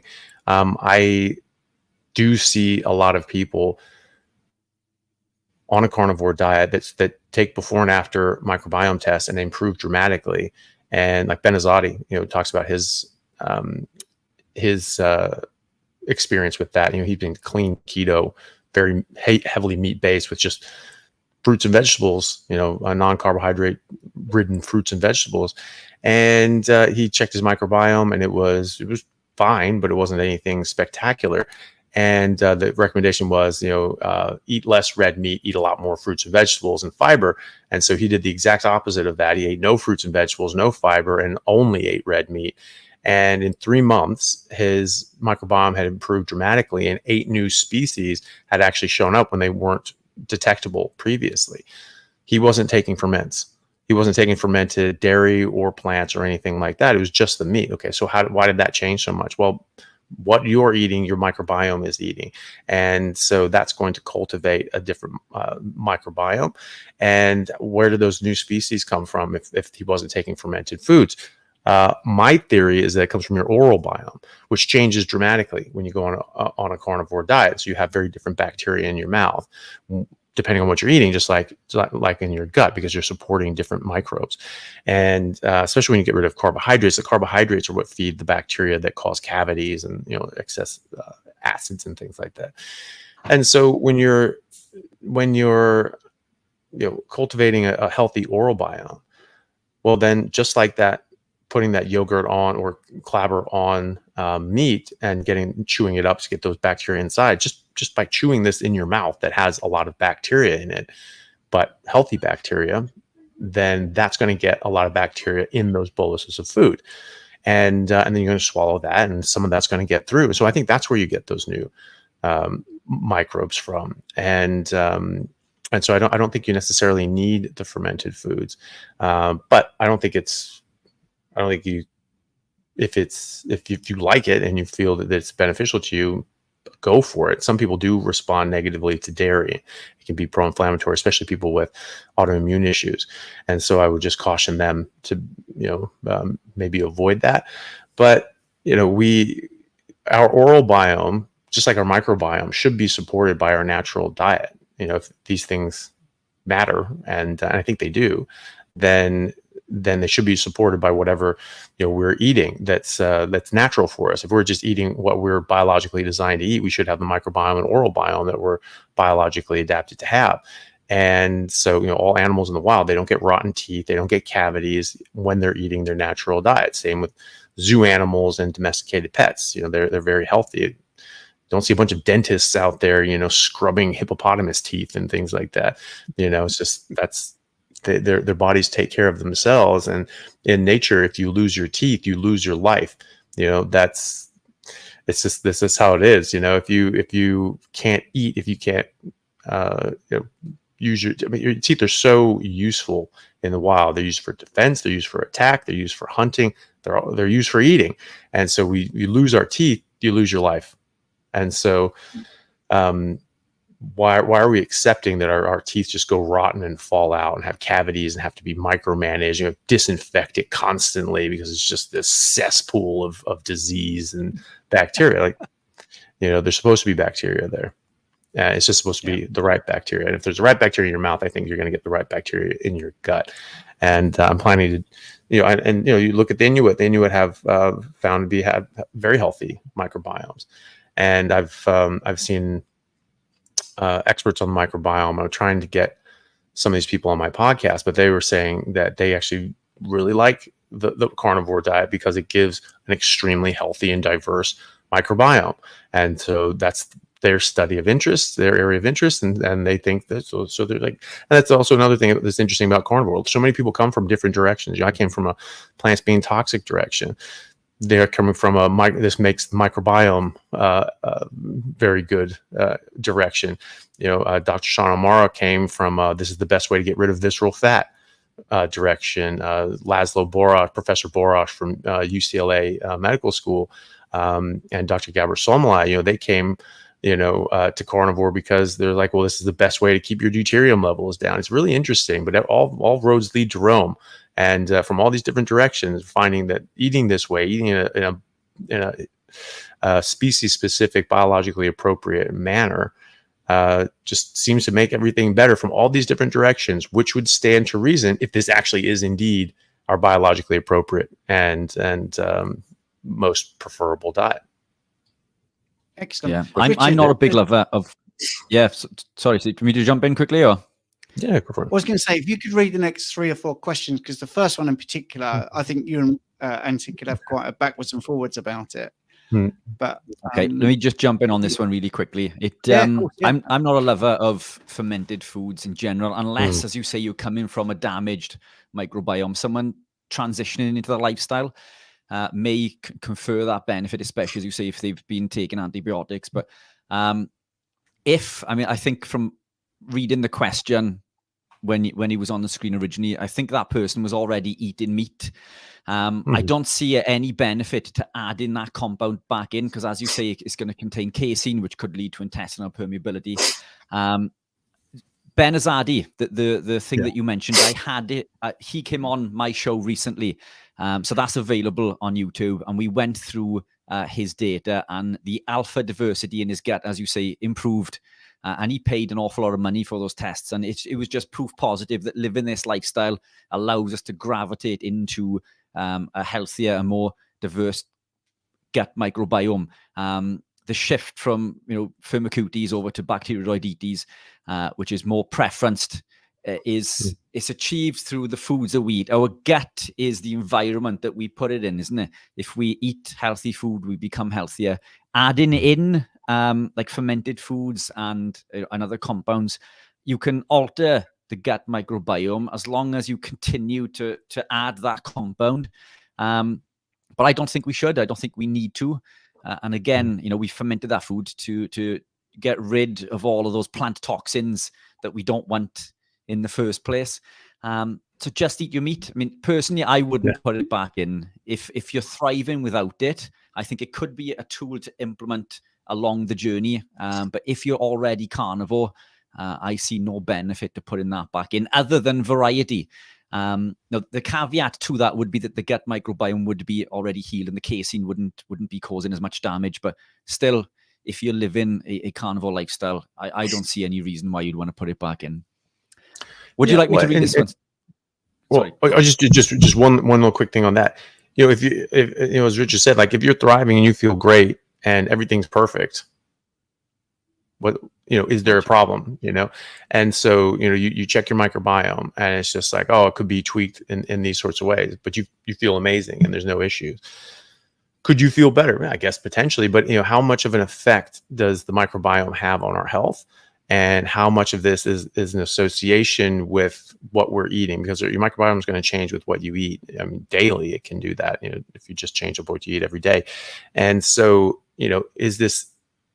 are all these bacteria directly influential on our health, or are some of them just associative? That this is just like, well, we see this pattern when people are just healthy in general, and you can just be healthy because you're eating a healthy diet.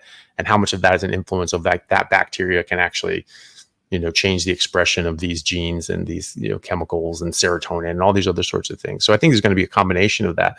But at the end of the day, if you feel great and you don't think there's something to improve, then whatever, and you can always try, you sort of add something back in, say, okay, well, I'm going to get these bacteria back in, and, you feel better or worse for having the clabber in there. And then you don't have to keep doing it. Once you have an established microbiome, once you have those bacteria in your gut, they'll perpetuate based on the food that you're eating. So you don't need to have these for the rest of your life necessarily, unless they're not being supported on the food that you're eating. And if they're not being supported on the food that you're eating, and you're eating, an ancestrally appropriate, biologically appropriate diet, they're probably not biologically appropriate and ancestral. It's probably not ones that you need. And so, that's the idea of prebiotics and probiotics. Prebiotics are the food that feed the bacteria, and the probiotics are the bacteria themselves. So the meat that you're eating is the prebiotic. So that's going to feed all the bacteria that are supposed to be there. Maybe there's some species of bacteria that are supposed to be there but aren't getting there. I think they'll probably get there from your oral biome. But let's say you introduce those through fermented foods from whatever source, and that gets reintroduced into your gut. Well, once they're there and you have this thriving colony that's living off of the things that you're eating, you're good. You're done. You don't need to keep doing that. And so, you could do some self experiments and add some in, but like Richard said, I don't think you need it. And once you're established and once you're doing well with it and you feel good, I don't think you necessarily need to add something in like that. And dairy can be problematic for a lot of people. So just keep that in mind. Yeah, spot on. Fire away, Rich. So, hi, Dr. I can't read and speak at the same time, but I'll give this my best shot. Steve, you are way better at presenting. Hi, Dr. Chaffee. I remember hearing you say that when building muscle, it matters what you ate that day before rather than what you eat after the workout. Can you elaborate on that? Oh, I think what they're referring to is that a lot of athletes and people will say, well, I have to eat this, big meal. I have to eat a big breakfast. I have to eat a big something before I work out to give me energy. Or the night before, I have to eat a big meal to have energy for the next day. And I always thought that as well. And so the point that I was making is that actually your fat stores are what you're going to be running on, and that was something that you've laid down weeks ago. So the way I've sort of termed it is the energy that you're using to play the game, play the match, do your training session today didn't come from the food that you ate yesterday. It came from food that you ate 2 weeks ago, right? So because you have these fat stores, this is something that I know that you've spoken on a lot, and Dr. Paul Mason, Professor Peter Bruckner, and Professor Tim Noakes, have all spoken about. But one of the things to think about is that even for like a very lean, high performance athlete at 65 kilos who weighs 65 kilos and has 6% body fat, just 6% body, that's very lean. They have 150,000 kilocalories of energy in their fat deposits in their body. You're never going to run out of that, not on a game day. So, you don't have to eat 2,000 calories and carb load and all that sort of stuff, because all you're doing is jacking up your insulin and locking off that 150,000 or more. I mean, most of us aren't 6% body fat. You're a high performance athlete. Yeah, you could be, but just normal people walking around probably aren't, and so probably have more than that. And so it's you eat the carbohydrates, you raise your insulin, and now you lock off that energy, and that's not available anymore. Now you have to keep eating carbs and things like that. So that's what I was talking about there, is that so people say, well, I have to eat on the day of a game, and it's just like, you don't actually. And I've spoken to athletes and professional athletes, and they're a bit worried, well, what if I have like an 8 p.m. game? When should I eat? And I was like, well, look at it this way. I mean, you have plenty of energy available, but if you want to eat, I would give it I would eat a smaller meal. I wouldn't fill up, and I would eat at least 5 hours before game time. It's interesting that Michael Jordan didn't follow carnivore, but he had a lot of coaches and trainers and doctors and things like that worked with him, checked his numbers, checked his performance output and things like that.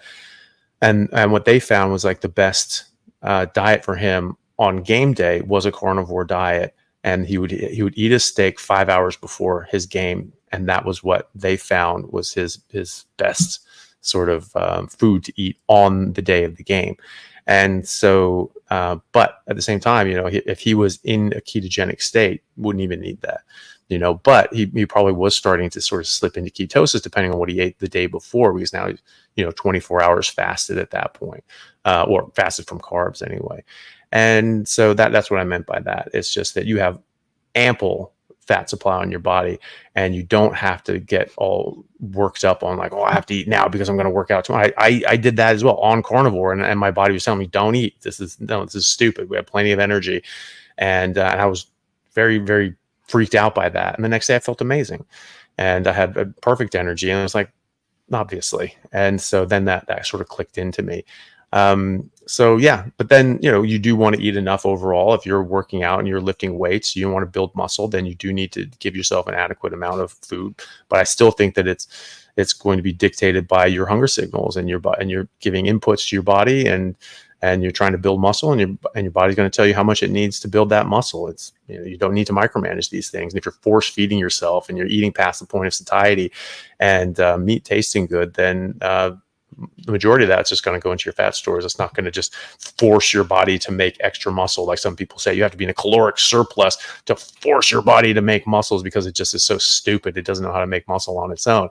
Now, if it's a caloric surplus, then by definition, it's surplus to demand, and it's going to go in your fat. And so it's not going to build extra muscle. It's going to build extra fat, and that's not what you want. Yeah, spot on. And interestingly, that 150,000 kilojoules is roughly 10 times more than your counterpart at 6% body fat can store in glycogen. Oh, yeah. But just to give you some reference, you know, I'm not a professional athlete anymore, at least anyway, but I've recently gravitated from bodybuilding into triathlon, running and cycling. I run half marathons, you know, 16 hours minimum fasted. And fairly quickly, for someone who's pretty new to running, I achieved a 1 hour 26 half marathon a few weeks ago, completely fasted. So no carb required and no fat the morning of that meal. More interestingly, since then, a good friend of mine, Mikey Davis, who was once ranked in the top 50 in the UK as an Ironman athlete, he competed. He was vegan at the time, and I'm sure you've heard me mention him a couple of times. I've been working with him for 2 years, and he 2 weeks ago, or was it last week, competed in the European Championships in a 70.3, which is half an Ironman. He completed that in just over 4 hours, and he won. He's number one in Europe now as a carnivore. He did that fasted, so that's 4 hours of high intense. So, I mean, I'm like half Ironman, a full Ironman, I think, is a 2.4 mile swim. So I'm guessing it was a 1.2 mile swim. Then it's followed by a 112 mile bike ride. So I'm guessing that's going to be like a 56 mile bike ride at intense, you know, in high intensity also, followed by a half marathon, which he ran, I think, in like 1 hour 20 something. So he ran a 1 hour 20 half after doing those things, completely fasted. And living a carnivore lifestyle. So no, you do not need to eat on game day. Most certainly not. In fact, if I do, I find it hinders my performance. Big time. I've always, you know, I figured that out just naturally, just how my body felt. You know, I never ate on game day, and I always told people I always play hungry. You always want to have that sort of that bit of an edge. I always sort of thought of it as you know, our hunter ancestors that were out. You get up and you just have that bit of things. Okay, I gotta go fight something. I've got to go kill something to survive today. And you have that bit of an edge, and then you eat something, your body just goes, right, well, you've done it, everything's fine now, and you sort of lose that sort of that edge that your body gives you in order to get up and you know, go fight something, go kill something, and eat it and supply food for your family. And so I always felt that I had a bit of an edge. I had better energy. In fact, I often would forego dinner the night before. I would just actually feel better, and especially if it was later on at night, I wouldn't eat, and I wouldn't eat like right before bed, which normally I wouldn't care whether I did or not. But on the day before games, I was the opposite. You know, everyone else is carb loading and eat a whole bunch of pasta, and I was doing the opposite. I was avoiding food, and then the next day I would not eat any food. And I always felt better for having done that. I would just drink a bunch of water, and I wouldn't even take a bunch of, you know, energy drinks and things like that before that. It was just water, really, and I just felt I always felt the best when I did that. Yeah, and it makes perfect sense from an evolutionary perspective. If we are in a hunger state, ketones are elevated, we become more focused, and we have higher energy on demand. Just makes perfect from an evolutionary perspective to be ready to hunt and kill our prey, I guess, you know. So, and we can translate that into game day. So, yeah, no need to eat before a game. And as you rightly say, I mean, maybe not even the day before. Yeah, there's a book out at the moment called The Telomere Effect, and they actually try to reframe stress in that way as a positive challenge, you know, and they look at the things that we're led to believe are negatives, and actually saying, like fasting, has a positive challenge and definitely has an effect at a molecular level. Anyway, right. Let's get to the next question. If, by the way, if anyone's noticed, I'm a bit hoarse. England last night got through to the semi-final of the Euros 2020, and I'm one of those stupid men that shouts at the television when he's watching sports. But they won anyway. Went to penalties, as always with England. Anyway, right, here we go. How do those bacteria in fermented foods like kimchi and yogurt manage to survive the stomach's acid? Yeah, they probably don't in a lot of cases, but you could argue that if you're eating it with a bolus of food and it's not fully digested, or that all the stomach acid got in it, because it doesn't necessarily liquefy in your stomach. That's further on down the digestive process. So if there's bacteria sort of stuffed in the middle of this bolus of food and it's chewed up thoroughly, and it's with meat and other sorts of things, and it'd probably be okay. That's the idea anyway, is that you're going to sneak some of these bacteria through. But if they hit the stomach acid, no, they'll most of them will die. Some of them won't. Some of them do okay, but a lot of them will. And so if you're eating like fibrous sort of plant kimchi and things like that, and that the fiber itself actually blocks out the digestive enzymes and can block out and protect the bacteria and other sorts of things. It was just I guess if you're eating that in that context, may be helpful to get this bacteria through, but in general it's not very helpful because it blocks out the digestive enzymes from the food that you want to break down and digest, and then can actually get in the way and be a physical barrier between broken down food and the lumen of your intestine, and so it doesn't get absorbed or as absorbed as well. And so people such as Dr. Robert Lustig stress that fiber can actually reduce the absorption of various nutrients by up to 30%.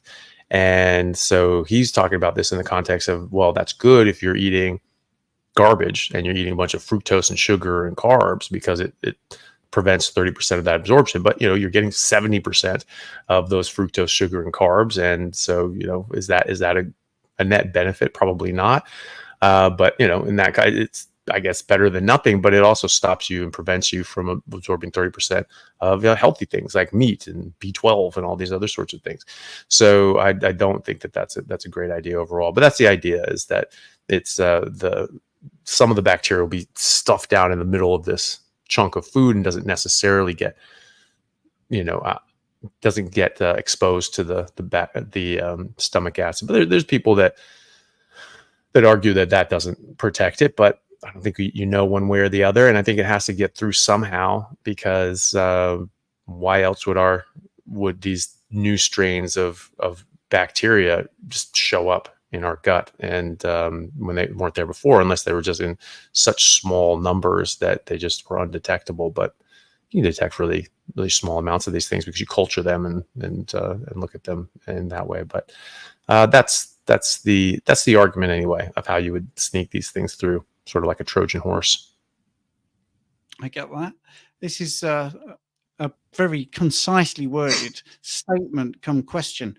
A benign tumor, no cancer, only ferments glucose? ? No, I don't think it necessarily only just ferments glucose. Could still ferment glutamine. It depends on the tumor. But I have because the thing is that I don't know. I don't know that all of these benign tumors, because there are a lot of them, have been looked at from what sort of energy source are they making energy from? Where they have glucose, glutamine, other sorts of substrates. Cancer is that is when the theory goes, the metabolic theory of cancer, the mitochondrial theory of cancer, is that when the mitochondria get so damaged and so disrupted in their functionality that they can't actually carry out their normal processes of oxidative phosphorylation. They also can't carry out their required functions of stopping cell proliferation and killing the cell, apoptosing the cell when it's too damaged, and so they don't have that ability. So benign tumors, there are benign tumors that are precancerous and ones that are not precancerous. And so, what do their mitochondria look like, and why do they have this expression to grow more than other cells? It's a good question. Not all are going to act the same. Not all are going to have the same reason behind them. I don't think, but also I don't know. I have looked into other sorts of benign tumors that are relevant to my field in neurosurgery, which are meningiomas, which are usually benign, but sometimes it can be very aggressive and invasive. Like a stage grade 3 meningioma. It's sort of considered malignant and can spread around the central nervous system and be very invasive and aggressive.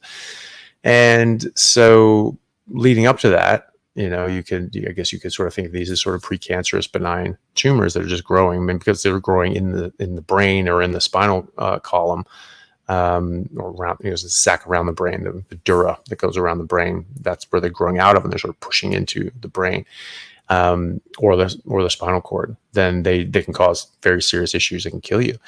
And there are studies looking at ketogenic diets and improving outcomes and shrinking these things down. They're very preliminary. There aren't many, but that is a question that people have asked, and so at least limiting glucose in that context of being in ketosis does seem to help with that benign tumor as well. And I've actually seen patients that had inoperable meningiomas that had went onto a ketogenic carnivore diet and actually shrunk it back. There was one lady, it was sort of a base of the skull, very difficult to access the base of the skull, just any part of the skull. Skull is obviously meant there to be protecting the brain, so it's very hard to get into. And there's certain parts that are very hard to get into. And so like the base of the skull sort of, here's the floor, the sort of seats, down there, and it goes down a bit from here. But there's a sort of the base is there. You have to sort of get in underneath this thing. There's all these really, really important structures, all your cranial nerves and vessels and things like that. You're trying not to destroy and kill somebody and or permanently debilitate them. And so she had one deep down in there, and it's actually growing into her optic nerve, and it wasn't operable, certainly not the part that went into her optic nerve. And so she was starting to lose her vision, and she couldn't take this thing down. And so she just went on a ketogenic carnivore diet, and all of a sudden it actually started receding out, and actually her vision returned as well. So that's one patient, but it is a demonstration of what we're seeing, at least in these preliminary studies as well. But then a lot of other benign lesions, polyps in the rectum, in the colon, for instance, or skin tags, which are basically polyps on your skin. These have been shown to be very influenced by insulin, and you have high insulin resistance, and you can actually have an overgrowth and expression of these benign tumors, and sometimes they're precancerous tumors, especially the ones in the colon. And then they largely go away. Is that because of the glucose and glutamine that you're interrupting, or is that because you're lowering down insulin and you've eliminated this growth hormone that's this anabolic hormone that's telling different tissues to grow, inappropriately. So there's going to be a combination of these sorts of things, but I still think that it's a good idea to be in a ketogenic state regardless. And a lot of these benign tumors seem to resolve. Not all of them do, and so there's going to be a different mechanism going on in those ones. Cheers, Anthony. I've got a big question here, which is in two parts. Hi, Dr. Chaffee. Part one, diagnosed with pituitary prolactinoma 5 years ago. Wrecked me. Taking carbogen now. When diagnosed, T was 5.1 over 1.47 and prolactin was 6,500.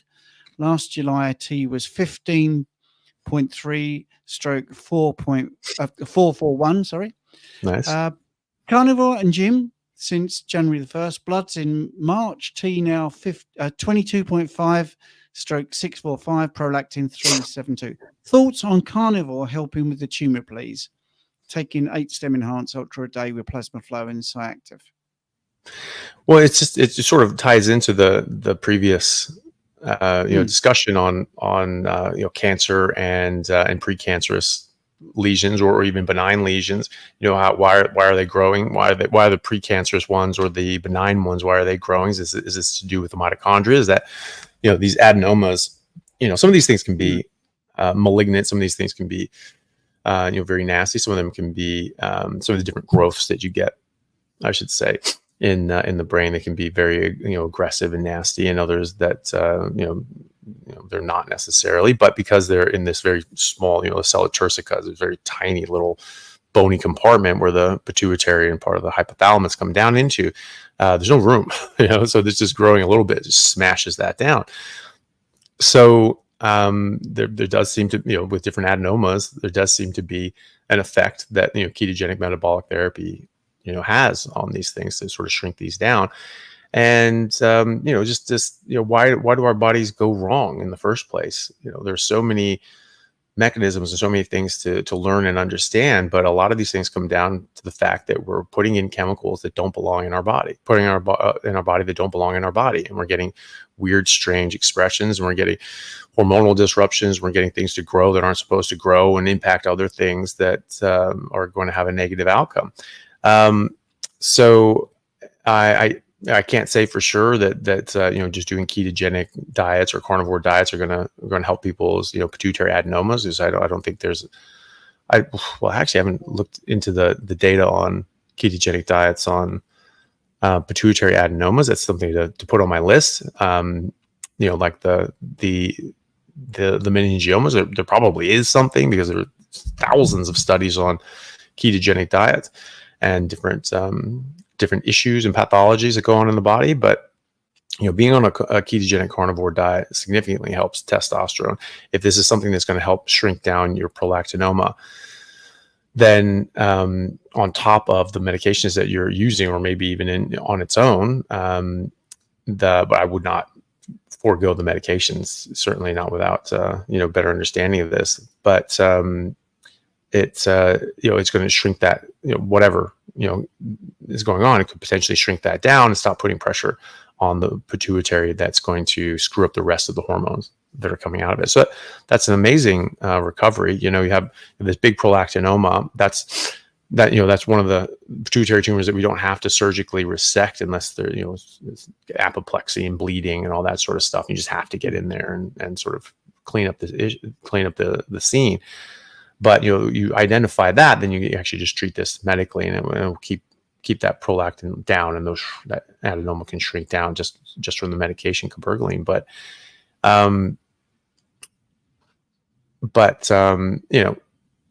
So that can potentially improve your testosterone and the expression of different hormones from your pituitary and hypothalamus on its own.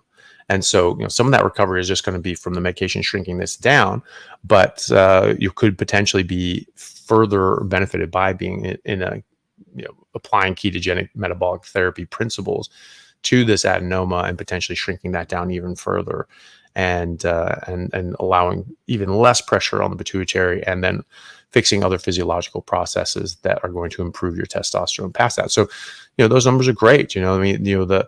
For UK and Australia numbers, 20 to 25 for total testosterone is what you would expect a healthy 25-year-old male to be. And that 600 to 900 would be the levels of free testosterone that you would expect a healthy 25-year-old male to be. And so you have perfect numbers. You have perfect youthful, optimal young adult numbers, which is great. So, it's a testimony to, whatever you're doing is doing well for your body. So keep it up. Great stuff. We can get Richard back on this now because it's continuing the chat. While you're doing that, I just got to check on my dog. We're 5 hours into 24, Rich. So we've only got 19 to go. So I mean, don't sell yourself short. It's only 17 hours and 57 at this point. So, I mean, really, it's like no time at all, Yes. Yeah. Right. So we've got continuing a short discussion in the chat. If one is working out fasted, can that person deplete glycogen glycogen store enough that the body will break down muscle? Hard no. What would you say, Richard? Yeah, spot on. Muscle's precious. Coming back to the point that Jonathan Carnivore Muscle mentioned earlier in regards to sarcoplasmic volume within the muscle, a lot of the volume we lose, it is volume. It's not actually muscle. When people come off carb, for example, and they think that they've lost muscle, it isn't. It's just volume. So yeah, as Dr. Chaffee says, no. Plain and simple. Oh, okay. Well, You know, I was hoping it'd be a longer answer so I Yeah. can go and look at my dog. Well, I'll give you a longer answer as well. You know, so you know, Dr. Volek did a study. You know, it was the FASTER trial that showed that people that had been keto adapted for over 5 months, and these were, you know, distance ultra marathoner sort of people. You know, so they were putting out a lot, expending a lot of energy and things like that. They found that they had, you know, better output on a ketogenic diet. They had also similar levels of muscle glycogen. They did a series of 3 muscle biopsies, and they had similar muscle glycogen prior to working out. And then the keto adapted group had better muscle glycogen post workout. And it took actually, and after 3 hours, then the carb group sucking down gels and things like that were able to sort of catch up and had similar levels, I think slightly higher, but I mean very slightly, than the keto adapted group. So your body actually has plenty of glycogen in your muscles and liver. You actually run on fat as well. Your muscles can run on fat, and you talk about fatty oxidation and various VO2 maxes and things like that. It used to be thought that your muscle, you cannot, you have to have carbohydrates to run above 85% VO2 max. And actually showed absolutely not. It's just, is what Professor Noakes says. He thinks that glycogen is just actually in the way, that we just sort of store excess glycogen to get it out of the bloodstream, so it's not being toxic excessive low levels of blood sugar in the body. And then you sort of use this stuff, you can get it out of the way so you can get to your preferred energy, which are ketones and fats. And then, so in these studies, I actually found that people had massive use of their ketones and fatty acids at very high VO2, but well above 85% VO2 max. And but yeah, so that you don't run out of glycogen. Tim Noakes did another set of experiments where they said, okay, well, different sorts of shorter sort of things, or even longer things, whatever. They were like, okay, well, maybe there's still glycogen in their system. So it's okay. Well, we're just gonna do a series of 800 meter hard runs, and those, it's a lot of effort to run 800 meters as hard as you can. It's halfway between a sprint and just running hard, because it's high intensity. And so they just did like 6 of these things in a row, and it's just like you're gonna wear out any glycogen you had from eating a while ago, and so your body's gonna have to run on fat, it's gonna have to run on ketones, it's gonna have to whatever glycogen you're making de novo at that time. And they found absolutely no problem, that they were performing at an extremely high level with by burning out all the glycogen. They had this very high level of ketone use. And so, you're going to make glycogen at least as fast, if not faster, than carb-fueled athletes sucking down gels. So, first of all, it's not an issue, and second of all, it doesn't even seem to be the primary source for athletes, energy source for athletes anyway. It's actually sort of gets in the way. And so, when you start in that ketogenic state and you have ketones and fatty acids available for use, then you're actually going to be better off. And no, you're not going to catabolize your muscles at any stage until you run out of fat. That's something that it's a very strange one. But I've seen people make that argument. Oh, you have to eat carbs, or else your first fuel source is going to be your muscles. And then when you run out of that, then you'll go to your fat. I mean, what a dumb statement. How do you ever lose fat then? How do you ever burn fat? And why would fat is our fuel source? I mean, it's our gas tank. I mean, that's just insane. That's like saying that your car engine is like, oh, it's not going to run on the gas from your gas tank. It's actually going to start burning your tires for heat, and then that's what it's going to use first. It's like, what? That doesn't make any sense. And so, no, that's a weird one that gets thrown out there, but it has no actual basis in physiology, and potentially just from that, like you're talking about, like the the water weight and glycogen that's in muscles, and that sort of goes down. And so say, oh, muscle bulk's gone down. No, it didn't. It just, it's just not, it doesn't have glycogen and water stuffed in it anymore, but the muscle tissue itself is whole and intact. That would be a really, really, really dumb way of making an animal, is that its muscles start breaking down before its fat stores, which are the energy source for all animals. The energy storage mechanism for all animals, that would obviously get used first. And so, like as Professor Ben Bickman shows, he's been studying insulin metabolism and that for 20 years now. And he's professor of biochemistry at BYU. And so, he shows very clearly that the body does not touch the muscles for energy until all the fat stores are gone. And again, you've got 150,000, calories stored in your fat for a very lean athlete at 65 kilos, 6% body fat. You're not going to run out of your fat. You're just not going to, until you become so emaciated and starving. Then you're going to start cutting into your muscles.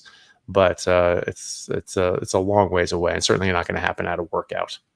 Yeah, for sure. And just to add a little bit more to that, it's funny enough, molecular biochemistry is something I'm studying currently. Nice. Trying to get a bit better understanding.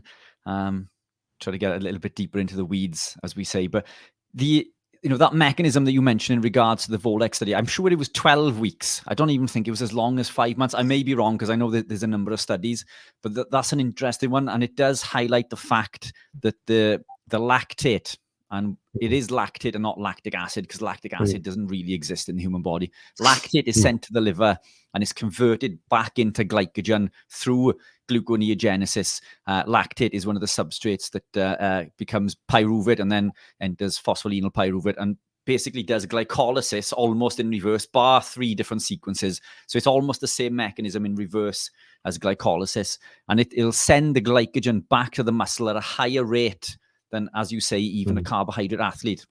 And I did a run last year where I wore a continuous blood glucose monitor. My blood glucose, I think, was like 3 point something, which is classed as being pretty low. Before the run, there was another guy there who was, he must have been type 2 diabetic, because he had one on. His was like in the 6s or something. At the end of this, and it was only a short run, it was 10K. At the end of the 10K run, mine was in double figures.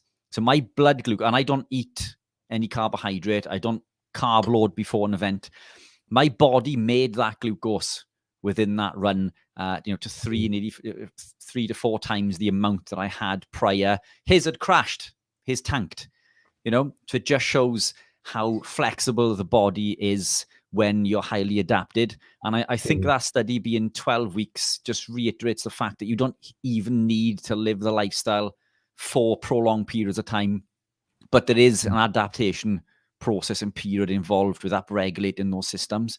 But the body's highly intuitive. It's very clever. And we make glucose. Glucose is essential. We can't live without it. But we make all of the glucose that we need. The requirement for an exogenous source of glucose is non-existent. We make all of the glucose that we need. Professor Noakes, when you mentioned about the muscle stores being a dumping ground, I think is how he referred to it, because glucose is a toxin. It's a poison to the body, and it does this to save our life as long as we have enough for the glutaminergic neurotransmitter synthesis in the brain. And this is why it is said that athletes will bonk in an event. It's not to do with muscle glycogen, it's to do with blood glucose. And as you rightly say, so it's incredible how adaptive the body is when we gravitate and get back to our natural metabolic state. As Dr. Robert Kiltz mentioned, this is our natural metabolic state. We are fat adapted. We've taught ourselves to become sugar adapted. Yeah, sorry to interrupt a little bit of flow, but I do want to get all the questions that people have done super chats for. Carnivore, 8 months for autoimmune, have gained fat, lot cellulite. Now I'm assuming that's lost cellulite, not that you've got a lot of cellulite. Weight trained for 5 times a week, eat 1 gram per pound of protein and fat. Fasting made it worse. Fasting made it worse. So it might be the cellulite there. Lower my fat or increase my protein? Have gained fat loss, cellulite, weight training, fasting made it worse. Lower my fat, increase protein. Not necessarily. Yeah, I'm sort of trying to maybe, some of the sort of the truncated sort of sentences and things like that. Just trying to understand exactly what is being asked. But no, I mean, I don't think you necessarily need to lower your fat and increase protein. I mean, you only have a certain amount of protein that you need. And, past that, and you have to start dipping into your protein to then use as an energy source, which is, less efficient and less optimal than just using fat. That's an essential nutrient anyway. I mean, you can sort of limit yourself. You can, limit how much you're eating, and you can, manipulate your body into losing, using more of your fat, and like if you're, but, I would only sort of do this in the context of like, Richard, you're prepping for a competition, like a bodybuilding competition or something like that. I don't think you need to do that in a normal physiological setting where you're just trying to gain health, because the thing is that it's not, you're going to suppress your metabolism. You're going to do other sorts of things to your body that aren't necessarily optimal. It's not like healthy to do that to yourself, and it doesn't set you up for, a long-term, gained a lot of cellulite. Okay. It doesn't set you up for like a long-term, for long-term success, where, you're changing things around, and then, you can starve yourself into a smaller dress size. Everyone knows that, we see in concentration camps all around the world, but that doesn't necessarily mean that that's a good thing, and that's a sustainable thing to do for your body. And at a certain point, you have to start eating again. And if your metabolism is completely crashed, then you're going to put on fat, and your body's going to want to put on fat and store this energy, because it's going to try to protect you from the next famine. It is a bit weird that you've gained fat and you've gained a lot of cellulite, because it's normally the exact opposite of what people say. Most people, when they just go to a ketogenic diet, and especially a ketogenic carnivore diet, they talk about how it just breaks up their cellulite and it goes away. And it seems to be a connection between insulin resistance and cellulite. And saying fasting made it worse. That's interesting that fasting, just not eating anything, would make your cellulite worse, make your fat worse. So I would wonder what else is going on. I don't think it's necessarily, reducing the amount of fat that you fasted, you didn't eat anything, and that's seemed to make it worse. So I think there's something weird going on with your metabolism and your biochemistry and your hormones. And that I think probably the best thing to do is to keep going on a high fat carnivore diet and allow your body and your hormones to heal, and your metabolism to heal. I have patients that will be slow to lose weight or even gain weight when they start a carnivore diet, but you check their metabolism, the different sort of markers of their health and metabolism, they're all out of balance. I mean, they're just all out of whack. But then you check them 3 months later and they're better, and 3 months later and they're better, and they're better, and they're better. And eventually the body just says, okay, we're happy now. And the weight starts dropping off of them, and the fat starts dropping off of them. And so that's probably what's going on here. And I mean, this is sort of something that might need a bigger like a proper consultation to, start to figure out what the hell is going on here, and doing blood work and things like that. And then you can at least say, okay, well, look, all these different things are sort of stacked up in this way, just give it time. But I would still expect it to be something that in time would normalize. And, like you said, you did this for an autoimmune issue. And that's the most important thing is helping your autoimmune issue. And so, how is that? Is that helping? Is that better? Are you feeling otherwise? But it is a bit of a weird one. I would also wonder, exactly what you're eating and what you aren't eating. Is it, people say carnivore, and that can mean different things to different people. But especially for autoimmune issues, just being on a pure red meat and water diet, like just only beef and lamb and only water, people seem to do the best for autoimmune issues, and they'll do best for other issues as well, metabolic issues and etc. when they're on that sort of diet as well. So I wonder if that's what you were doing. But no, I'd be interested to hear what you guys think too.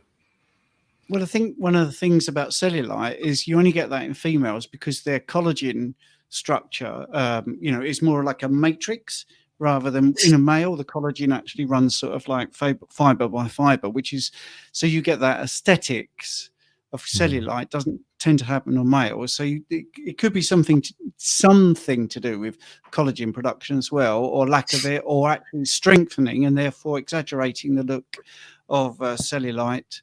So that's one of the things I would look at, whether it is actually fat or the appearance of fat.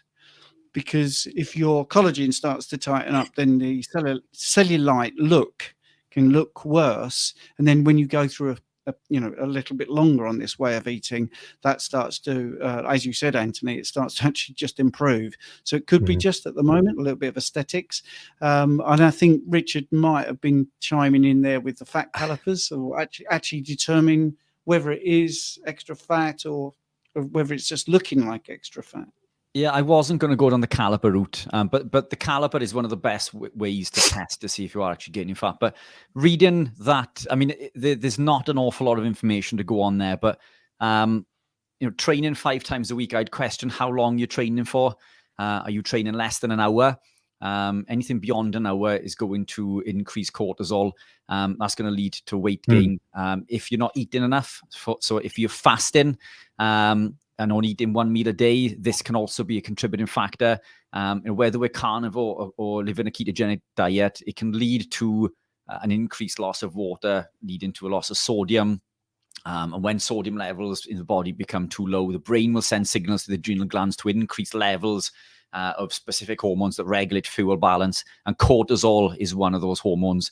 That's going to lead to further weight gain. So excessive fasting, not eating enough, only eating 1 meal a day, over exercise, all of these can be contributing factors.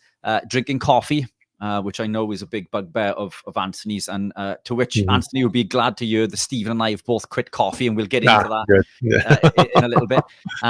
But all of these factors can increase cortisol. Training is fantastic. Working out is fantastic. We shouldn't be working out beyond an hour because of these elevated levels of cortisol, which can lead to wasted muscle also.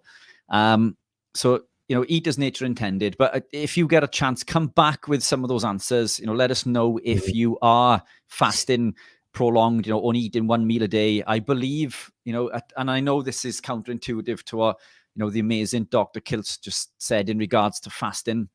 I am a big believer that women function better on eating more regularly. Men seem to thrive better on fasting and 1 meal a day.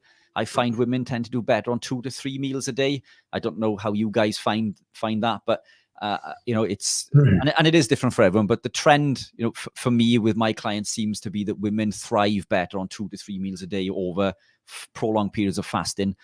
And overtraining, we don't want to be overtraining. Omega-3s, as Anthony just said, beef and lamb. Lamb contains 10 times more omega-3s than beef does. We don't have to eat fish for omega-3s. We can get plenty from lamb. The omega-3s in lamb will help with anti-inflammatory processes, help with hormonal function, along with the saturated fats, so on and so forth. And I don't want to steal too much of the airtime because I know you guys are paying for these questions for Anthony's time, but I think it's overtraining, prolonged fasting, and probably not even eating enough. But more context, we need a little bit more information, I think. Well, especially when you're fasting and you're getting a worsening of problems, that probably is the demonstration that you're probably not eating enough as opposed to eating too much. Your body auto regulates how much you're going to eat. It becomes very hard to eat past where your body wants. It tastes bad. It starts making you feel bad, and you just, everything in your body is telling you don't do this. And so if you don't go past that, don't do that. But if you're not getting to that point, you might be under eating. And your body is saying, okay, we're in a famine. We gotta hold things back. And then you fast, and then it knows you're in a famine. And then it really sort of ramps this up. And then other, and then cortisol is a great point. And sleep is another big one. If you're not getting proper sleep, you're gonna screw with your cortisol, and you're gonna have higher cortisol. Something that our friend Dr. Tony Hampton has said in some of his talks, is that after if you average about 4 to 5 hours of sleep a night for 7 nights in a row, you actually give yourself pre-diabetes with the amount of cortisol that you jump up. But sleeping an average of 7 to 8 hours a night for another 7 nights will reverse that. So sleep is a very powerful tool in your health. And so it's a very important factor in your health. And so, don't neglect that as well. And so, food is extremely important, but these other factors are extremely important as well. And so don't neglect those.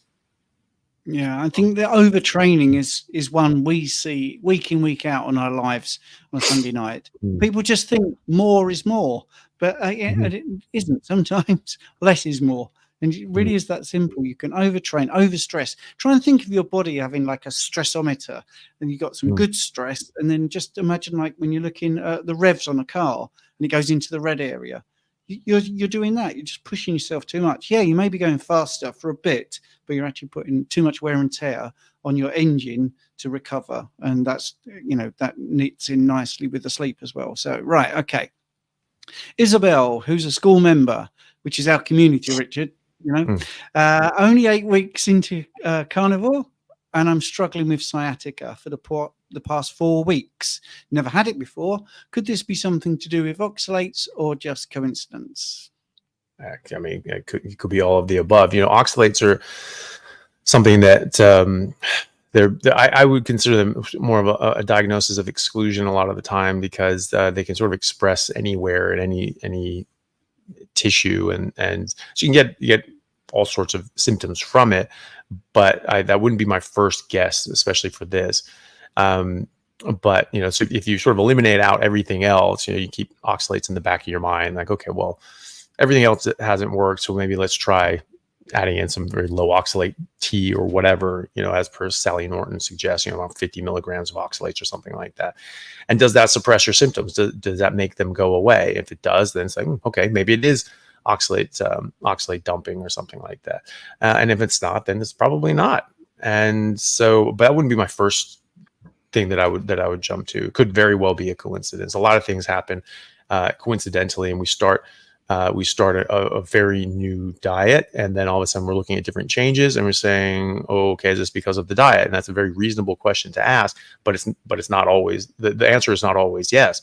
And so it's there are other reasons for sciatica. There are very normal, boring reasons for sciatica, pinched nerves, and so if you're having problems with sciatica, go to your doctor and talk to them and find out, have them do a physical exam and see if there's something that is going on, and maybe they say, actually, that's not sciatica, that's something else. And so that's something that I think you should do. I mean, this can pop up at any time. You have some sort of disc herniation and radiculopathy going down a specific distribution of your dermatome. That happens, and that's not going to be because of your diet. In fact, a lot of times people that have sciatica, that have radiculopathy, improve. They reduce their inflammation, they reduce their symptoms, they reduce the expression of pain that's propagating up that nerve. And so, I don't think it's anything to do with your diet, possibly oxalate dumping, but I think you leave that for last, but keep that in the back of your mind. And if you don't find any good reason for you to have these symptoms, then you give that a try and see how it goes. But I would at least talk to your doctor to see if this actually is sciatica, and if so, do they have any idea of where it's coming from? Do you need an MRI, for example? Those are the first things that you do, and rule those things out first before you start looking for the very weird expressions of sciatica. Yeah, it's a fantastic question. And as Anthony said, I mean, it could be related, it might not be. If it is an oxalate issue, you can remedy this with potassium citrate. I know Sally K is a big fan of calcium. I'm not. Quite the opposite, in fact. The issue when we gravitate into this lifestyle is we consume more sodium, which depletes potassium. Oxalate dumping is a known cause of hypokalemia, which is a state of low potassium. And then we put in calcium, which depletes magnesium, which has another impact on potassium. the key to this isn't the calcium; it's putting in potassium. Putting in the thing that's caused the issue in the first place. Potassium citrate has a high affinity to oxalate. Taking a quality electrolyte, for example, or potassium citrate may alleviate it. Again, I don't think it is that though. I'm not convinced that it is sciatica either. I wonder if it's Anthony's best friend, coffee. There's a lot of detoxing going on as well, with other mechanisms in the body. So it could be a number of things. But coffee has been it's been an amazing tool for me all the way through my journey. It's a known ergogenic aid. It's a fat mobilizer. It works synergistically with MCTs and ketones and so on and so forth. And you and I, Anthony, have spoken about this many times. You don't drink coffee at all because it gives you this instant reaction, leg pain. But it's never caused that with me. Yeah. So but recently, I've overconsumed coffee. So I've gone from, I only drink, and I say only 4 to 5 cups per day, but each cup was containing 2 double shots, which is the equivalent of 20 cups per day. The problem with coffee is the acrylamide content. Acrylamide is accumulative. It's a known carcinogen. I think in California in 2018, it was hit with a Prop 65 label, which means it's deemed to be extremely hazardous. It's a known carcinogen. Not also found in coffee, found in also other things also, but it's even found in mycotoxin-free coffee. And I had symptoms which were similar to Stephen's symptoms, which I believe were neuromuscular in regards to the effect of the acrylamide. And acrylamide is known to cause ALS, motor neurons disease. I had pain in my leg. I had tingling where the nerves were constantly firing. It affected my gait. I couldn't walk properly. I couldn't lift my leg high enough to go upstairs. And all of this happened recently because of this constant accumulation of acrylamide. And I remember Anthony's voice in the back of my head, you've got to drop the coffee. So I did. I just switched. And this is something that I've been addicted to, for many years. And I'm not scared to say that I was addicted to the caffeine. I love coffee, but because it was affecting my health, and as Jonathan Carnivore Muscle said earlier, live with the pain or take out the compound, make a change. I made the change 4 weeks ago on Friday. Within 2 weeks, all of these things have cleared up. Nice. So I don't know if this is Isabel's problem, but what happens is when we begin to live a ketogenic carnivore lifestyle, we start drinking more coffee because we start to focus on the things that we're not drinking soft drinks and other crap that we were prior. So we start to drink more of the things that we can drink or we think that we can drink. Within the ketogenic community, there was a big push years ago for fat coffees, MCT coffees with butter and so on and so forth. And this whole I don't want to call it a cult, but I mean, it's this whole thing of just drinking more coffee in general took over. And that's what I was doing. And this is what happened to me. I began drinking coffee with every meal. Instead of drinking alcohol, I quit alcohol and I drink a cup of coffee. And at the time, that was a fantastic segue. It allowed me to pull away from all of these other toxic compounds. And it worked for so long. But coffee isn't your friend. A line I've used numerous amounts of times with turmeric. Turmeric is not your friend. Coffee is not your friend. So I just bounced that back to Isabel. If it is an oxalate issue, then potassium citrate, or any citrate for that matter, but potassium in particular to remedy the hypokalemia, and maybe look at coffee. And consistency. Consistency is key, isn't it? Persevere. Can I just throw a curveball in for you? Because over a decade in rehab and looking at lower backs, it could be a postural change as well. So one of the things is your spine is aligned. And if you think of a pregnant woman, why do you get an extra bit of weight the other side? Well, that's to keep your center of gravity correct. So you get a belly here, but you get a little bit of a saddlebag there, and your spine stays straight. So the human body is amazing. Well, if you're like that, looking at your spine, and maybe you've got a bit of a belly, and you start to lose that bit of a belly, or you lose body fat and you gain muscle, you get a slight postural shift to back actually where you should be. So your body has adapted your your injuries that you're causing your body by basically getting over fat or under muscled or whatever. And when you get that postural shift and it all starts to go back, you can feel like you have sciatic pain. And the sciatic nerve is a huge nerve. So when you do a cadaver study, the body can be picked up using the sciatic nerve. It's that thick. It's like a telephone cable. And it is very prone to any sort of localized inflammation. So when you change your postural stance, you could just feel a little bit of what we call sciatic pain, but really it's just that there's inflammation pinching on the nerve somewhere along that region. And you get that classic down through your thigh, through your shin, and then onto your foot, which is just basically tracing the nerve.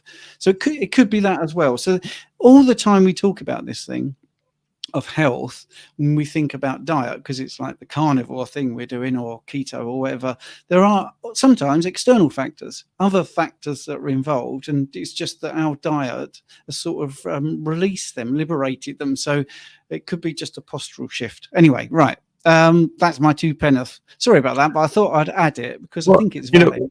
You're not wrong though. I mean, there was an interesting case. Bill Knott up in Alaska. He was on like with Kerry Mann. He was quite overweight. He was stuck in his house. He wasn't able to really move. He could just sort of go from his bed to the toilet and sort of once a day, and that was it. And he was just sort of stuck where he was sitting and laying for years and years and years. I mean, it's a very difficult situation. And he started going on carnivore, and it's just okay, I'm just going to give this a try. And he started losing heaps of weight.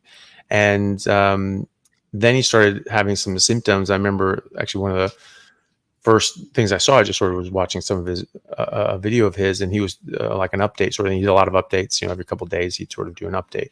And which was great. People could follow along with his journey and see the things happening in real time.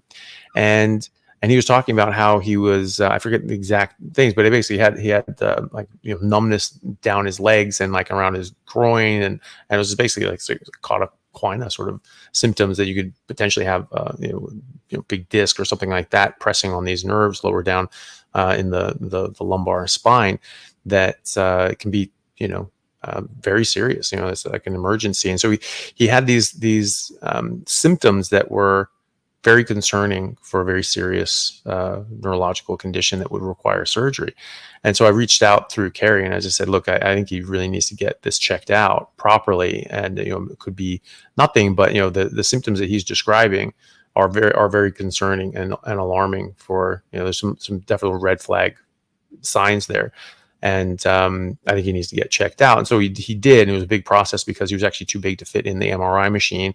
And he tried to, and they had to go through a lot of, there was a lot of rigmarole and issues, but it ended up turning out that it was okay.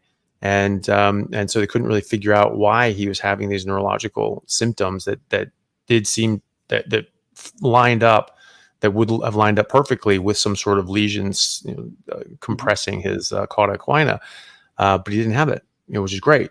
So he didn't have anything on that MRI anyway of his lumbar spine that would explain his symptoms. And so one other person reached out, and it was another person who had been around the size of Bill, around like 700 pounds, 800 pounds. And had lost a bunch of weight. And he was saying that was because of how he all of a sudden he lost all this weight. Now he could hold himself differently and actually put more compression on the external nerves, and that caused those symptoms in him, and the way he sort of changed how he was sitting and standing, these sorts of things, I believe ended up helping him with his symptoms. So I think it's certainly something to keep in mind. Cool. Thank you. Right. Let's go on to the next question. This is an interesting one from Zinc. Can you have increased depression, anxiety while in the adaptation phase? Currently on day 48 and feeling super low and having symptoms of anxiety. Usually not. Usually people find that they feel better. There could be another reason why. 48 days in is fairly good. Some people, if they're withdrawing off different sorts of things, absolutely increase their depression, anxiety, and have different sorts of issues. But after 48 days, that stuff should be well and truly out of your system. I would wonder, are you eating anything else, and what else is in your system? Are you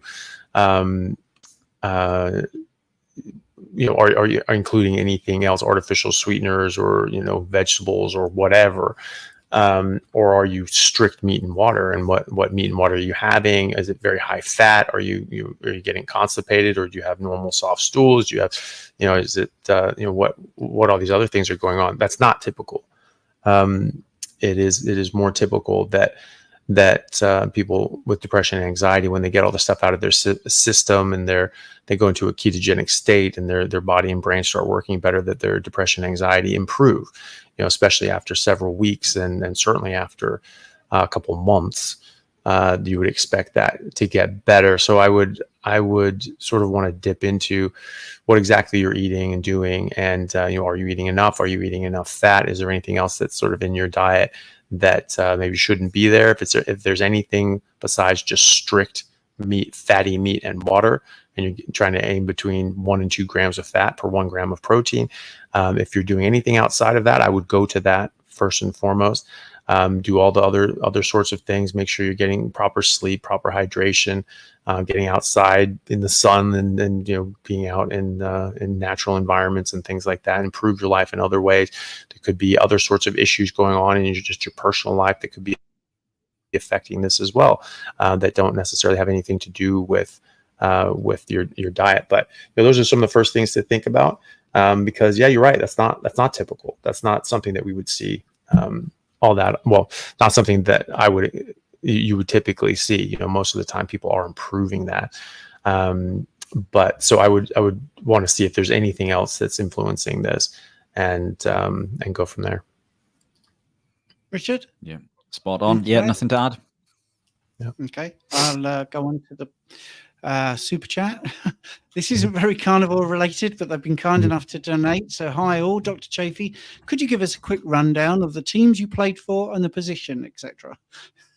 Oh yeah. So I started out in Seattle. So I played for just the high school age team. It wasn't like a team at my high school, but it's sort of a club team, high school age, and that was the Redmond Rugby Club here, and we were actually nationally ranked as a high school team. So we would get, when we actually played, it wasn't just ranked. I mean, we ranked ourselves, second, third in the nation, pretty much every year in the national term championships. So it was a great place to start. There were a lot of great players, and they had fantastic coaching there for years that had then, moved on and been, professional coaches around the world after that. National team level coaches, professional coaches in Europe and things like that. So we just got very lucky that they lived in Seattle at the time and at the early part of their coaching career, and we got the full benefit of that. And in fact, that main coach, Tony Smith, he started the All-American program in America for rugby and the U19 national team. And so he was an excellent coach. He's been involved with USA Rugby for a long time. Now he's a head coach at Trinity College in Dublin. And so he's been there and BlackRock. BlackRock's like the top rated, or has been the top rated, school team in Europe for years, like decades. Some of the best Irish players went through there, like Brian O'Driscoll. Was coached by Tony Smith as a 13, 14-year-old, winning European championships and things like that. So, got very lucky with that, and then played for the men's team. I was 17 when I started playing rugby, but I had a lot of sports background. So I wrestled since I was a kid, and I trained in MMA since I was 14. And again, just got very lucky. One of the top MMA gyms in the world and top trainers in the world, Matt Hume, the top fighters in the world, Matt Hume, were just a few miles from my house. And so if I'd finished with school, I'd pass out on the couch for a couple hours. At 4:00, I'd run down or cycle down to this to AMC kickboxing, which was in Kirkland, and I'd be there from 4:30 to 10 every single day, and I just trained there for years. And then so I went into rugby. I sort of already had I was at the AMC. There were some of the top pros in the world there.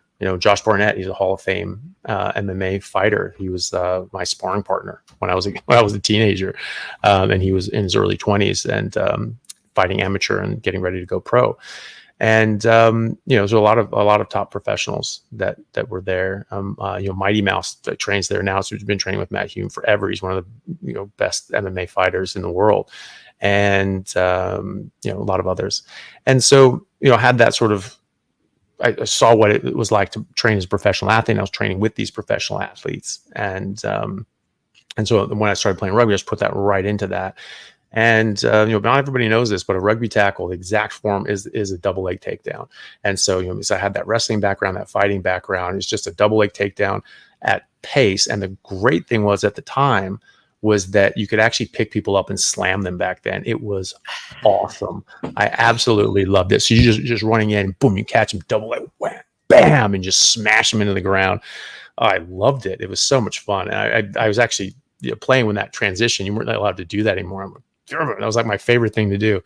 And but you know, then I started playing you know, men's, and with Seattle, which again Tony helped coach and bring them up to, you know, we were just nationally one of the top teams, and in Canada as well, we play in the Canadian Premiership. So I got a lot of exposure early on with Seattle, and they just became like family. I mean, they're still like family. You know, that's transitioned now into the Seattle Seawolves, which is the MLR Major League Rugby team, and we actually won the first two championships of the MLR. That's here in Seattle. All my friends are the ones, you know, coaching it, running it, and you know, general managers and all these sorts of things. Those are all the people that I grew up playing with. And so, you know, my formative years were all with Seattle. And then in my second year, I earned a spot on the All-American team, on the All-American Junior National team, toured down to New Zealand, came back, was playing with Seattle, and ended up, you know, deciding to go to University of Washington because I was, you know, just young when I started, and that was the school that was here, and it's a very good school. And then my best friend wanted to go down to Arizona, or his family actually wanted him to go down to Arizona. So I went down with him, absolutely hated it, hated the rugby coaches, hated the playing down there. And I was just like, I was so passionate about rugby. I was just like, if I'm not happy playing rugby here, I don't want to be here. And so I transferred back up to University of Washington, was playing up there, back with Seattle. And then after that, I decided just to say, you know, I want to try this over in England, and you know, had some connections over there. They set me up with some people, and I went over there and I just tried out. And you know, the team they set me up with, it was a bit weird situation, but I didn't end up staying there. And so I just started just calling some of the, you know, the teams in the championship league, and just saying, hey, this is who I am. This is where I played. I played at, you know, all the different, you know, I was All-American. I, you know, played in the, you know, collegiate all-stars, the men's all-stars, which was called the ITTs back then, before the NA4. And so I played all those levels for 7s and 15s at collegiate and men's levels. And, you know, so say, this is who I am, this is where I played, you know, want to try out. And so, you know, a couple of teams said, yeah, sure, you can try out. I made both teams, and decided to play at Newbury, and for better or worse. And but the other one was Nottingham. I actually probably would have, looking back, I probably would have preferred going to Nottingham, but it doesn't matter. I ended up going to Newbury. I was there for a season, and ended up going back to Seattle and was playing there, and then went down to Ombak in San Diego, and was playing there in the Super League. And that was, well, leading up to that, like in 2003, I was up for the you know, I was playing, and you know, was at the, you know, playing all the all-star games, and sort of 22, 23, and no, it was 22, and 21, 22. And so I was playing in all the all-star games, and you know, we were, you know, top in our league in the US and Canada. And so I was invited to, you know, try out for a spot on the 2003 World Cup team. And then in the finals in Canada, I took a ball and I was running. This guy like literally shoestring tackled me, just had me by the foot, just sort of tripped me up, and I was like on the ground. And so he was hanging onto my leg. So I was like, all right, post the ball back. And then sort of ruck's coming in. I'm sort of tied down there, and he just was on my foot and just did this like alligator death roll and just snapped my leg and just snapped my ankle, little prick. And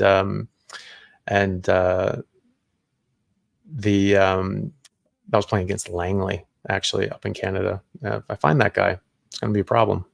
And but I actually have no idea who it was, but you know, one of them did. And so I remember, like, at the time, I was just like, you know, when you get like a big injury like that, your body, you don't feel it.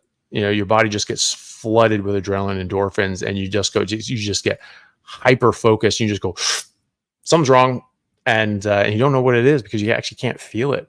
And so I was just like, I think something in my ankle, I think something's wrong there. And I was just like, sort of stood up and tried to put my weight on. I could actually feel my foot sort of slipping away from my leg. And I was like, whoop, that's probably can't run on that. And like our fullback at the time, Ryan Bishop, just sees me. It was like, it's 10 minutes left in this game and we're down by 1. It's the championships. And we're in the Canadian leagues and they hated us. They hated that we were in that league. And so there's a lot of those. Yeah, it was back in the day where it was a lot less regulated and controlled, and so there's a lot of fighting. There's a lot of dirty play, and people stomping on heads and joints and assaults and things like that. So you had to really you had to be able to protect yourself, which was the fighting background came in good stead in that at that stage. But and so he's there just yelling. I was like, Chaffee, get in there. I'm like, oh, all right, I guess I'm not going off. And so I like hobbled over to the side of the ruck. And I knew if I tried to actually plant in and hit somebody, my foot would just rip off. There's no way it would have been able to take any pressure. And so I just went down like on my hands and on my left leg, and I sort of curled up my right leg behind me to try to protect my foot and ankle, because I knew if that hit the ground, it would just rip off my leg. And so I was just there with just one post, and I just bam, just throw myself into someone, just throw them into their legs, and then just sort of like 3-post bear crawl over to the side, and then just do it again. Just like tackling. I made like several more tackles, during that, and kept playing. But my buddy was like just like saying, "Hey, run this play with me." I'm like, I can't. I cannot run. like seriously, my ankle's fucked. And he's like, "All right, well, just yell for it, and I'll skip it past you and stuff like that." So I screamed that.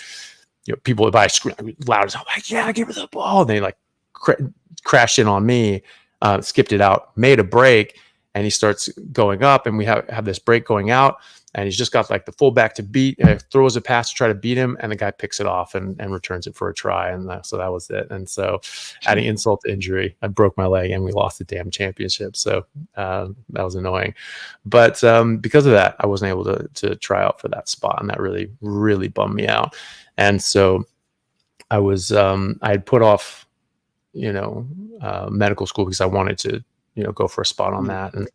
And then I was just like, okay, well, I have unfinished business to do. So I wanted to go and play and get back up. And, they say, with an injury like that, I didn't walk for 5 months after that. Actually, I had, an unstable fracture in my distal fibula. And then I just destroyed like the deltoid ligament and other sort of, parts of the ankle that were very important. So I had to get major reconstructive surgery to fix my ankle. So because my, your tib fib, you're sort of sitting there, and then your foot sort of cradled in between those two bones, and my foot was out here. It was completely dislocated and damaged. Yeah, exactly. So so you have you see all those rubber bands and things like that. Those are all the ligaments holding that in place. And so that should all just sit right there because of those ligaments. And my foot was here.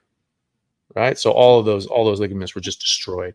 And in medical school years later, they said, well, the deltoid ligament is so strong that you'll never be able to damage it or tear it. It would cause an avulsion fracture. Just you rip a chunk of bone off where it's attached before the deltoid ligament itself was damaged. Well, I damaged it. So I don't know what to tell you,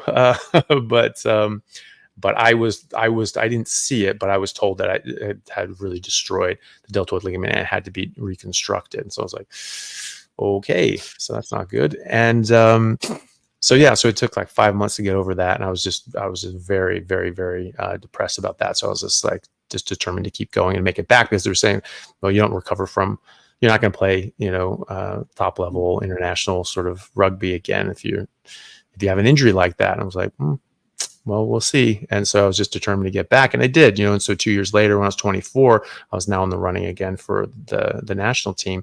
But, I'd missed out on the 2003 World Cup. A lot of my friends that I'd played, and teammates that I'd played with in the All-American team in 98 were now playing. And I think Court Schubert was the captain. He actually played in Wales. He played for Cardiff, for a while there, Court Schubert, and he was on the All-American tour with me, and down in New Zealand, and and he was the U.S. captain for a while, and I think he was at that time, And so, I was just determined to get back. And then, down in San Diego, I was playing there and the Super League, and had a stacked team. We had like 11 national team players in our team, and I was actually starting over 2 of them, and playing in the back row for on back. So I played back row mostly. So 7 and 8 were my preferred positions. I always preferred 7, the open side flanker, because I could just really get into the mix defensively. And I had 2 different mindsets. If I was playing 8, I was more offensively oriented. If I was playing 7, then I was much more defensively oriented. And I just really preferred the defensive side, and I felt like make a much bigger impact defensively, because I was just making as many tackles as I possibly could, and just really just shutting down their offense.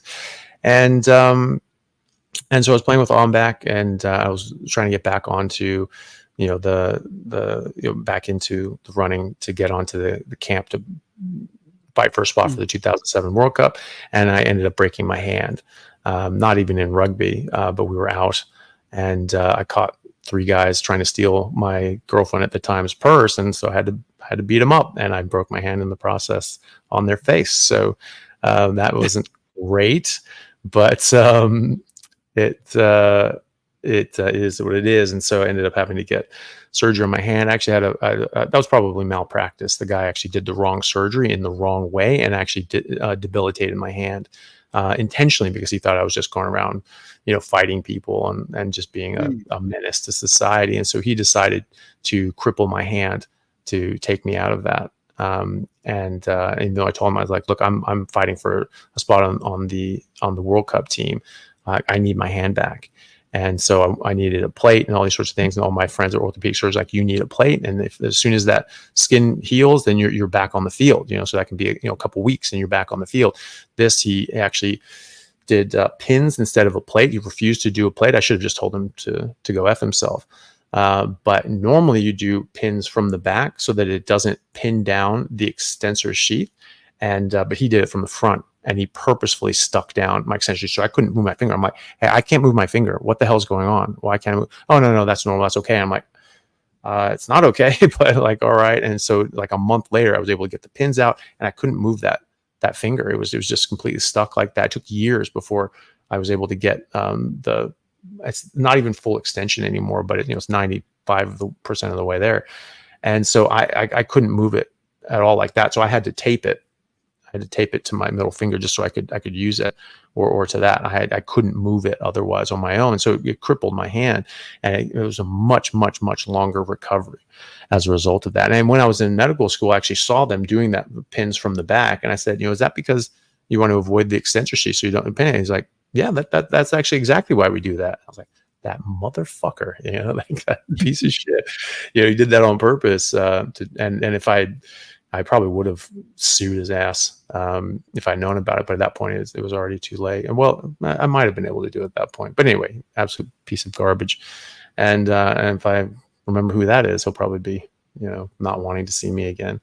But so that was that. And I wasn't able to fight for a spot on 2007. I just said, okay, that's it. I'm just gonna focus on medical school now and just get on with life. And so when I was playing in England, I'd gone over and visited Tony over at Trinity, and just loved it over there. It was like the economy was booming. It was before the market crash, the housing crash. Dublin was amazing. It was absolutely fantastic. Like the industry was just booming. It's just everybody was flooding there from all over Europe. It was so much fun. And the rugby was great, and the people were great. And so I just had in my head that that's where I wanted to go. And then play for Tony again, because he was hands down one of my favorite coaches ever, still is. He's just a fantastic coach. And so I ended up going to the Royal College of Surgeons and playing for Trinity, because the Royal College of Surgeons had a 4-year postgraduate program that was modeled on the US version. And so that was instead of like a 5-year version out of high school, so it was just, it's just like our version instead of the different version. And so, I ended up doing that and playing for rugby for Trinity, which played in the top All Ireland League 1, 1A actually, and so played with them, and all through medical school. And then after medical school, I ended up, my intern year was in another part of Ireland in Cork. And so I played for Cork Constitution down there as one of the top teams in Ireland as well. Just sort of below premierships, sort of semi-pro level, which is, very good standard. There's a lot of great players that in those teams. And, when you're working 120 hours a week, you don't really have time to do anything else. And then after that, I was back in America and went carnivore again, felt amazing, and went back out and started playing with Seattle again. So that's sort of my then when I went down to Australia, I played with one of the Western Australian Premiership teams, Cottesloe, and that was great too. And I felt like a superhero, I was 39, and just felt amazing, was jacked, just absolutely shredded. And, felt great. But then my knee started swelling up, started getting effusions in my knee, and couldn't figure out why the hell they were doing that, since I had damage to my kneecaps from kickboxing, and damaged that cartilage. And so the little bits of cartilage flake off and things like that. The rest of the knee is pristine, but you get this buildup of junk from the breakdown on the arthritis on my kneecap, and all of a sudden it just swell up, and just a real pain in the ass. And so I wasn't able to keep playing. And then work just took over, and you were just doing ungodly hours and just inhumane hours, and you can't really do that anymore. So it's that was the last time I played, was with that. But as soon as I figure out how the hell to get my knee to stop swelling when I run, I'll be back out there for sure, back in the back row. That ain't. Yeah, so a nice short answer there. They got their money's worth, didn't they, for that one? That was brilliant. I think so. Right. I know we're coming to the end of your couple of hours. Just quickly, we've got Rachel. I can see you, Dr. Rachel Brown, in the background.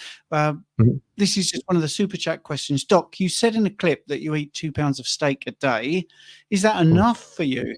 What is your weight and your height, if you don't mind telling, so I can get a perspective? I'm a 31-year-old male, a 190-pound male, and eat more as a new carnivore. Yeah. Well, it also depends on, how much nutrients your body needs. Your body chases nutrients. It doesn't chase calories, right? So it's, if you're coming from a place where your body, needs more of this stuff, then you need more of it. If you're working out a lot and you're putting on muscle, your body's going to want more of that. If I'm sedentary and I'm just going to the hospital and coming back, then that's about what I eat, like 2.5 pounds of meat a day, usually in just one sitting. But it can vary. I mean, I don't weigh things out every day. That's just a guess. But I think that's a fairly accurate guess. But when I'm working out, then that will double easily. And so when I'm working out regularly, if I back when I was playing rugby and lifting weights regularly and things like that, and my body wanted to put on muscle and bulk, easily eating double that, 4 pounds, 4.5 pounds, 5 pounds, something like that. I mean, easily eating that. And so, it just depends. It depends on what you're doing. So when I'm just sitting around and just sedentary, then yeah, it would be around 2.5 pounds, something like that. I'm 6'3".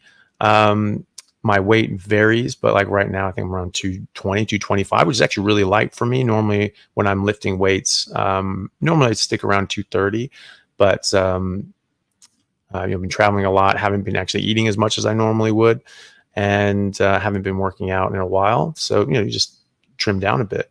Normally, when I'm lifting weights regularly, if I can stay in the gym at least, 3-4 days a week, I'd typically be around 240, and if I'm able to eat enough. And so, but yeah, is that enough? Seems to be. I just eat until it stops tasting good anyway, and that's what it seems to end up being for me. Okay. Well, if we can just add Dr. Rachel Brown to the screen, because you've met Rachel, haven't you? Yeah, of course. Hello. How's everyone? Yeah, good. How are you? Good, thank you. Yeah, good. Good. Rachel, there's one final question for Dr. Chaffee. Are you okay for him to just very quickly answer that? Because it is on the super chat. Okay, brilliant. And then we'll we'll say goodbye to Anthony and we'll say hello to Rachel. So yeah, your final question, Anthony. Thanks again for doing this. Could you tell us about how the body gets rid of excess fat, i.e., does it get rid of visceral fat first?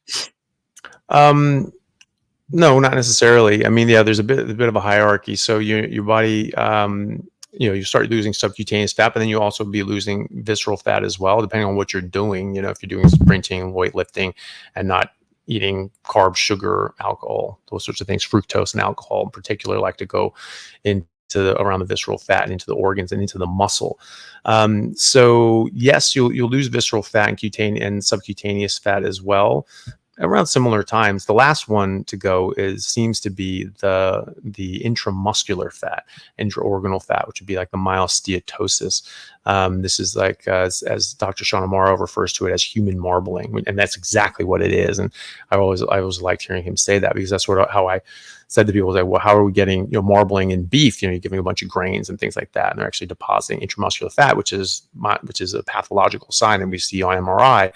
There's strong associations with different pathologies when you're seeing intramuscular fat, the myosteatosis. Like in spinal surgery, for instance, when you see myosteatosis in the paraspinal muscles and the iliopsoas, it is a very bad indicator that they're of outcome. They typically have worse outcomes from spinal surgery, and especially if they have a lot of pain, they typically don't recover from a pain perspective. And so that's something that, as a spinal surgeon, people are becoming more aware that when you're looking at your patients and you're counseling them and saying hey, how this is going to help you, they have worse outcomes typically, especially for pain, when they have myosteatosis. So you see that in patients, say, hey, look, you're in this category. Maybe we address your metabolic health as well, and then you'll probably have a better outcome. So that seems to be the last one. The myosteatosis seems to be the last one that goes. And I think this is a demonstration when we see like bodybuilders, when they bulk up, they're like eating a whole bunch of carbs and garbage to bulk up. It's like their muscles look bigger, but they're full of glycogen, which pulls in water, and myosteatosis. So they have bulky looking muscles, but it's not muscle. It's glycogen, water, and fat. And so when they go down to just lean protein, they just strip all that down. Oh, my muscles shrank. And this is probably where that rumor comes from, that, first thing your body does is it catabolizes muscle to burn for energy when you're not eating carbs. That's nonsense. When you stop eating carbs, you're not losing muscle, you're losing glycogen, water, weight, and eventually fat. And so that seems to be the hierarchy. You see subcutaneous and visceral fat will go earlier, and then the last ones to go will be the intramuscular fat, but they all go eventually. So just keep at it, and you'll get to where you want to be. Anthony, thank you so much. Thank you. Not a problem. Yeah, good to see you all. Good to see you. Richard, you're muted. Trust me for being I don't know, whatever, but no, thanks, Anthony. Yeah, brilliant. I know he's gone now. I'll message him later, but fantastic. Hi Rachel, how you doing? You okay? Yeah, I'm good. How are you both? Yes, all good. We're 6 hours in, and I was just about to say that Anthony came on at 4 a.m. because he was in the middle of traveling, so he came on at 4 a.m. for us unexpectedly. So fair play to him. There's us morning that we were up at 8, but so I think it was 4 a.m. he said, wasn't it? So kudos to him for that. It was 4 a.m. For people that don't know you, Dr. Rachel Brown, could you just give us a little introduction? Yeah, sure. So yeah, on social media, I'm called Carnivore Shrink, but I'm a psychiatrist based in the UK, in Scotland and Edinburgh, actually. And yeah, I've been carnivore for 5 years now this month. And yeah, I'm just into everything: holistic health, mitochondrial function, uncovering the root cause of chronic illness. That's all my jam. So that's me. That's you. Okay. And you're right to answer questions outside of mental health, or do you just want to stick to mental health? Oh, I don't mind. Let's just see where it goes. I'm easy. Okay. Because this one's very general about carnivore. Carnivore, 3 months, lost 20 pounds and 2 inches off the belly, but no progress now for 3 weeks. How to stop this stall in weight loss? Big belly, solid elsewhere. So have you ever experienced somebody having a weight loss stall, or yourself, and have you got around it? Not me specifically. I've definitely heard of other people in the community having stalls. I think sometimes it's just a case of giving it enough time, because you can be trying to undo years and years of underlying dysfunction and it takes a while to heal. So it's just about patience, I think. If people are sticking to general rules, such as, like not eating when they're not really hungry, and just sticking with carnivore fairly strictly, and maybe getting rid of dairy if that's a big part of the diet. Yeah. Richard? Yeah, I completely agree. I think nothing moves in a straight line with all the clients that I work with. I think we expect this direct line to correlate with weight loss, but it doesn't. It seems to do this, doesn't it? And we can't even gain weight on carnivore. I think you've hit the nail on the head there, Rachel, in regards to dairy. Casomorphine, highly addictive, causes intestinal permeability, but because it's addictive, we eat more of it and it leads to weight gain. Other factors to consider as well are, we look at carnivore as just eating meat, but we could be eating burgers that contain lectins. Lectins will bind to the insulin receptor, and they can signal the body to store up to 5 times more fat than that from calorie from fat, for example. So lectins play a big part. We call ourselves carnivore sometimes, and we still may be consuming things like tomatoes and bell peppers, which are incredibly high in lectins also. But cheese and dairy, even A2 milk, can cause problems, and they are deemed to be foods, that are okay within the community, but they do cause trouble for some people. But it does seem to be a natural progress. It's also, we use this analogy: eat to satiety, eat when you're hungry. If you're not hungry, don't eat. And I think that's the best thing. But what can happen is we can add lots of double cream, for example. If we are consuming coffee, and I know we don't use the term calorie, but it is heavily calorie dense. It's so easy to consume this much cream, especially for me when I used to drink coffee. Things like this can slow things down. So it's just to be mindful on the foods that you are eating. The fantastic, Dr. Kiltz mentioned about eating fats with protein. Everything in nature comes protein with fat. I am a big fan of mixing days up with protein sparing, modified fasting, and going on leaner days. I find that this can help move things along. Sometimes it could be even the complete opposite. Maybe not eating enough.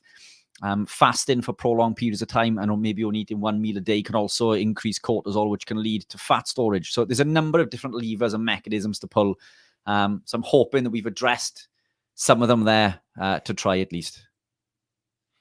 Yeah, absolutely. So there is something I want to ask Rachel about, which is this study that's been pulled. I think the study in, here we go.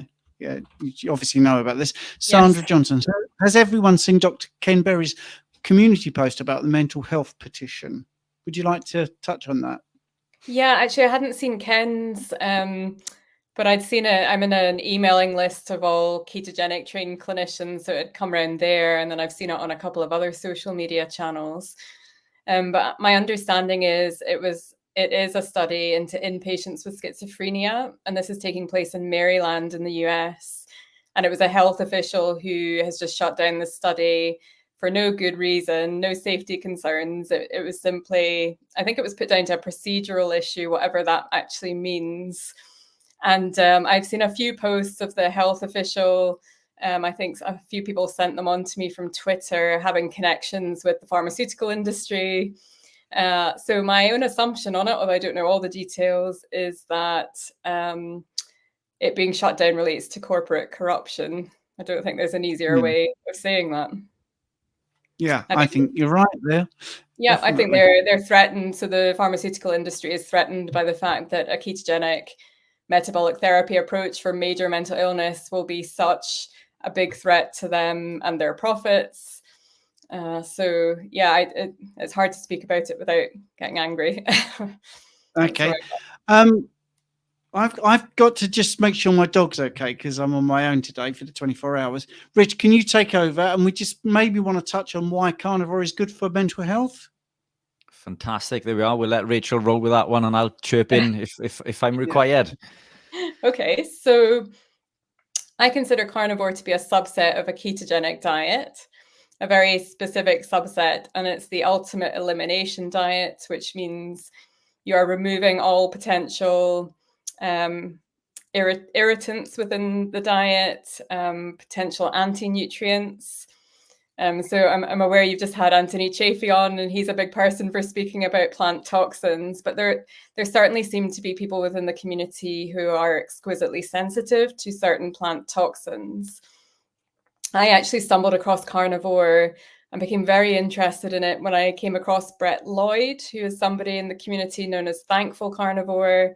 And he is somebody who personally healed decades and decades of severe mental illness, so severe depression and psychosis, by following a carnivore way of eating. And he was somebody, he's told his story many times if people want to go and find him online if you're not familiar.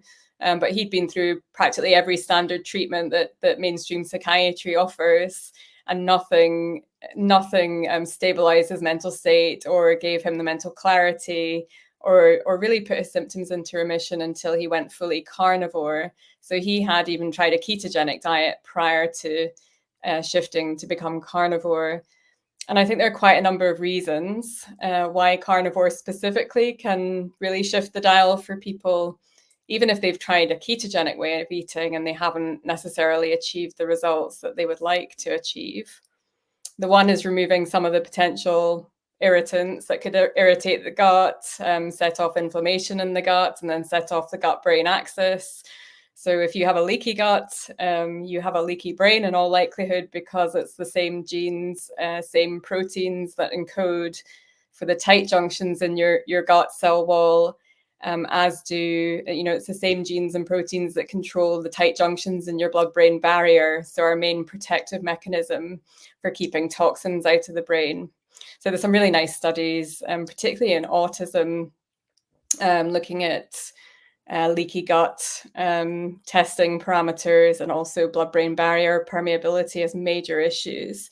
But we also have studies in bipolar disorder indicating the same. And so, yeah, let me just think. There's so many different strands to this, ways I could go. I think there are specific nutrients, particularly in red meat, that you don't get in other foods.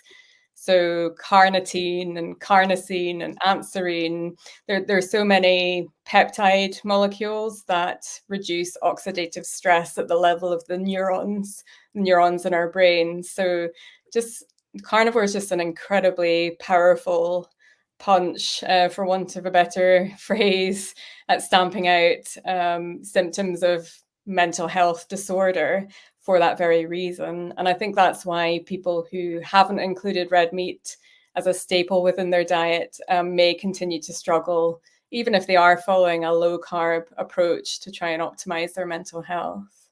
Yeah, I completely agree. I think anything else you wanted to chuck in there before I jump on? Or? Oh gosh, no, you go for it. There's so many different ideas in my head and I lose my way. You go for it. It's there's lots of studies done on things like schizophrenia and the use of ketogenic diets in order to combat those with very high success rates also.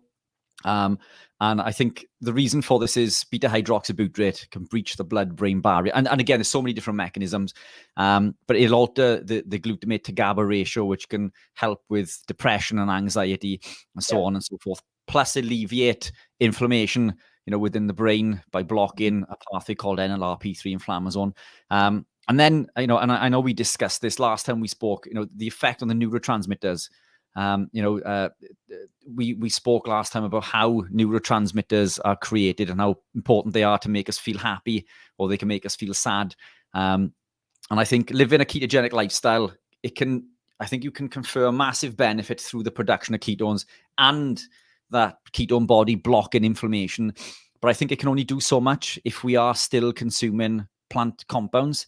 For us to make our neurotransmitters, we need this 3 amino acids, tryptophan, tyrosine, phenylalanine, but we need cofactors in order to produce things like epinephrine, norepinephrine, serotonin, melatonin, so on and so forth. And those cofactors are things like zinc, iron, magnesium, vitamin B12, vitamin B6, so on and so forth. But they can be blocked by as much as 100% if they're co-consumed with an anti-nutrient such as a lectin or a phytic acid. And if we can't produce our neurotransmitters efficiently, then that's going to lead to us not feeling too happy. We're going to feel depressed. We're going to feel sad. And I think just the exclusion of those compounds allows us to produce our neurotransmitters more efficiently. And even if we just look at removing grains, and I think grains, they contain lectins, they contain phytic acid, so two of the big hitters. But grains are treated with glyphosate, and glyphosate blocks the shikimate pathway. The shikimate pathway is the input to how we produce 95% of our neurotransmitters in the gut. So just by consuming that one compound, it's almost like a triple whammy of anti-nutrients that prevents us from creating our neurotransmitters, which make us feel the way that we do. I used to suffer with severe anxiety and depression for many, many years. I was on all sorts of medications, and I'm completely medication free now. You know, the anxiety for me was so bad that I couldn't leave my house other than to go to work. So my life was spent living in boxes.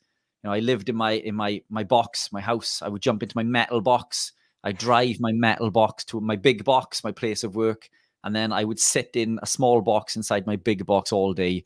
And then I would perform this in reverse to go home, and that was it.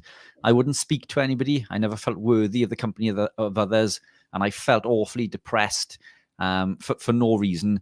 And it all went away when I adopted a ketogenic lifestyle, and further massively improved since I've removed plant compounds. But I agree, carnivores is a subset of a ketogenic lifestyle. And those words I use exactly as it happens when I do talks. We look at these as being two different things, but carnivore is a subset of a ketogenic lifestyle. So yeah, anything to add to that? Have you thought of any other contributing factors which come into this? Yeah, just really to echo what you said already in terms of neurotransmitters. A lot of the research appears to relate to glutamate in particular as being our main excitatory neurotransmitter. And having too much glutamate is like just keeping your foot on the gas pedal, accelerator pedal. And it's implicated in all neurodegenerative disorders, so Alzheimer's, even things like Parkinson's disease, ALS, anything, Huntington's disease. There's so much research out there now.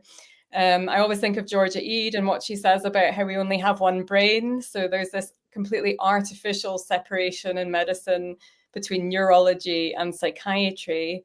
And we know that beta-hydroxybutyrate and having ketones as a cleaner fuel source for the brain can really go a long way to reduce inflammation and also normalize the tryptophan pathway that ends up imbalanced, producing far too much glutamate and not enough in the way of GABA, which we need for rest and relaxation. Yeah, the glutamate to GABA ratio is super important. And it's interesting that you mentioned the serotonin thing there, because serotonin is another one that's blocked and enhanced by sugar, because sugar will increase insulin, and insulin will pull all of the amino acids out of the blood, but it'll leave tryptophan available for synthesis as long as vitamin B6 is available. And this would cause spikes and crashes, which lead or further exacerbate things like depression and anxiety.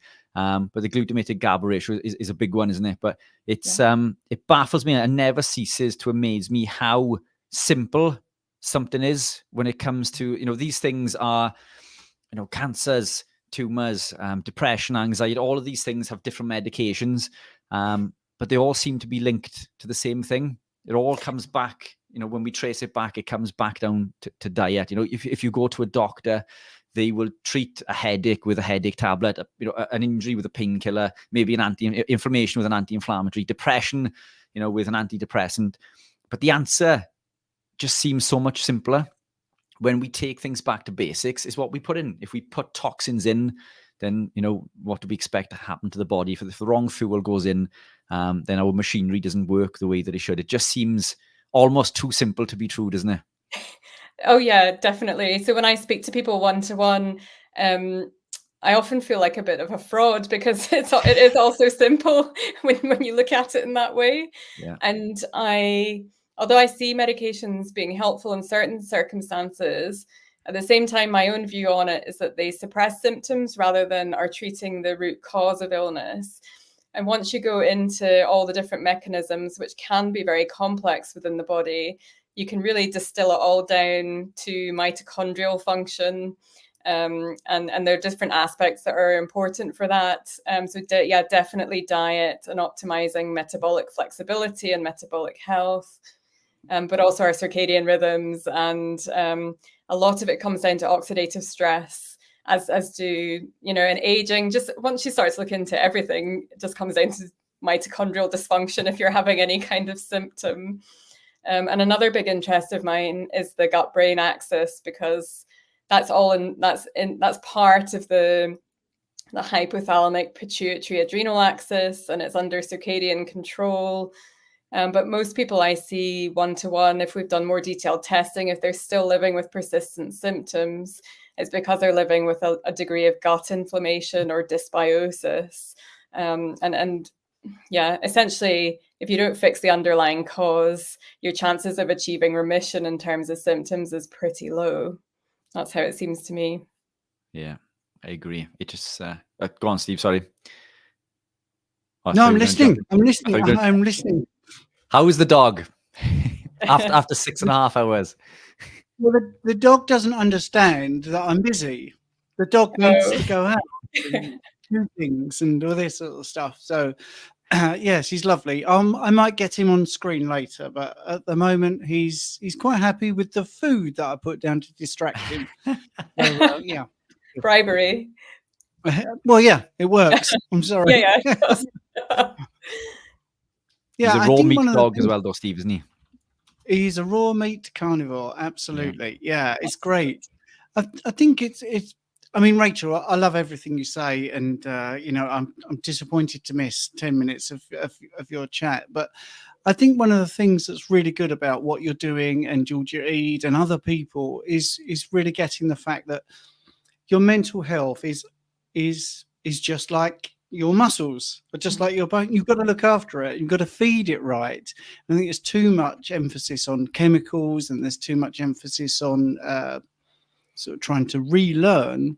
When in fact, if you're not feeding it in the first place, you're going to have trouble, aren't you? Really? Oh yeah, absolutely. I mean, most days in the NHS, the people I see are on multiple drugs. So sometimes 5, 6 different psychiatric medications, but they're sitting inside all day on a blue screen, a blue light toxic, never going outside, and they're living on processed junk food, or they've just developed frank insulin resistance in the form of being diagnosed with type 2 diabetes. And I just feel like pulling my hair out, because I think, what is adding more medication on top of this underlying mess really going to do, unless we address the underlying cause? And another thing I see really frequently is vast majority of people are vitamin D deficient along with all of that. So if you just don't get the fundamentals right, I unfortunately think it's fairly pessimistic in terms of your longer term outcomes. And yeah, there's no other way of putting it. There's not really medications that are going to sort that stuff out for you. And once you start to go down the rabbit hole of what medications do, then, I've got lots of other ethical concerns about how they impact on mitochondrial function and potential longer term adverse effects. So something we use commonly in mainstream psychiatry is antipsychotic medications. And we know that lots of them increase the risk of type 2 diabetes and insulin resistance. And, I often see people not ending up in a good way as a result. If we could just get them to look at lifestyle interventions, then that could make an absolutely massive difference. Do you find that very stressful working for the NHS? Do you find that you can't maybe express your true thought? Do you find that you need to? Yeah. Okay. Yeah. I've also had the pleasure of a GMC investigation in the last few years. So I've been left feeling that if I don't toe the official party line, then I'm going to be subject to further investigations, as in, if you don't prescribe the right medication at the right time, then you'll be open to criticism and a further year-long investigation. So yeah, it's really difficult. And the irony is that I have a medical ethics and law degree as well. So the irony is not wasted on me, that I just have more and more in the way of ethical concerns about how allopathic medicine is practiced. Yeah, that must be extremely frustrating. Has it swayed you down the dark path in regards to issuing medications, or have you stayed strong and pushed on forward? Oh, so say that again in terms of. So like you're under pressure now from the GMC to conform. As have you conformed in regards to what they want, or have you just stayed strong and persevered with what you believe in? So I always give people the choice. So I want to give them all the information, and I'm a strong believer in informed consent. So sometimes talking about potential outcomes and downsides of medications isn't all that encouraging for people to start them. But I don't know, it's difficult. Sadly, I do come across people quite regularly who just don't want to make a change. Like, it's just easier to take a pill than actually do any of the other stuff, and they're not interested.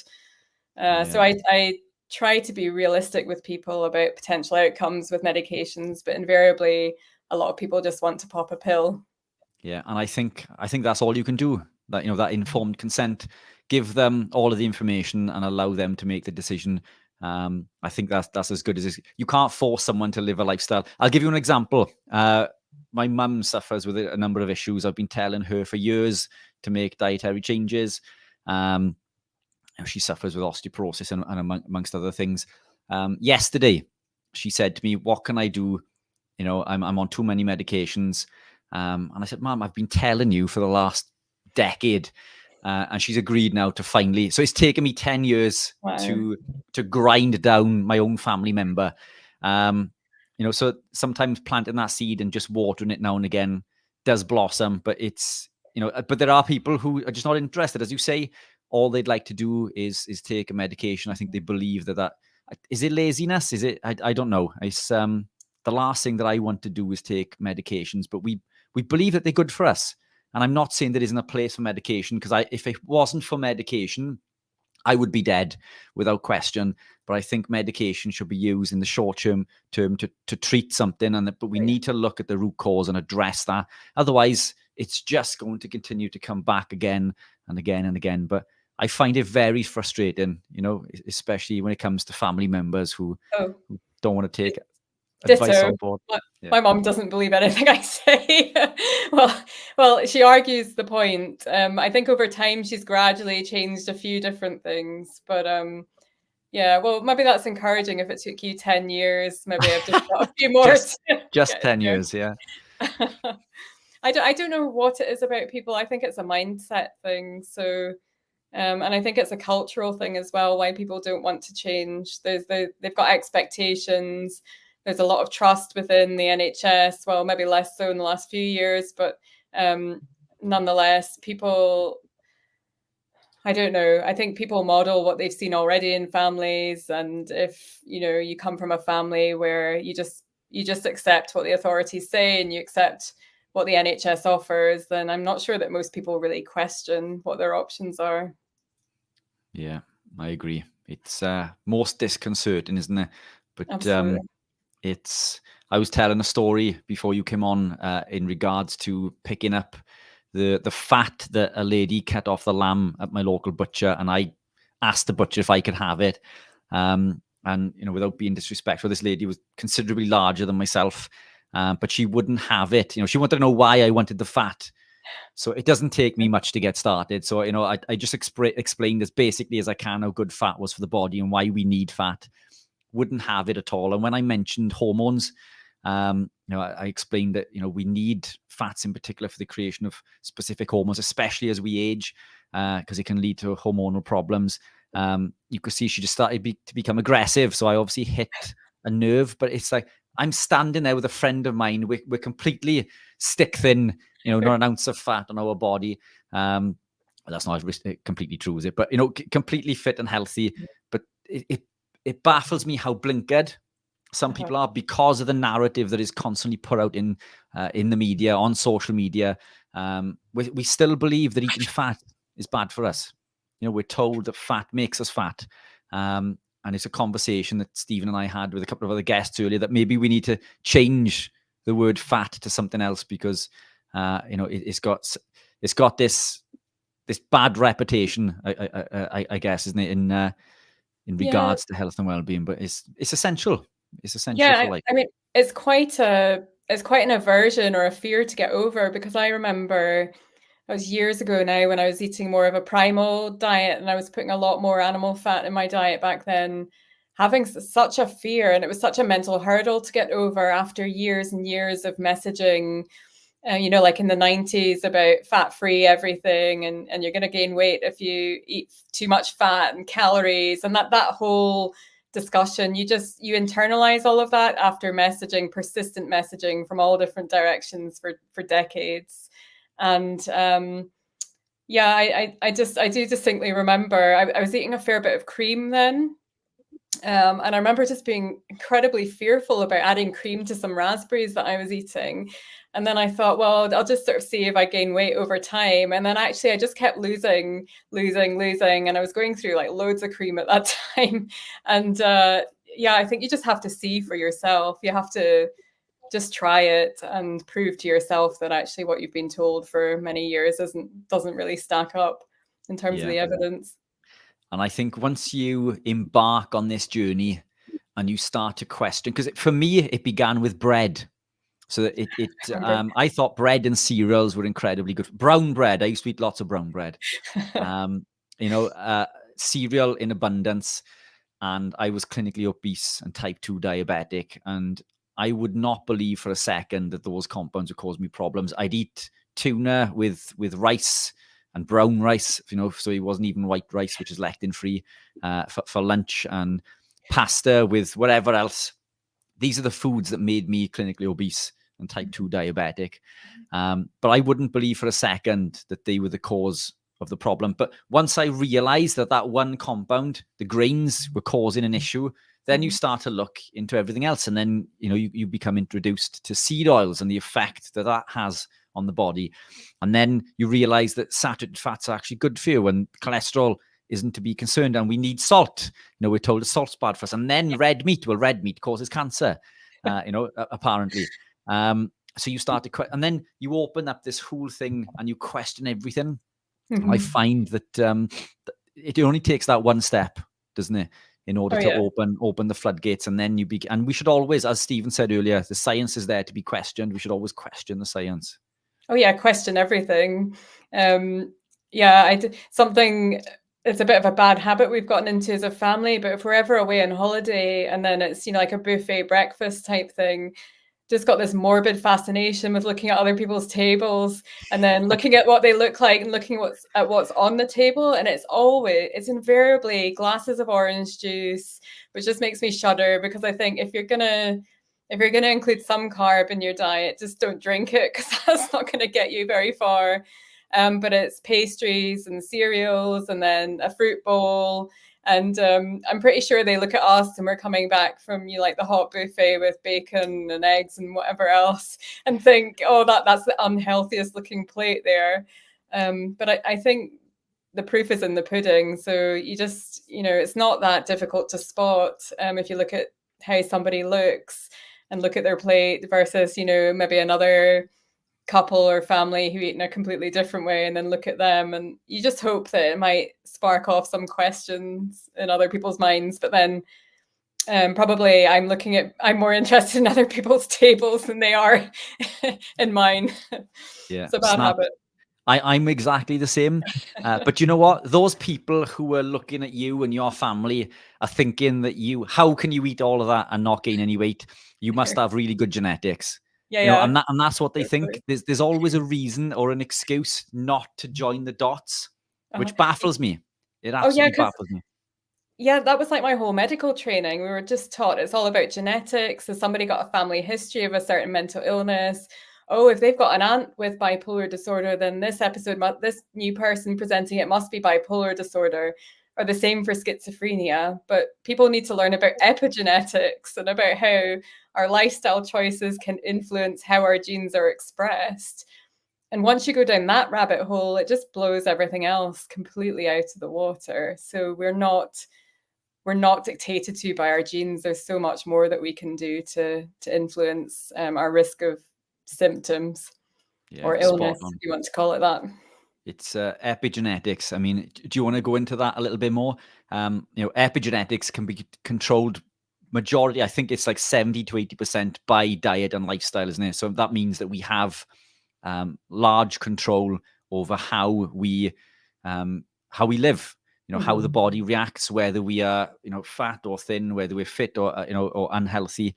But people do blame genetics. So epigenetics is a good talking point if you want to elaborate a little bit further on that. Yeah, sure. So epigenetics just refers to what genes are turned on or off in the body, and it's largely lifestyle choices that dictate that process. So a lot of it all comes back to mitochondrial health and mitochondrial function. The circadian rhythm, circadian health side of things is absolutely key. So we know that our light environments are crucial in the process of switching genes on and off. But then we know that if you're following a ketogenic lifestyle and you're in nutritional ketosis, that ketones can also help to modulate expression of genes as well. So I always reduce things down to basic principles, and it essentially comes down to health of our mitochondria. And so there are benefits from exercise and activity as well in terms of producing new mitochondria and fasting and exercise for killing off old dysfunctional mitochondria.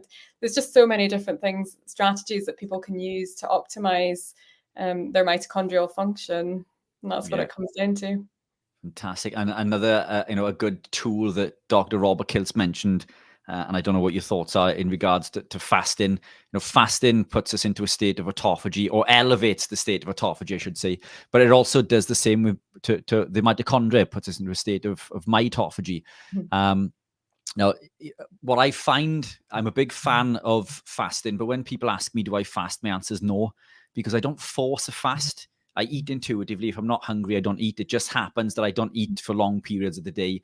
But what I find is that being ketogenic and the production of beta hydroxybutyrate will allow us to elicit those benefits of autophagy and mitophagy, whether we are actively fasting or not. So even just living the lifestyle, I know Dr. Kiltz is a big fan of long fasts.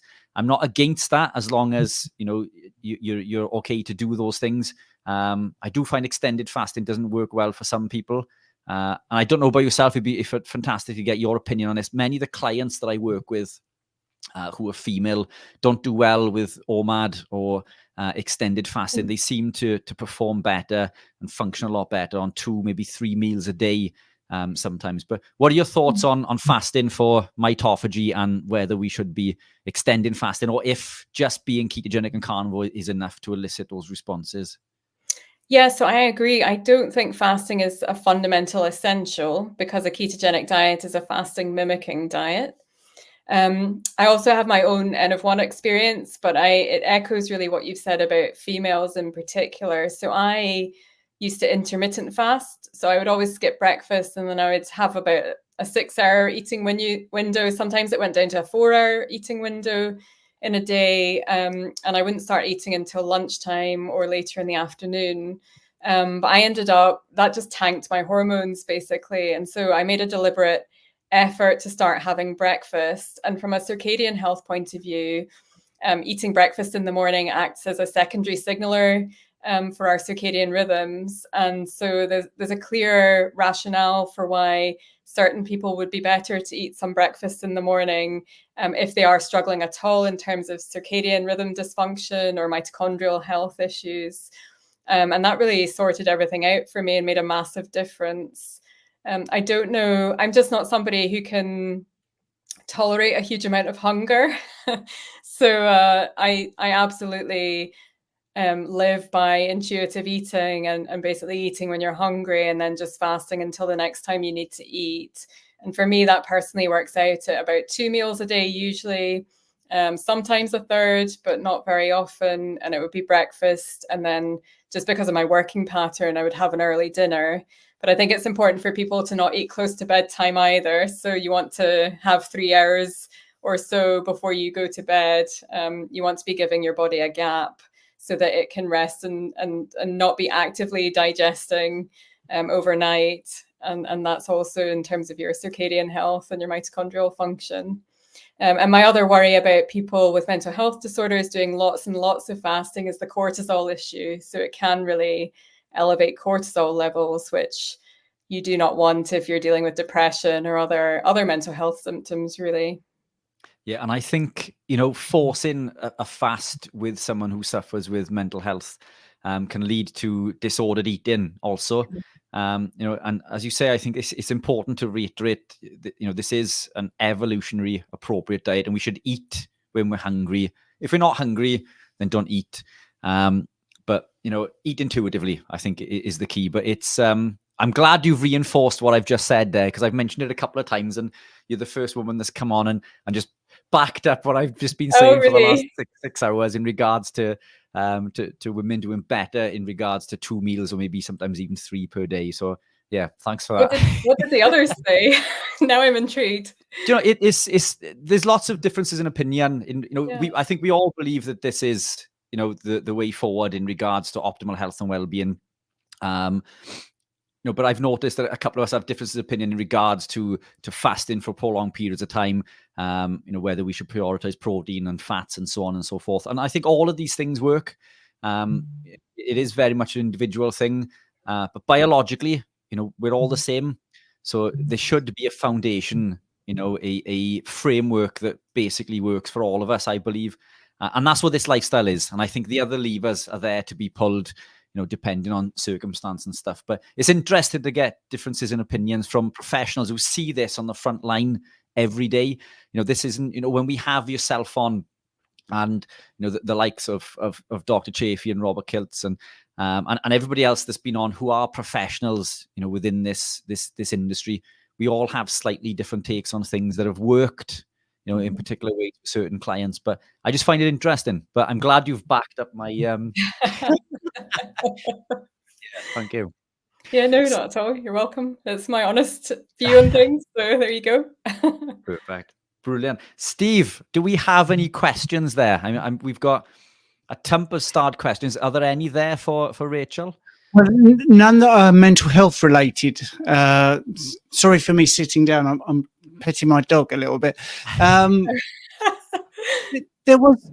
think there is one thing that we could put up actually, which is interesting, because I think ketosis and mental health definitely go together.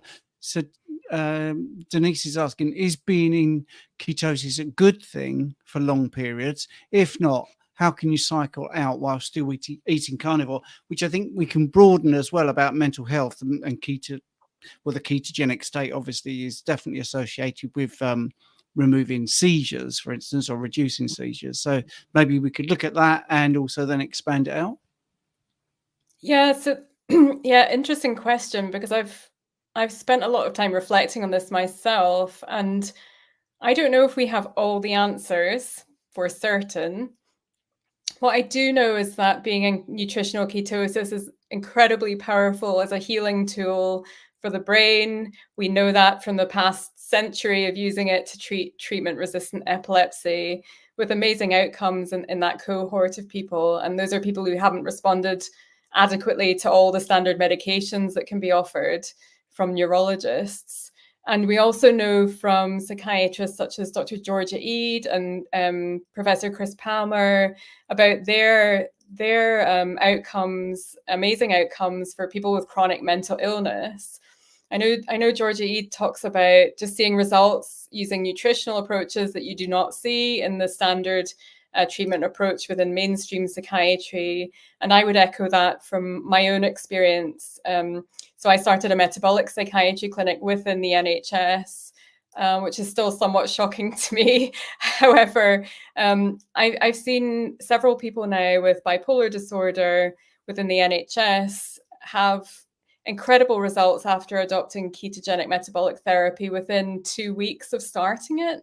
And this was after many, many months of severe symptoms of a relapse that just wasn't improving sufficiently despite trying different standard medication strategies. We know from epilepsy and the neurology service and experience in the last 100 years that there does appear to be some scope for brain healing that occurs over time. So there's definitely a subset of people who stick with a ketogenic diet for a sufficient period of time, say several years, and who are then able to relax their ketogenic diet and introduce a bit more in the way of carbs and not go on to have further seizures. So that suggests to me that there may be a subset of people who can have a bit more flexibility in terms of their nutritional approach after a sufficient time of healing. But then we also know that for many people, the seizures come back when you deviate from your ketogenic metabolic therapy. And so I think the same thing applies in terms of response to, in terms of mental health symptoms, that there's going to be a lot of people who just won't do well if they break ketosis. Whether, I think it's a very bio-individual thing. So it may be in certain situations, such as, it depends where you live as well from a circadian health point of view. So if you live near the equator and you have lots and lots of UV and sunshine all year round, it seems as though you can tolerate, and there's an actual need to include a bit more in the way of local fruit in your diet. But for people who live in colder climates, that's a particularly bad strategy. And I have some conflicting views because I've been delving a lot into the quantum biology world, and I know there's a big push there to just talk about circadian appropriate eating and seasonal eating. So I think there is something in the argument about being able to include local, fresh, seasonal food, local to you, not something that's been flown thousands of miles across the world to arrive on your doorstep, which is just not circadian appropriate because it contains completely different energetic information for the body. And yeah, unfortunately, I'm on Dr. Mercola's emailing list. I don't know if either of you two are. I used to be. I thought about unsubscribing as well. Yeah, I came off last year because Dr. Mercola and Georgie Dinkoff released a podcast saying that long-term low-carb ketogenic lifestyles were detrimental. Dr. Chaffee and I did a rebuttal to this. It was a 2-hour podcast. Oh, I need to watch that then. Yeah, and we ripped things apart incredibly easy, which shocked me for Dr. Mercola because I've always had so much respect for him. Same. Why he's decided to deviate, I don't know. If who knows? But I don't agree with some of the things. I don't either. But it's I think his earlier work was probably a lot better. But I think I always go back to, when I'm not sure about something, I always go back to basic principles, and particularly think about what's ancestrally appropriate. And I just can't see how eating foods that are not local or out of season would be appropriate. It doesn't make sense from an ancestral point of view to be including lots of carbohydrates that are processed in a factory somewhere, have iron and other additives, added to the box of cereal, things that just raise your insulin level and contribute to hyperinsulinemia, so chronically high levels of insulin on a long-term basis. I just think of Professor Ben Bickman and all of the great work that he does in that area. So we know that high levels of insulin contribute to all chronic illnesses. I would challenge somebody to find one that it doesn't contribute to. And so for that reason, I'm still very much in the camp that a ketogenic lifestyle and a carnivore lifestyle are ancestrally appropriate. And I'm yet to find a good reason why including white rice, for example, would be a good idea. And we know from Professor Tim Noakes' work, from an athletic point of view, it's looking more and more like there's not really a clear rationale to include that either. From that perspective. So yeah, I agree. I think white rice, if you were to put carb in, it is a better option because it's lectin free. But why do you need the carb in the first place is the question. But yeah, we ripped that apart incredibly easy. So that's one to watch if anyone's listening that hasn't seen that. But it look, coming back to this question, I think we look at this at the wrong way. Coming back to what you just said, and just to reiterate what you said, the way that we live is evolutionarily appropriate. Whether we are in a ketogenic state at a said point of the day is irrelevant, because we're eating as nature intended. And I think we look as keto as being, like an on and off switch. But I think it's more of a seesaw effect. I think one predominates over the other, so on and so forth. And I think if eating animal proteins lowers the level of ketones in the blood, and we are, if we technically come out of a ketogenic state, and what is that when we measure anyway? Because it's recognized as being like 0.5 millimolars, but I would recognize it as being considerably lower. If we do, then so what? Does it matter if we're eating natural fats and proteins? And I believe that's the key. I don't think we should be chasing ketones unless it's for therapeutic purposes. Well, I'm not even sure then, because I tend to tell people not to get too hung up on trying to maintain their level of ketosis at a certain point. Like some people just really want to chase after a ketone level of 2 millimoles per liter, and I worry about the stress of that as well. And also, I think there's so much that we don't know. So there are certain people who have recovered in the community, particularly in bipolar disorder, who have carefully tracked their response to treatment, and they do appear to have come to the conclusion that they need to tightly control their ketone levels. But equally, I see many other people where I don't think it matters so much, just as long as you do have a level of ketosis at certain points in the day. And then I always come back to the fact that I think our body has an incredible capacity for healing if we just give it the right conditions. And I'm a big believer in that. I agree. I think, after speaking with Andrew Scarborough, cancer survivor, he will look at specific ketone levels. I think in that sort of situation, it may confer a benefit. I've noticed from my perspective in regards to athletic performance that higher ketones, lead to increased athletic performance, only marginally. But again, is that a placebo effect, knowing that you're producing more ketones? But then the opposite is also true, because now that I've been carnivore or ketogenic for so long, the amount of ketones that I registered in my blood is incredibly low, if any, when I test. And just to explain to the listeners why this is, when we begin a low-carb ketogenic lifestyle, we waste many of the ketones through acetoacetate and acetone, through our breath and through our urine. But as we adapt, we upregulate specific enzymes and pathways, the monocarboxylate transporters, which are the same transporters we need for thyroid hormone, for example, hormone production. So being ketogenic upregulates that pathway also. But it takes time to upregulate the pathway and the enzymes involved, BDH, ACAT, and SCOT, to process those ketones.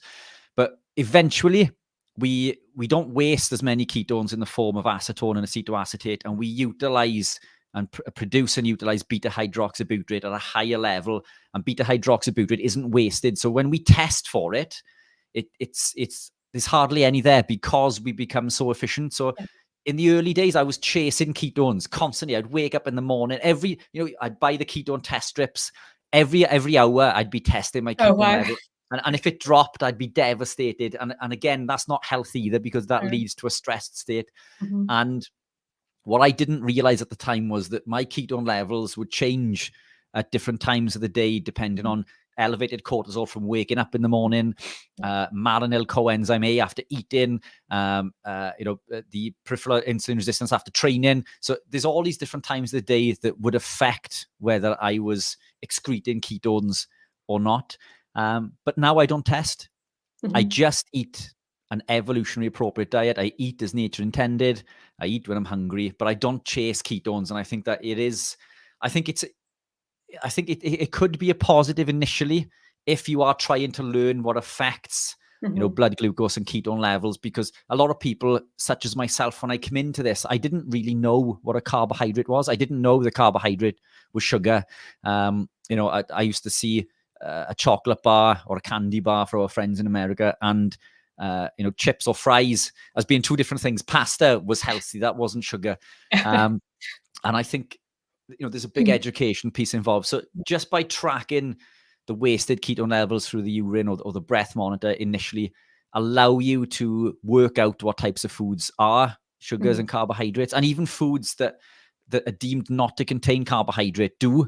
And there's so many different mechanisms that we can go into. But now I don't get caught up in it. And I think that's also important as you begin to adapt, which brings us back to the original question, is being in ketosis a good thing for long periods? Well, are we ever in a ketogenic state constantly? Is it a lever scenario? Eating animal proteins, does it pull you from a ketogenic state or not? It doesn't matter. If we eat an evolutionary appropriate diet, it doesn't matter what our current metabolic state is, as long as we are eating an evolutionary appropriate diet, devoid of those toxic compounds, wheat germ agglutinin, the oxidized omega-6 linoleic acid. And if you can remove plant compounds also, because they do not confer a benefit in diet and health and well-being. At least I believe. I don't know if you want to add anything to that. Yeah. Agree with all of the above. Just while you were talking, it reminded me of something I thought earlier, which is just my mind is still blown when people look at the marketing in terms of healthy whole grains and complex carbohydrates are healthy, because on the one hand, we're being told sugar is unhealthy, and we know beyond any reasonable doubt that sugar is incredibly unhealthy. But at the same time, we're being told that complex carbs are healthy. But what does your body do when it digests the complex carbs? It just breaks them down into simple sugars. And that process starts in your mouth with the amylase enzyme that you have there. And just none of it adds up or makes any sense. None of it is logical. So that's the message that people need to hear. Yeah, I agree. And Stephen's back in the room. Well, yes. My dog is lovely, and I was trying to get it so I could get him on, but he's just too excited. Yes, I've been here all the time listening, absolutely listening. It's brilliant, and I'm sorry, Rachel, that my dog's so rude and demanding my attention there. But one of the things I think that's been brilliant about having you on is you're just so clear and concise, and a few people have already commented on that you just keep things very natural and you don't blind people with too much science and all this sort of thing.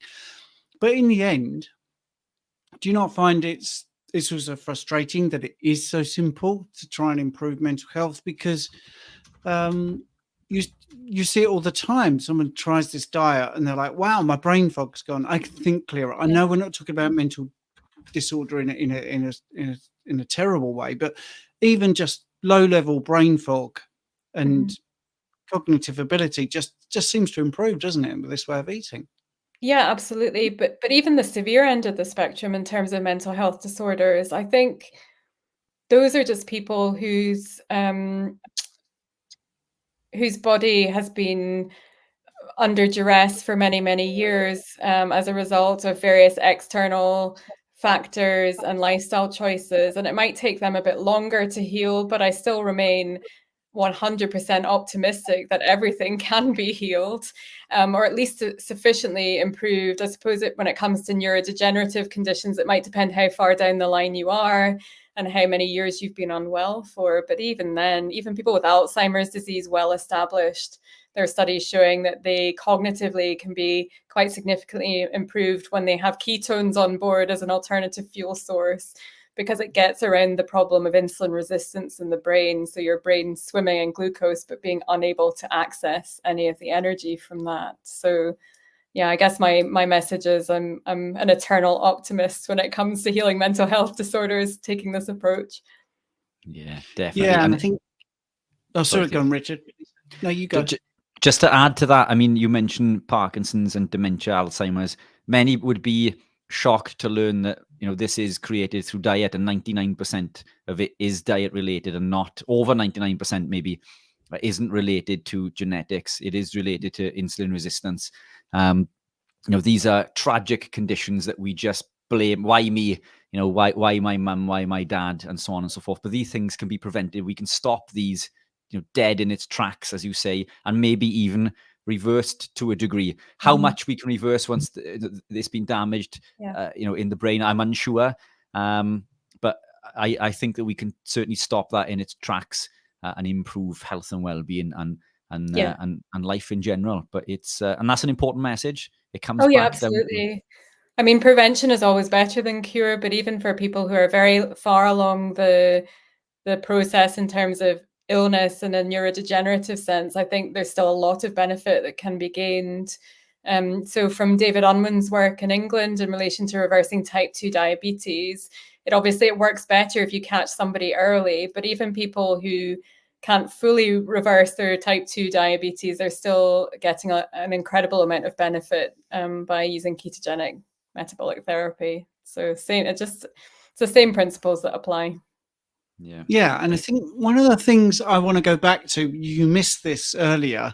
I'm going to put this comment up and then we maybe discuss this. Have you got 5 more minutes? Yeah, I'm okay for 5 and then I'll probably have to go. Great. Okay.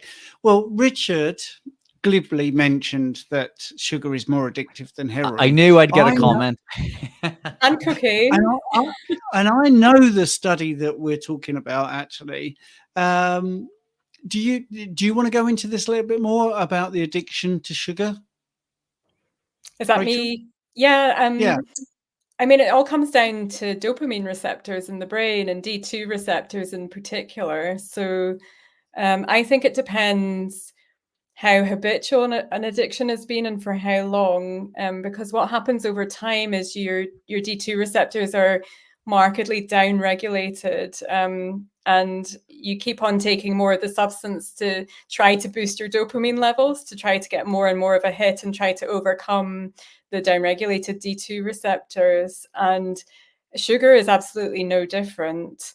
So I'm somebody who lived with a sugar addiction for many years without fully understanding it or even recognizing it to be that thing as an addiction. But they're very clear preclinical studies in terms of animal studies. It's often a study into rats that I quote to people, and those were cocaine addicted rats who ended up choosing the sugar solution over the cocaine that they were being offered.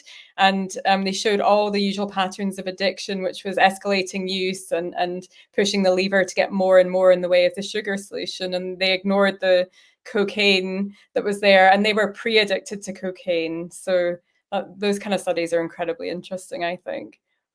Yeah, and I think there's even a twist on that experiment where they even were giving them shocks when they were receiving the sugar. Right. And even with that didn't deter. shock, they still went for the sugar. So I think that's pretty addictive. And the study I did, and I did this in my honours degree because we were looking at the somatosensory part of the brain. This 7 times as addictive is based on a functional MRI, which they did with people addicted to sort of, alcohol, cigarettes, sugar, everything. And the lighting up of the brain. That doesn't mean it is 7 times more addictive, but it was 7 times more illuminated with sugar than any of the other substances. So that's pretty telling as well, I think. Oh, yeah. And you just have to look at children. So I've got an 11-year-old son, and he doesn't eat very much sugar now, if any, but his friends, they're all completely sugar addicted. So it's almost, it does look like drugs. So he tells me about them handing out packets of sweets at school. And I've seen them at parties, like coming up, excuse me, could I have some more? And it's always just sugar, pure sugar, confectionery. So it starts young. Well, you're probably a good one to ask about children and this way of eating, as you've got your own. I mean, do you ever worry that you're doing the wrong thing, that you'll give them something that's not healthy? While you guys jump on that 2 seconds, I'm going to nip to the little boys' room really quickly because it's been about 8 hours for me. But I will be back in 2 seconds. Okay. Yeah. I'm going to have to ring off. I'm going to have to ring off in a minute. But no, I don't have any concerns whatsoever. The only concern relates to social pressures and cultural norms and looking different to everybody else. We're approaching those teenage years, and I think that's going to be a difficult thing to navigate. But from a health perspective, absolutely not. So when my son was younger, I noticed ADHD type traits in him. So he had difficulty concentrating in school. And all of that just went away when I managed to change him onto an ancestrally appropriate diet. So, and you might say maybe it's partly maturity because he's a bit older now, but I don't think so. And if he ever does have sugar, which is very occasional now, you can see a change in behavior. So much so that even my mum, believes that because, and her quote to me was, "I would never have believed that," but he became very hyperactive after having some sugar. It's a while ago now, but yeah, really fascinating. Yeah, and it is fascinating, and it's good to hear influencers being truthful about their family not believing them, because many people that are trying this way of eating get very disappointed and demoralized because their husband, wife, partner, spouse, kids, grandfather, they don't support them. Well, the only way to get anywhere is to stick to your guns and then become the example. So you just said your mother said, "Oh, I would never have believed that." So the thing is, if you're trying this way of eating and nobody else in your family wants you to do it, but you feel convinced, do it. And then 6 months later, see if they all are still anti it, because you would have lost weight, you'd be off your meds, whatever it is, mental health would be better. And I think you just can't convince some people. And I've heard people like, Paul Saladino talking about their parents and not believing that. I think it's because they always look at us as children. So I think there's just, you're never getting away from that, really, a fundamental basis. I think that's very true. So I am now waiting for Karen to come in, who's at Karen Miles, but she's in the wrong room. So I'm going to have to get the link for her. But if you need to go, Rachel, that's not a problem. And I will thank you. Is there anything you want to end on before you go? No, not really. Thank you for having me. It's been an interesting discussion. It's always a pleasure. So, yeah. Oh, excellent. All right, lovely. Thank you. Thank you so much for your time. Not at all. Bye-bye. I'll see you soon. Bye, everyone. So we're just proving that it is live, because we've got somebody saying that they're in the right room, but they're not in the right room. So I'm just going to send them the link again, and you're going to just watch me do this live, because I don't know where they are. They reckon they're waiting in the waiting room, but they're definitely not. So let me just send this to that person and see if we can get them in. So I think what they might have done is gone on to YouTube and just be watching it rather than actually using the link. So I've just sent it. So Karen Miles is the next guest, who is just basically somebody that's been following this way of eating for a long time. She's really, really influential on Instagram, good friends with Kelly Hogan, and a big fan of that. But she's got a brilliant story. Her own story is amazing. So we'll get her on. Richard's still in the little boys' room, and here I am. I was trying to look after my dog. I normally stand during these, but when I'm standing, it looks very odd because I'm stroking my dog. So I've got myself down onto a seat now, and my dog Rupert has gone off. And Richard's gone, so I can't change the camera. Anyway, thank you for bringing in all your questions at the moment. I hope you enjoyed Dr. Rachel Brown there, and Dr. Kiltz was fantastic. Anthony Chaffee, very generous as well, giving us a couple of hours, which was fantastic. I am reading all of your comments, by the way, and I can see that we've got some regulars turning up, like Rick, who's been a carnivore for a very, very long time. I think it's 40 years, Rick Rodriguez. And let me just have a little look. Yes, people saying they love Karen Miles, but she doesn't seem to be getting the link, which I've just sent her. So I don't know. You saw me do it, people, live. Richard is back. Richard, our next guest, thinks they're here, but I can't see her. Can you see Karen? I can't see the back end at all. All right, okay. I wonder if it's worth sending the link again. I've just done that. You need this link. So yeah, I've sent it. Anyway, we'll have to chat. So I was just explaining to the viewers, if they're wondering what's happening. When I'm standing, if I've got to stroke my dog, then it looks a bit weird because I'll be doing this. So I've moved my seat around, because my dog's gone now. So I'm sitting here for nothing. But how do you think it's going today? Yeah, really well. You? Thoroughly enjoyed. I'm trying to keep my trap shut to give the speakers an opportunity to speak. This is why we're getting them on, but it's not because I'm being rude, I promise. I've always got a lot to say. as you So know. there's a But few people. it's, Am I clear enough? A few people saying that I'm not clear. you clear enough to me? Does it sound good? Okay, right. Sounds good to me. That's also, I think they were a bit worried that I had my microphone in front of my mouth. So if you're a lip reader, and don't forget I wear hearing aids, so I totally get that. I have moved microphone as well. So there you go.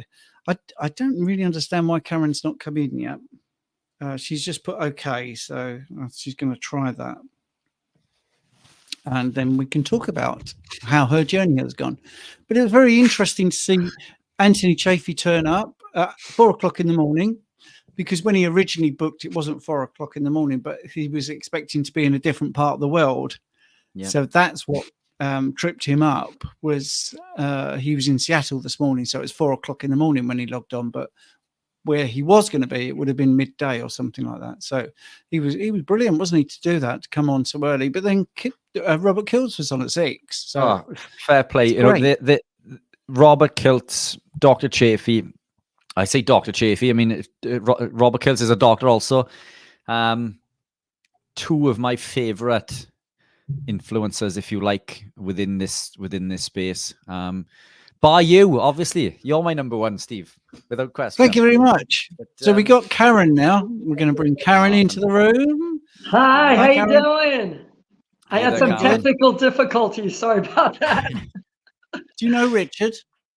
I do not know Richard. I followed you just the other day on Instagram. How you doing, Richard? Fantastic. Very well, thank you. Very well. And look, don't be concerned with the technical issues. If it's any consolation, Dr. Chaffee also had some technical issues. So good. You know, I'm following some big people today. Dr. Kiltz, Dr. Chaffee, Rachel. Woo-hoo, look out. Who am I? You're wondering, who am I? Well, who are you, Karen? Give us your story. My name is Karen Miles. You can find me on Instagram. There's my name, Karen S. Miles.3. I'm a 4.5-year carnivore. I did low carb for 2 years and 3 months prior to that. I loved low carb. I got off my cholesterol pills, my high blood pressure, my CPAP machine, all that gone. I was happy to be off of that. But it still wasn't what I needed. I heard Dr. Barry talk about carnivore. Just eat meat, just eat meat. Who eats meat? Are you crazy? I thought like everybody else, right? And I gave it a shot. And I'm like, let me try this, because I had some major ankle pain. And in 3 days, I know you hear a lot of people say that, but in 3 days, it was gone. My ankle pain that I had for like weeks. So it's a thing. So I'm like, if my ankle pain got better, what else can I do? 4.5 years later, here I am. And it's been great. Loving it. It is great. And one of the things that I really love about you, firstly, is you're very enthusiastic, but you're also very clear with your very clear with your advice. And you recently did an experiment where you tracked your calories and you talked about weight loss. Can you tell us a bit about that? Okay, so I'm in Kelly Hogan's group. I've been with numerous groups. That's where I met you, Stephen, on the Steak and Butter Gang a few years back. So, it's fun to be in these communities and have a tribe and stuff. So I've been tracking my calories. I've been tracking them, and I'm only 5'1". I'll be 65 in 3 months. I'm pretty active. But anyway, I put my numbers in a TDEE, total daily energy expenditure, chart. And it showed I needed so many calories, and I was trying to eat to that. Then, I was upping them and upping them. I found out I was under eating like for a while. I'm like, what? Because I play pickleball like 3 days a week, kayak at least once a week. I'm on my bike numerous times. I say I'm hiking. I go walking up and down the hill by my house, and I call that hiking. It's not really hiking, but it's close enough. It's using my big muscles. I figure, my legs, my butt, all that stuff. So I like to hike up and down this hill. So I'm kind of active. So I said, let me put in a little more activity that'll bump me up a couple hundred calories. And I found I was under eating. Was I always under eating? No, I overate a lot. A lot. So much that I've gained 19 pounds the last couple of years. So I'm like, I got to get this off. So just in the month of April, I got 8 pounds off just in the month of April. So I'm fired up. It's been a little, June was a little rough, and right now I'm on vacation. I've been partying too much, not partying. I'm on vacation right now. I'm in New Jersey. I live in Illinois in the United States for you foreigners. And I've been socializing a lot. I just had a meetup a couple weeks ago in the Chicago area. And I love meetups, by the way. I'm passionate about meetups. Dr. Lisa Wiedemann, who you're having on here, got me into it a few years ago, and now I'm addicted. Now I host them myself. I've hosted over 20 of them. Some are small with like 4 people, but some are just had 36 people the other day, and it's called the Naperville Meetup in the Chicagoland area. And I never just do the meetup. We went hiking, just not far, a couple miles or whatever. We do the meetup. A lot of times people stay at the hotel. We hang out together. And the next morning, I teach people how to play pickleball. So it's a multifaceted weekend. People come for the weekend. It's a lot of fun. It's a good time. So good times. See, one of the things about your calorie experiment was you were surprised that you added calories but still lost weight, which seems counterintuitive. It did surprise me. I'm like, what? So when I'm less active, I say to myself, you don't need 1,800 calories, Karen. You could go down on your calories. So sometimes I'll adjust it, maybe have 16 calories and go in a deficit. Like yesterday, I only walked 10,000 steps. I didn't play pickleball. I didn't bike. I didn't do any of those other things. So for me, that's a light day. But some days, the other day I did 3 hours of pickleball. I biked and I walked the hill a bunch, and I still, I don't care. I really don't care. But I gained 0.4 pounds. I really don't care. I just got a digital scale in October, and I got on it. And at that time, I had just turned 64. And it said I was 70 years old. I'm like, what? I was so mad. My friend's like, throw that thing out. But I mean, I'm very active. So I'm like, I don't feel like I'm 70. I'm pretty active. So I know some people say, oh, these legs, my legs are kind of chunky still. I'm like, oh, these chunky legs. I wish I could lose weight on them. Whatever. I know it. We lose it all over. But I don't ever badmouth my legs. My legs allow me to do a lot of things. So I cannot badmouth my legs. Even though I'd like them to be a little thinner, but that's okay. So yeah. So the calories, I'm playing around with it. I track it. I have a tracking sheet. And I put the date, what I weigh, the date, the calories. I've added movement to it. I've added, if I had a bowel movement, I've added how I slept and other little notes. Like I was traveling the other day, so I wrote travel. So I know that was all jacked up, even though I ate on carnivore. But then I weigh myself the next morning. So today I'll write down my calories. Say I had 1,750 calories. Tomorrow morning, I'll get on the scale and I'll write it down on that same line where I had the date and the calories. The next morning's scale, I'll put that down. So I'll see if any of that movement, any of those the calories I did, if that made any difference. So was eye-opening for me to do that. So that's working for me. So I'm doing it. I got this long spreadsheet from February. Yeah. Now you were one of those people that suffered with leg cramps as well when you started. How did you resolve that? I still do have leg cramps occasionally. I've had leg cramps since I've been low carb, and now I'm almost going on 7 years on all this stuff. And I've had leg cramps. I was pregnant, and I've had leg cramps since I was low carb and carnivore now, and it's going to be going on 7 years. And I just can't kick it. I've done electrolyte, elements. I've done Relight. I've done my own snake juice that I make myself.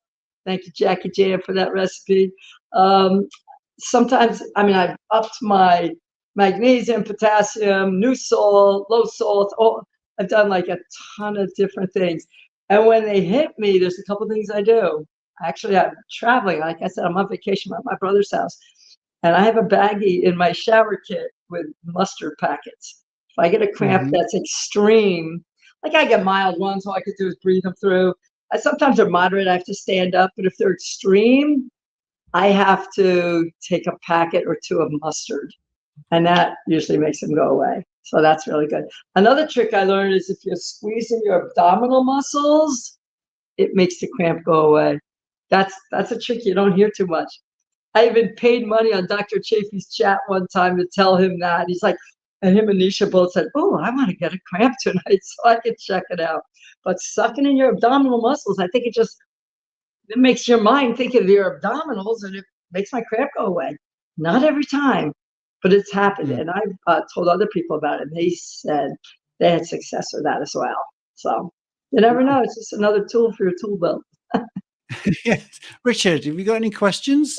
I told you Karen was full of energy. I'm just blown away and enjoying the story. It's nice to have a breather for 2 minutes, isn't it? 7 hours and 22 minutes in. I'm just happy to listen to Karen's incredible story. My brother's like, what are you guys going to talk about? I said, carnivore. What else is there to talk about? Me? And you mentioned family there. No, I live in Illinois. I'm 1,000 miles away. And when I come to New Jersey, there's a lot of Brazilian markets around here, meat markets. And I bought a picanha the first night, cooked it up, and I bought 4 more since. I love picanha. Can you guys get picanha there? Top sirloin cap, rump cap, do they call it where you're at, I think? Do you know? Rump. Rump with the fat cap on it. Yeah. Yes. Yeah. Oh my gosh, it's one of my favorites, and I can hardly find it at home. I have to have it special ordered. Last time I got it from a different grocery store in Illinois, they cut off almost all the fat. I'm like, oh my gosh. So next time, if I use that butcher, I have to say, leave that fat cap on, because that's divine, right? That's the good stuff. Yeah, it's handy you mentioned that because I do a meal plan, for instance. People don't realize that the way butchery is done in Britain is different to in America. So when they actually cut the animal up, it's different. So you end up with different cuts, different steaks. Right. And it isn't like you can say skirt is this in America and it's this in Britain. So sometimes they just don't correlate at all. But yeah, we have rump steak, but we leave the fat on anyway. So we wouldn't call it a rump cap, because you're talking about the fact that there is a fat cap on there, because if you see what I mean. Anyway, I don't want to get too much into that. Family and friends, when you first said you were going to do this, what did your family and friends think of you? Cuckoo. They all thought I'm nuts. Oh, you're nuts anyway, Karen, and now you're doing this. And you know, when I did low carb, they were like, good for you. But carnivore, we all know that's a notch up, a lot higher. And I think I'm a little crazy. At one time, I had on my husband's side, there was 7 of us doing carnivore last early winter. 7 of us. But I think there's like 2 of us now out of the 7. But a lot of them are doing low carb now, and I'm okay with that. Because we all know low carb is a whole lot better than the standard American diet. So I'm okay that they're doing that. They're still meat heavy. It's there. So I'm like, okay, go ahead and enjoy yourself. I mean, so what made you do it though? Was it a few influencers? Was it just hearing Dr. Berry say it, and they mentioned Kelly Hogan. Who is this lady? So I searched for her before she had a YouTube channel. I had to search for her, and found her, and I fell in love with her and her enthusiasm. And actually, right now, as you know, we're really good friends. We talk every day. She'll send me the videos to look at, me and a few other gals to look at before she puts them live, and say any tidbits or whatever. And it's kind of fun. Oh, that's very good. Yeah, to have that sort of editorial say in Kelly Hogan's output. This is excellent. The first carnivore I met was Dr. Lisa Wiedemann, who lives 3 miles away from where I'm at right now. I was visiting in New Jersey during the C word, when everything was locked down. And I contacted her ahead of time. I'm like, hey, I'm going to be in your area. She didn't know me at all. I'm going to be in your area. I'd like to walk on a boardwalk with you. She's like, oh, that'd be great. So we met on the boardwalk. I said, can I hug you? You don't know me. I know you. So we walked along the boardwalk. You always see her walking on the ocean, right? Along the ocean. So we walked along there, and that was cool. So she was my first carnivore I ever met. And she had said to me, let me have a little meetup while you're here. And don't forget, it was the heart of everything was shut down. So there were like 7 or 8 of us who went to this restaurant. We ate outside, and you know, nobody wore masks and stuff. It was wonderful. It was wonderful to meet her. So I got to meet her. And now every time I come to Jersey, I would see her, and I have. But so she had a big meetup. She's had this will be the 4th annual big meetup. She's had other ones. I say I've been at every one because I was at that little one with her during the lockdown. But yeah, that's September 7th. That's a big one. I say it's the meetup of all meetups. And I'll be coming back to New Jersey for that meetup. That's a good one. Yeah, brilliant. So you were talking about you still want to tweak how you look. I mean, do you incorporate fasting? Do you mess around with that sort of thing? No, I don't. I did a 3-day sardine fast, but to me, that's not a fast because I'm still eating. I did start lifting weights in October. I started lifting weights, and I see a body composition change from that. I feel stronger. When I go on a 15-mile bike ride, I feel like I could go a lot longer. When I play 3 hours of pickleball in 85-degree heat, I feel good. I'm not totally spent. So I like that, and I really credit that from lifting weights. And I'm doing some more functional movement. I saw something on Instagram and doing some odd movements. So I'm doing some odd movements with the weights, not just, you know, lifting weights and doing all those things. I'm twisting and turning and with a long bar, doing different things. And I'm liking that. I like it. Just changing things up. Yeah, changing things up. It keeps life really interesting. It is. Come on, Richard, you must have a question or two there. So I was just busy posting about our private school group, which I don't know if Karen is part of. So I was just dropping in the comments. I don't think it's been posted. I'll have to try again now. But it might be good to get you on there one day to spread your story. But yeah, it's fantastic, isn't it? I mean, it's what age were you, Karen, if you don't mind me asking? That's fine. I'll be 65 in 3 months. 3 months. So how old were you when you began? 7 years prior, you said. Yeah, right? No. Well, I did low carb before that. I was 61 or just turned 60 or so when I just started. And life is good. And you've noticed some incredible positive changes in regards to health and well-being. So it just goes to show that age is just a number. This is something that I say almost on a daily basis, probably because I don't want to resign to the fact that my body is going to start becoming decrepit at some point. But I'm 40. Okay, you look great. Thank you. I'll take it. I don't think I look 40, but you know, that's up for debate. But I'm healthier and fitter than I've ever been prior to this. Stephen, who's how old are you now, Steve? 60? 60.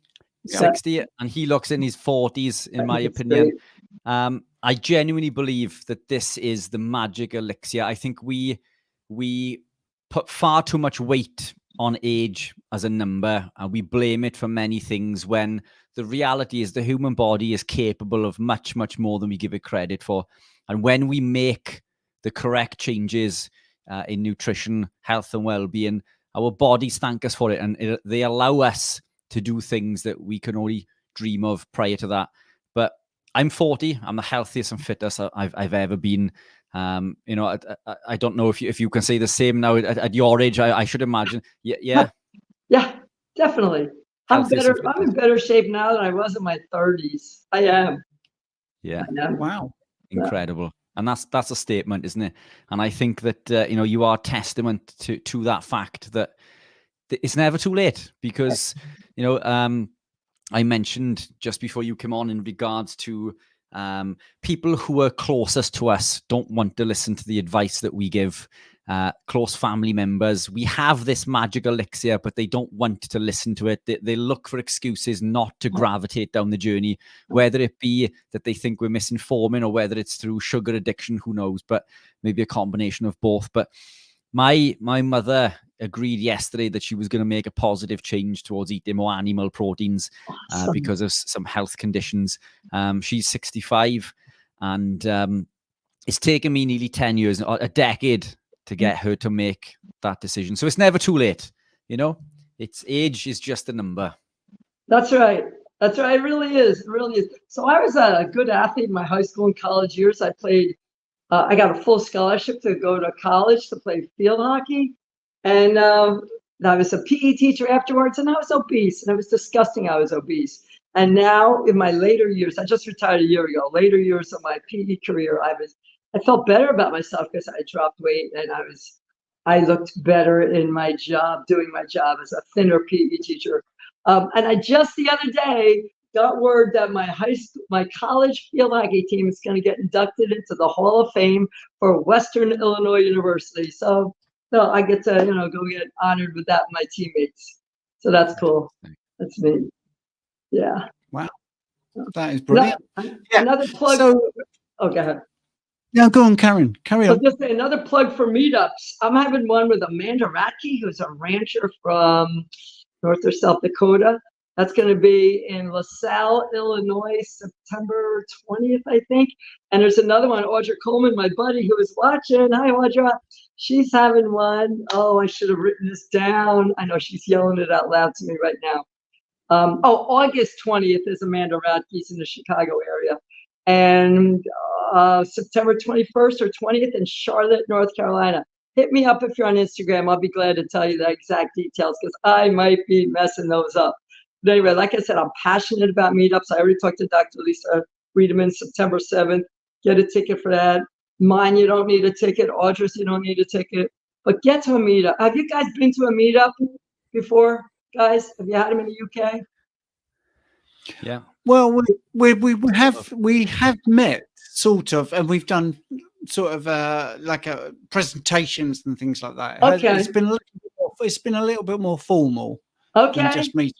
I tell you, there's nothing like hanging out, sitting around the table, having coffee, eating a meal with those carnivores. We even have at the hotel. We purposely got one at our last meetup, the last 2 years, that has a grill, and we cooked food on the grill for the people staying at the hotel.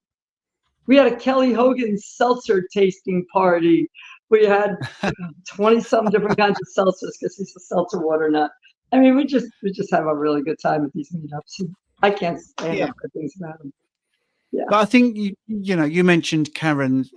You mentioned Kelly's online groups, and Richard was talking about our group. I think there's nothing better than community. If you can't get out of the house, or if you can't afford to travel, if you have an online community, at least you don't feel like you're the weird one that's eating in an odd way and nobody else in the world does it, because there's hundreds of people online that are sharing their stories and recipes and their lifestyle, and also their frustrations. Like, my husband doesn't want to do this. He thinks I'm mad, but I've lost 20 pounds. Why can't he see it? So it's always good to talk to other people, I think. Make the effort to realize you're not crazy. You're not the only one in the world doing it. And in fact, there's millions of people doing keto, definitely, without a shadow of a doubt. And there's hundreds of thousands, if not millions, I think, doing carnivore now because it's so popular.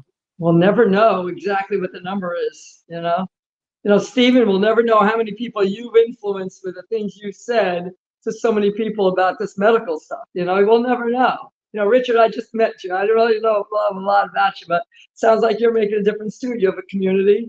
You'll never know. And me, like, I do Instagram. I have fun with it. I do a lot of fun stuff. I'm not going to talk technical. Your blood work is blah, blah, blah. You won't catch me doing that. I'll talk about my blood work, but I won't say, oh, you need to do this, that, and the other, the medical world. But I'll talk about having some fun. That's what I'm all about, having fun. And I have a lot of older people follow me. I have a lot of younger people follow me. And they're like, oh, I show my mother your stuff. And I want my mother to do it. And I keep on showing her your stuff. And she knows you. And when I put stuff out there, my local friends must be going, oh boy. But I just want to help somebody. I want to help them feel good. That's what I want. Yeah, and when that's the bottom line. We all do. I mean, we're doing this 24-hour thing. We're not getting paid for it, but we do believe it will spread the word and it will raise awareness. So that's why we're doing it. And thanks for having little old me on. Like I said, you got a lot of big names. They're probably like Karen and Miles. So. Yeah. Well, I'm just trying to do every sort of person that's involved in carnivore, and I always say this about members, like when I was at the Steak and Butter Gang, or even now with the school community. When you meet somebody who has no interest in this other than health, they've got nothing to gain from it financially, and they love it and they want to tell everybody about it. It's just so amazing to actually help people.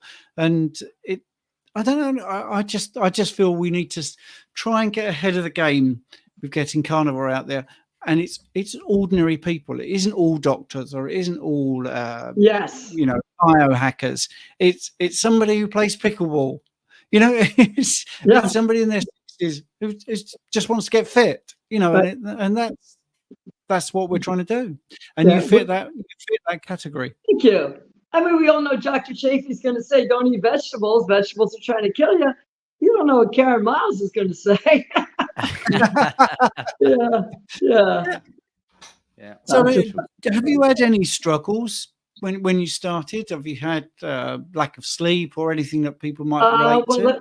Like I said, I had the cramp issue, but I had that with low carb as well. And bathroom issues, having to rush to go to the bathroom, loose bowels and stuff. What I found helped me with the bowels is I do iodine. I do like 5 drops of iodine in my coffee every morning, and that helps firm up my bowels. We talk about poop in the carnivore world. Stop laughing, you people on here. I see you. We talk about poop in this world, in this space. So that helps me. The Lugel's iodine, I put that in my coffee. And yes. Yeah. And I think people have to have that misconception that that's not a good bit of advice because it's not coming from a doctor. But there's plenty of doctors out there giving that advice. Plenty. Absolutely. Like Ken Berry, for instance, is saying about that. And it's not a substance that is easy, or a compound that is easy to get, because our food system is so depleted of all the basic minerals. Right. So you're not going to kill yourself with a drop of iodine, but you might see an improvement. Definitely. Yeah. Hey, I know what I want to talk to you about, Stephen. So I got a CAC score done, and I've talked to numerous people about it, but I'm just going to throw it out. A lot of carnivores have a 0, and you want it as low as you can. And I know my buddy Audra has dropped her CAC score now that she's carnivore. I don't know what my CAC score was beforehand, but I just had it done like 64 and a half years old, we'll say. And it was, now I was on a statin for years and years and years. And they say if you're on a statin, it's probably not going to be good. Sure enough, it's 369, and 400 is not good. Mine was 369. I'm like, ugh. So I've heard Dr. Ovadia and a couple others say do vitamin D, K. Wait, what am I saying? Vitamin D, K. What? Yeah. What is it? MK7 actually is what a lot of people say. Which one? MK7. MK7. I'm not familiar with that. Yeah. Anyway, yes. But the most common thing is D3 and K2. Yeah, D3 and K2. So I just put a couple drops of that in my coffee, and it is what it is. But Lord knows what it was before I did carnivore, or what it would be if I didn't do carnivore. It'd probably be 1,000, right? If I didn't do carnivore. So what? Got Italian background. Grew up with pasta, and my brother's like, "Don't you miss pasta?" I'm like, "No, I don't. I know my body does not like it. My body, gives me aches and pains. The main reason I'm doing is joint pain. My knees bother me, my shoulders, my back, my hips, and it doesn't bother me now. And that's my number one reason. And I want to still continue playing with my grandkids who are en route here from New Jersey. They're traveling 1,000 miles, and they're going to be here today to play in the ocean and everything else. So I'm excited about that. So why did you get the scan then? Was it just because everyone talks about it? Yeah. It was pretty cheap, like $79. It was local. I'm like, you know what? I'm going to get it done, see what happens. And I'm not going to run out and get another one, but I'll get one again eventually and see what happens. But, I mean, that's the thing. When you get one in isolation, it doesn't really mean anything, because it's all about, are you slowing the progression? Are you reversing the progression? Right. What was the trend before? So I think that I was very late to the races and I should have got more scans all the way through, but I just got one just before I went low carb, and I haven't had one since. I now regret that, because I'd like to have seen the progression. Yeah. See it slowing. But, I'm less bothered about numbers than I've ever been. The more I do this, the more I realize the numbers are not reflecting the person's health. Seriously, I think I get a set of bloods every week, at least once a week, and I go through it.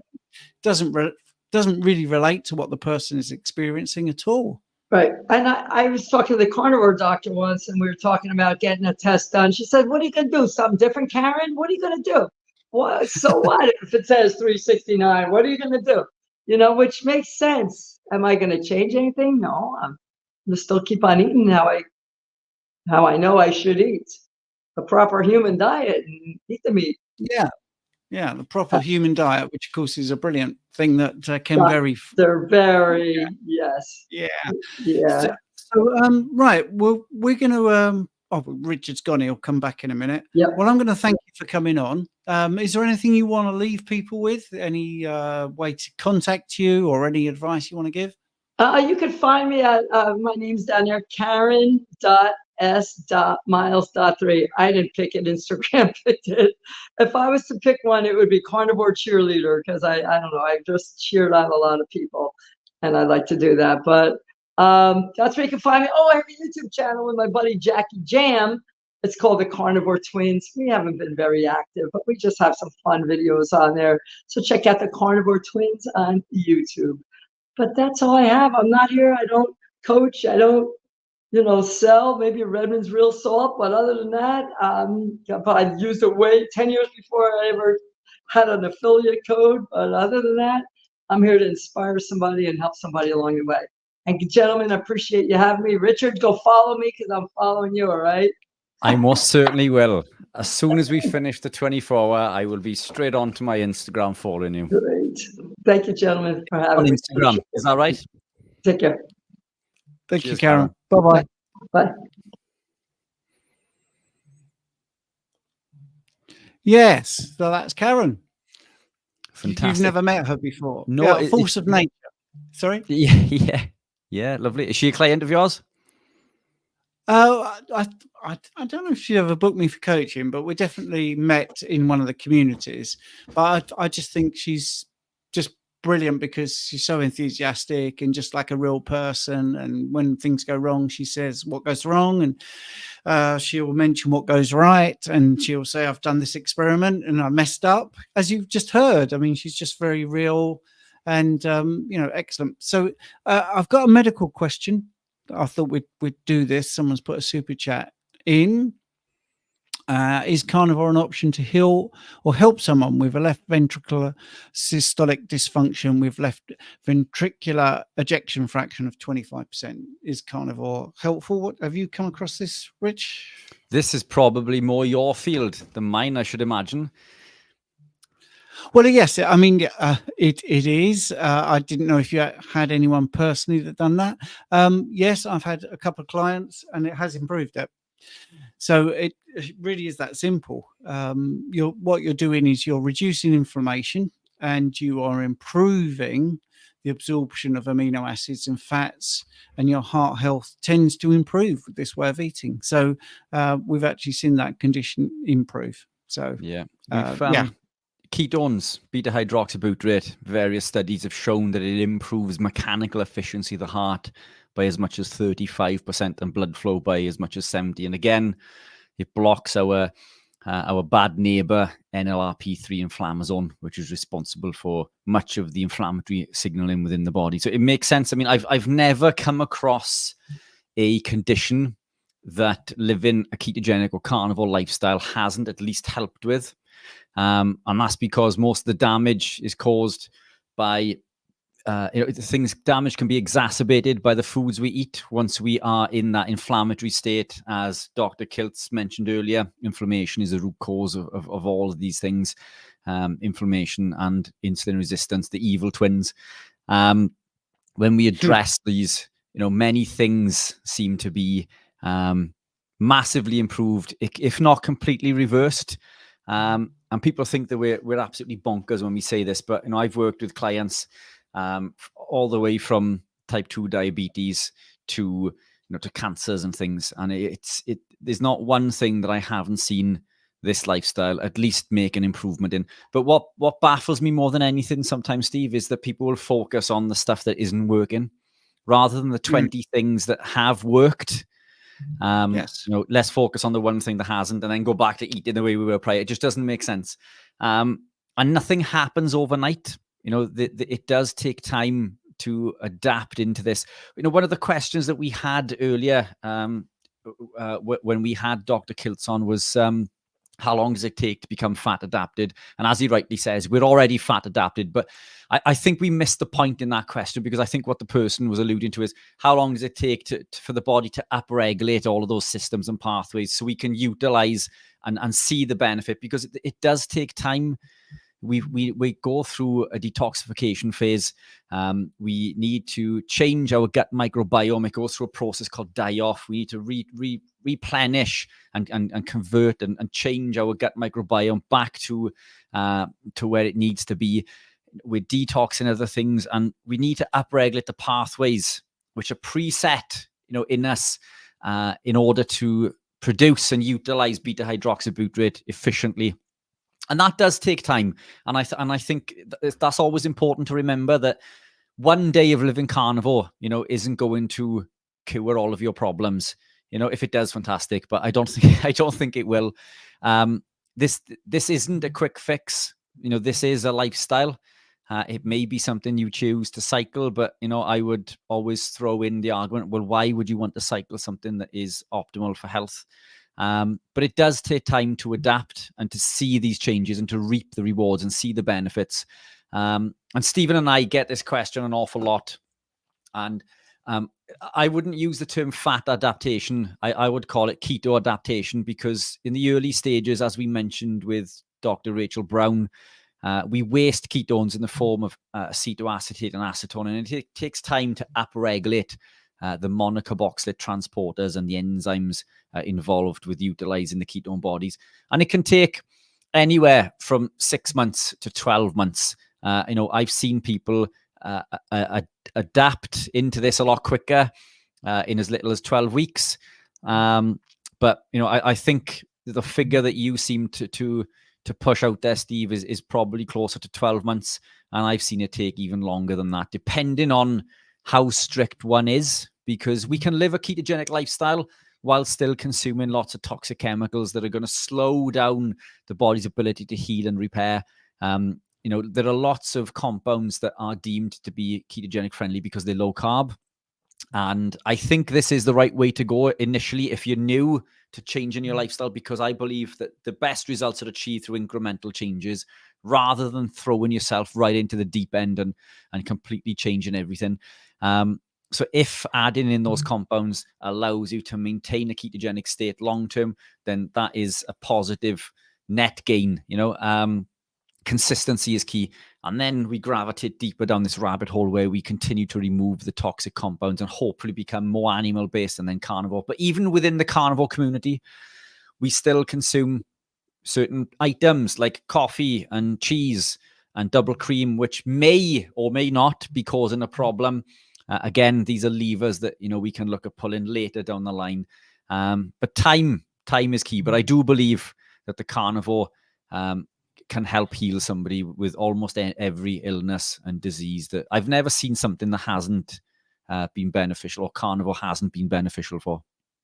No, that's right. And I mean, the ejection fraction of 25% is, well, the aim is to be between 50 to 70%. So the left ventricle will never push out 100% of the blood. We're not expecting that. But 50 to 75% is what sort of the normal range. Again, I'm using inverted commas because there are still people that are different, athletes, for instance. So yeah, if you're at 25%, so you get empirical data. When you have this retested and it's more than 25%, you'll be able to answer your own question or help other people and say, well, I tried carnivore and it did improve that. I've never seen it not improve it. Exactly what Richard just said. So, right, I am going to, now the dog's not here, I'm going to turn the camera off briefly while I just go back to standing, because I'm not a fan of sitting. So I'm going to do that, but I don't want everyone to see the camera moving all around. So I'm going to turn my camera off. And Richard, what's happening now is we're coming to the end of this first 8-hour section. So people on YouTube, if you're watching live, you'll have to go into the description and get to the second part to see the next 8 hours. So that's what's going to happen. So yeah, if you want to speak a little bit more maybe about the school community while I just turn the camera off, Richard, and move it so I can stand up. Yes, fantastic. I'll speak about our school community. I've dropped this in several times in the comments. The school community is a private group that Stephen and I have set up. It is a paid service. We need to cover the costs of the platform. The cost of that is only $4 a month, which works out less than $1 a week when you work it out over a 365-day year. So incredibly low in cost. But what we do in there is we're trying to build a community, a carnivore community where everyone can help each other, where we put hints and tips in. It's a point of support. It's full of recipes. There are lots of training courses or courses that Stephen and I have put together. Stephen's put most of them together. The best one is the one that we've done together, which is the Healthy Living Club, or the Fat Club, as we've called it. This we used to charge £50 for an 8-week course. This is available for free in there. And best of all, Stephen and I go live in there every Monday at 8 p.m.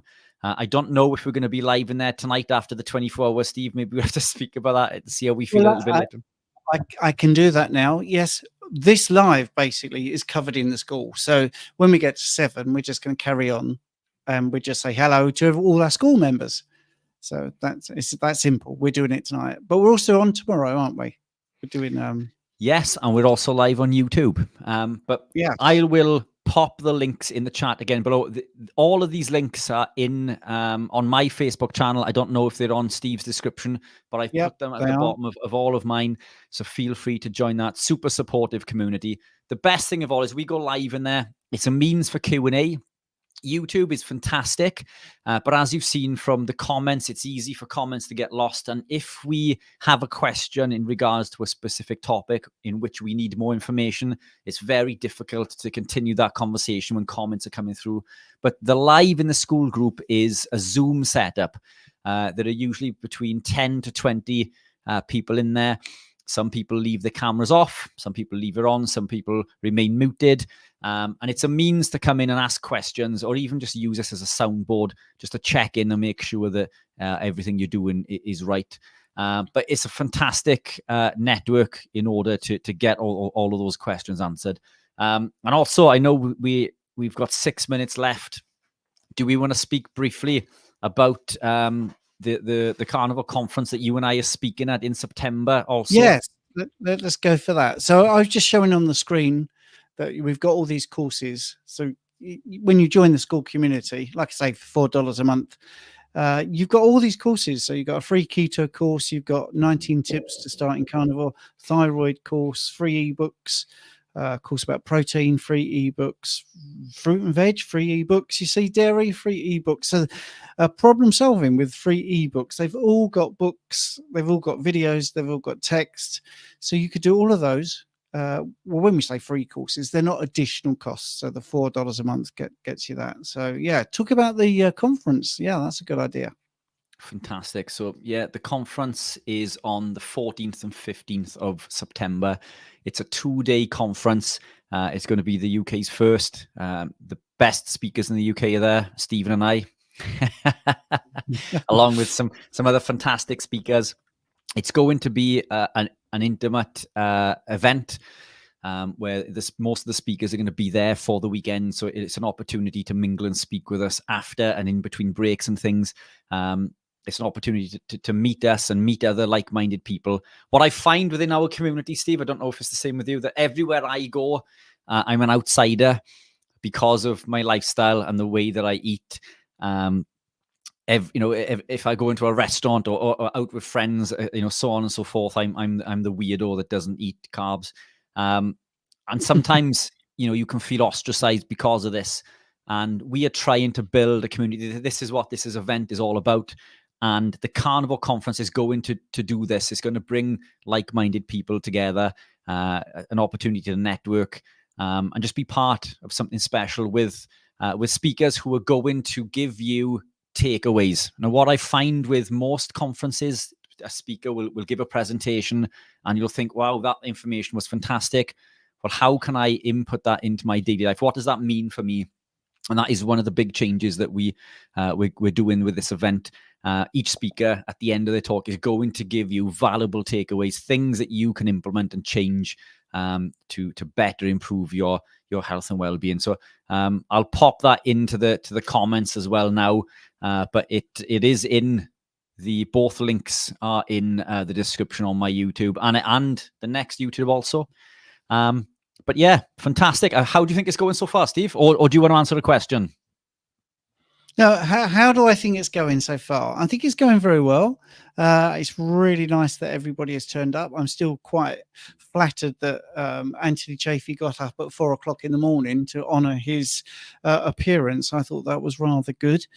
The live questions have just gone absolutely crazy, and we've had over 500 viewers. Now, last year we got into the hundreds. And we were celebrating that we got into sort of like a 200. So 450 comments. And at some point we've had 700 people watching. So I'm trying to keep on top of it. I do apologize. I'm sorry to say this. It's just Rich and I. We're just people just doing this because we want to do it and spread the word. So we haven't got editors, moderators, or anything like that. We're trying to do it live, and I'm trying to be present in the room and also make sure that the guests get on here. So I do apologize if it's not running as smoothly as you would like. But anyway, we are going to be on that link for part 2, the second hour. We're going to leave the studio now here, and we will see you in the continuing 24-hour live stream when we go over to YouTube. We'd love it to just be seamless, but sadly StreamYard have not got the technology to do that. So we have to do it in 3 chunks. But we really hope that everybody can get over to see that second 8-hour part, and then also go to the finale. We've got some great guests coming up. Sean Baker. We might have the appearance of Dr. Ken Berry. We've got Dr. Lisa Wilderman, Dr. Sabrina Salt, Bronson Dant, Natalie Grasso. We've got just everybody. Dr. Philip Avadia. We've got loads of people. Dr. Abs. So it's all going to happen. But thank you for watching the first 8 hours. Yeah, thank you all, and see you on the other side shortly.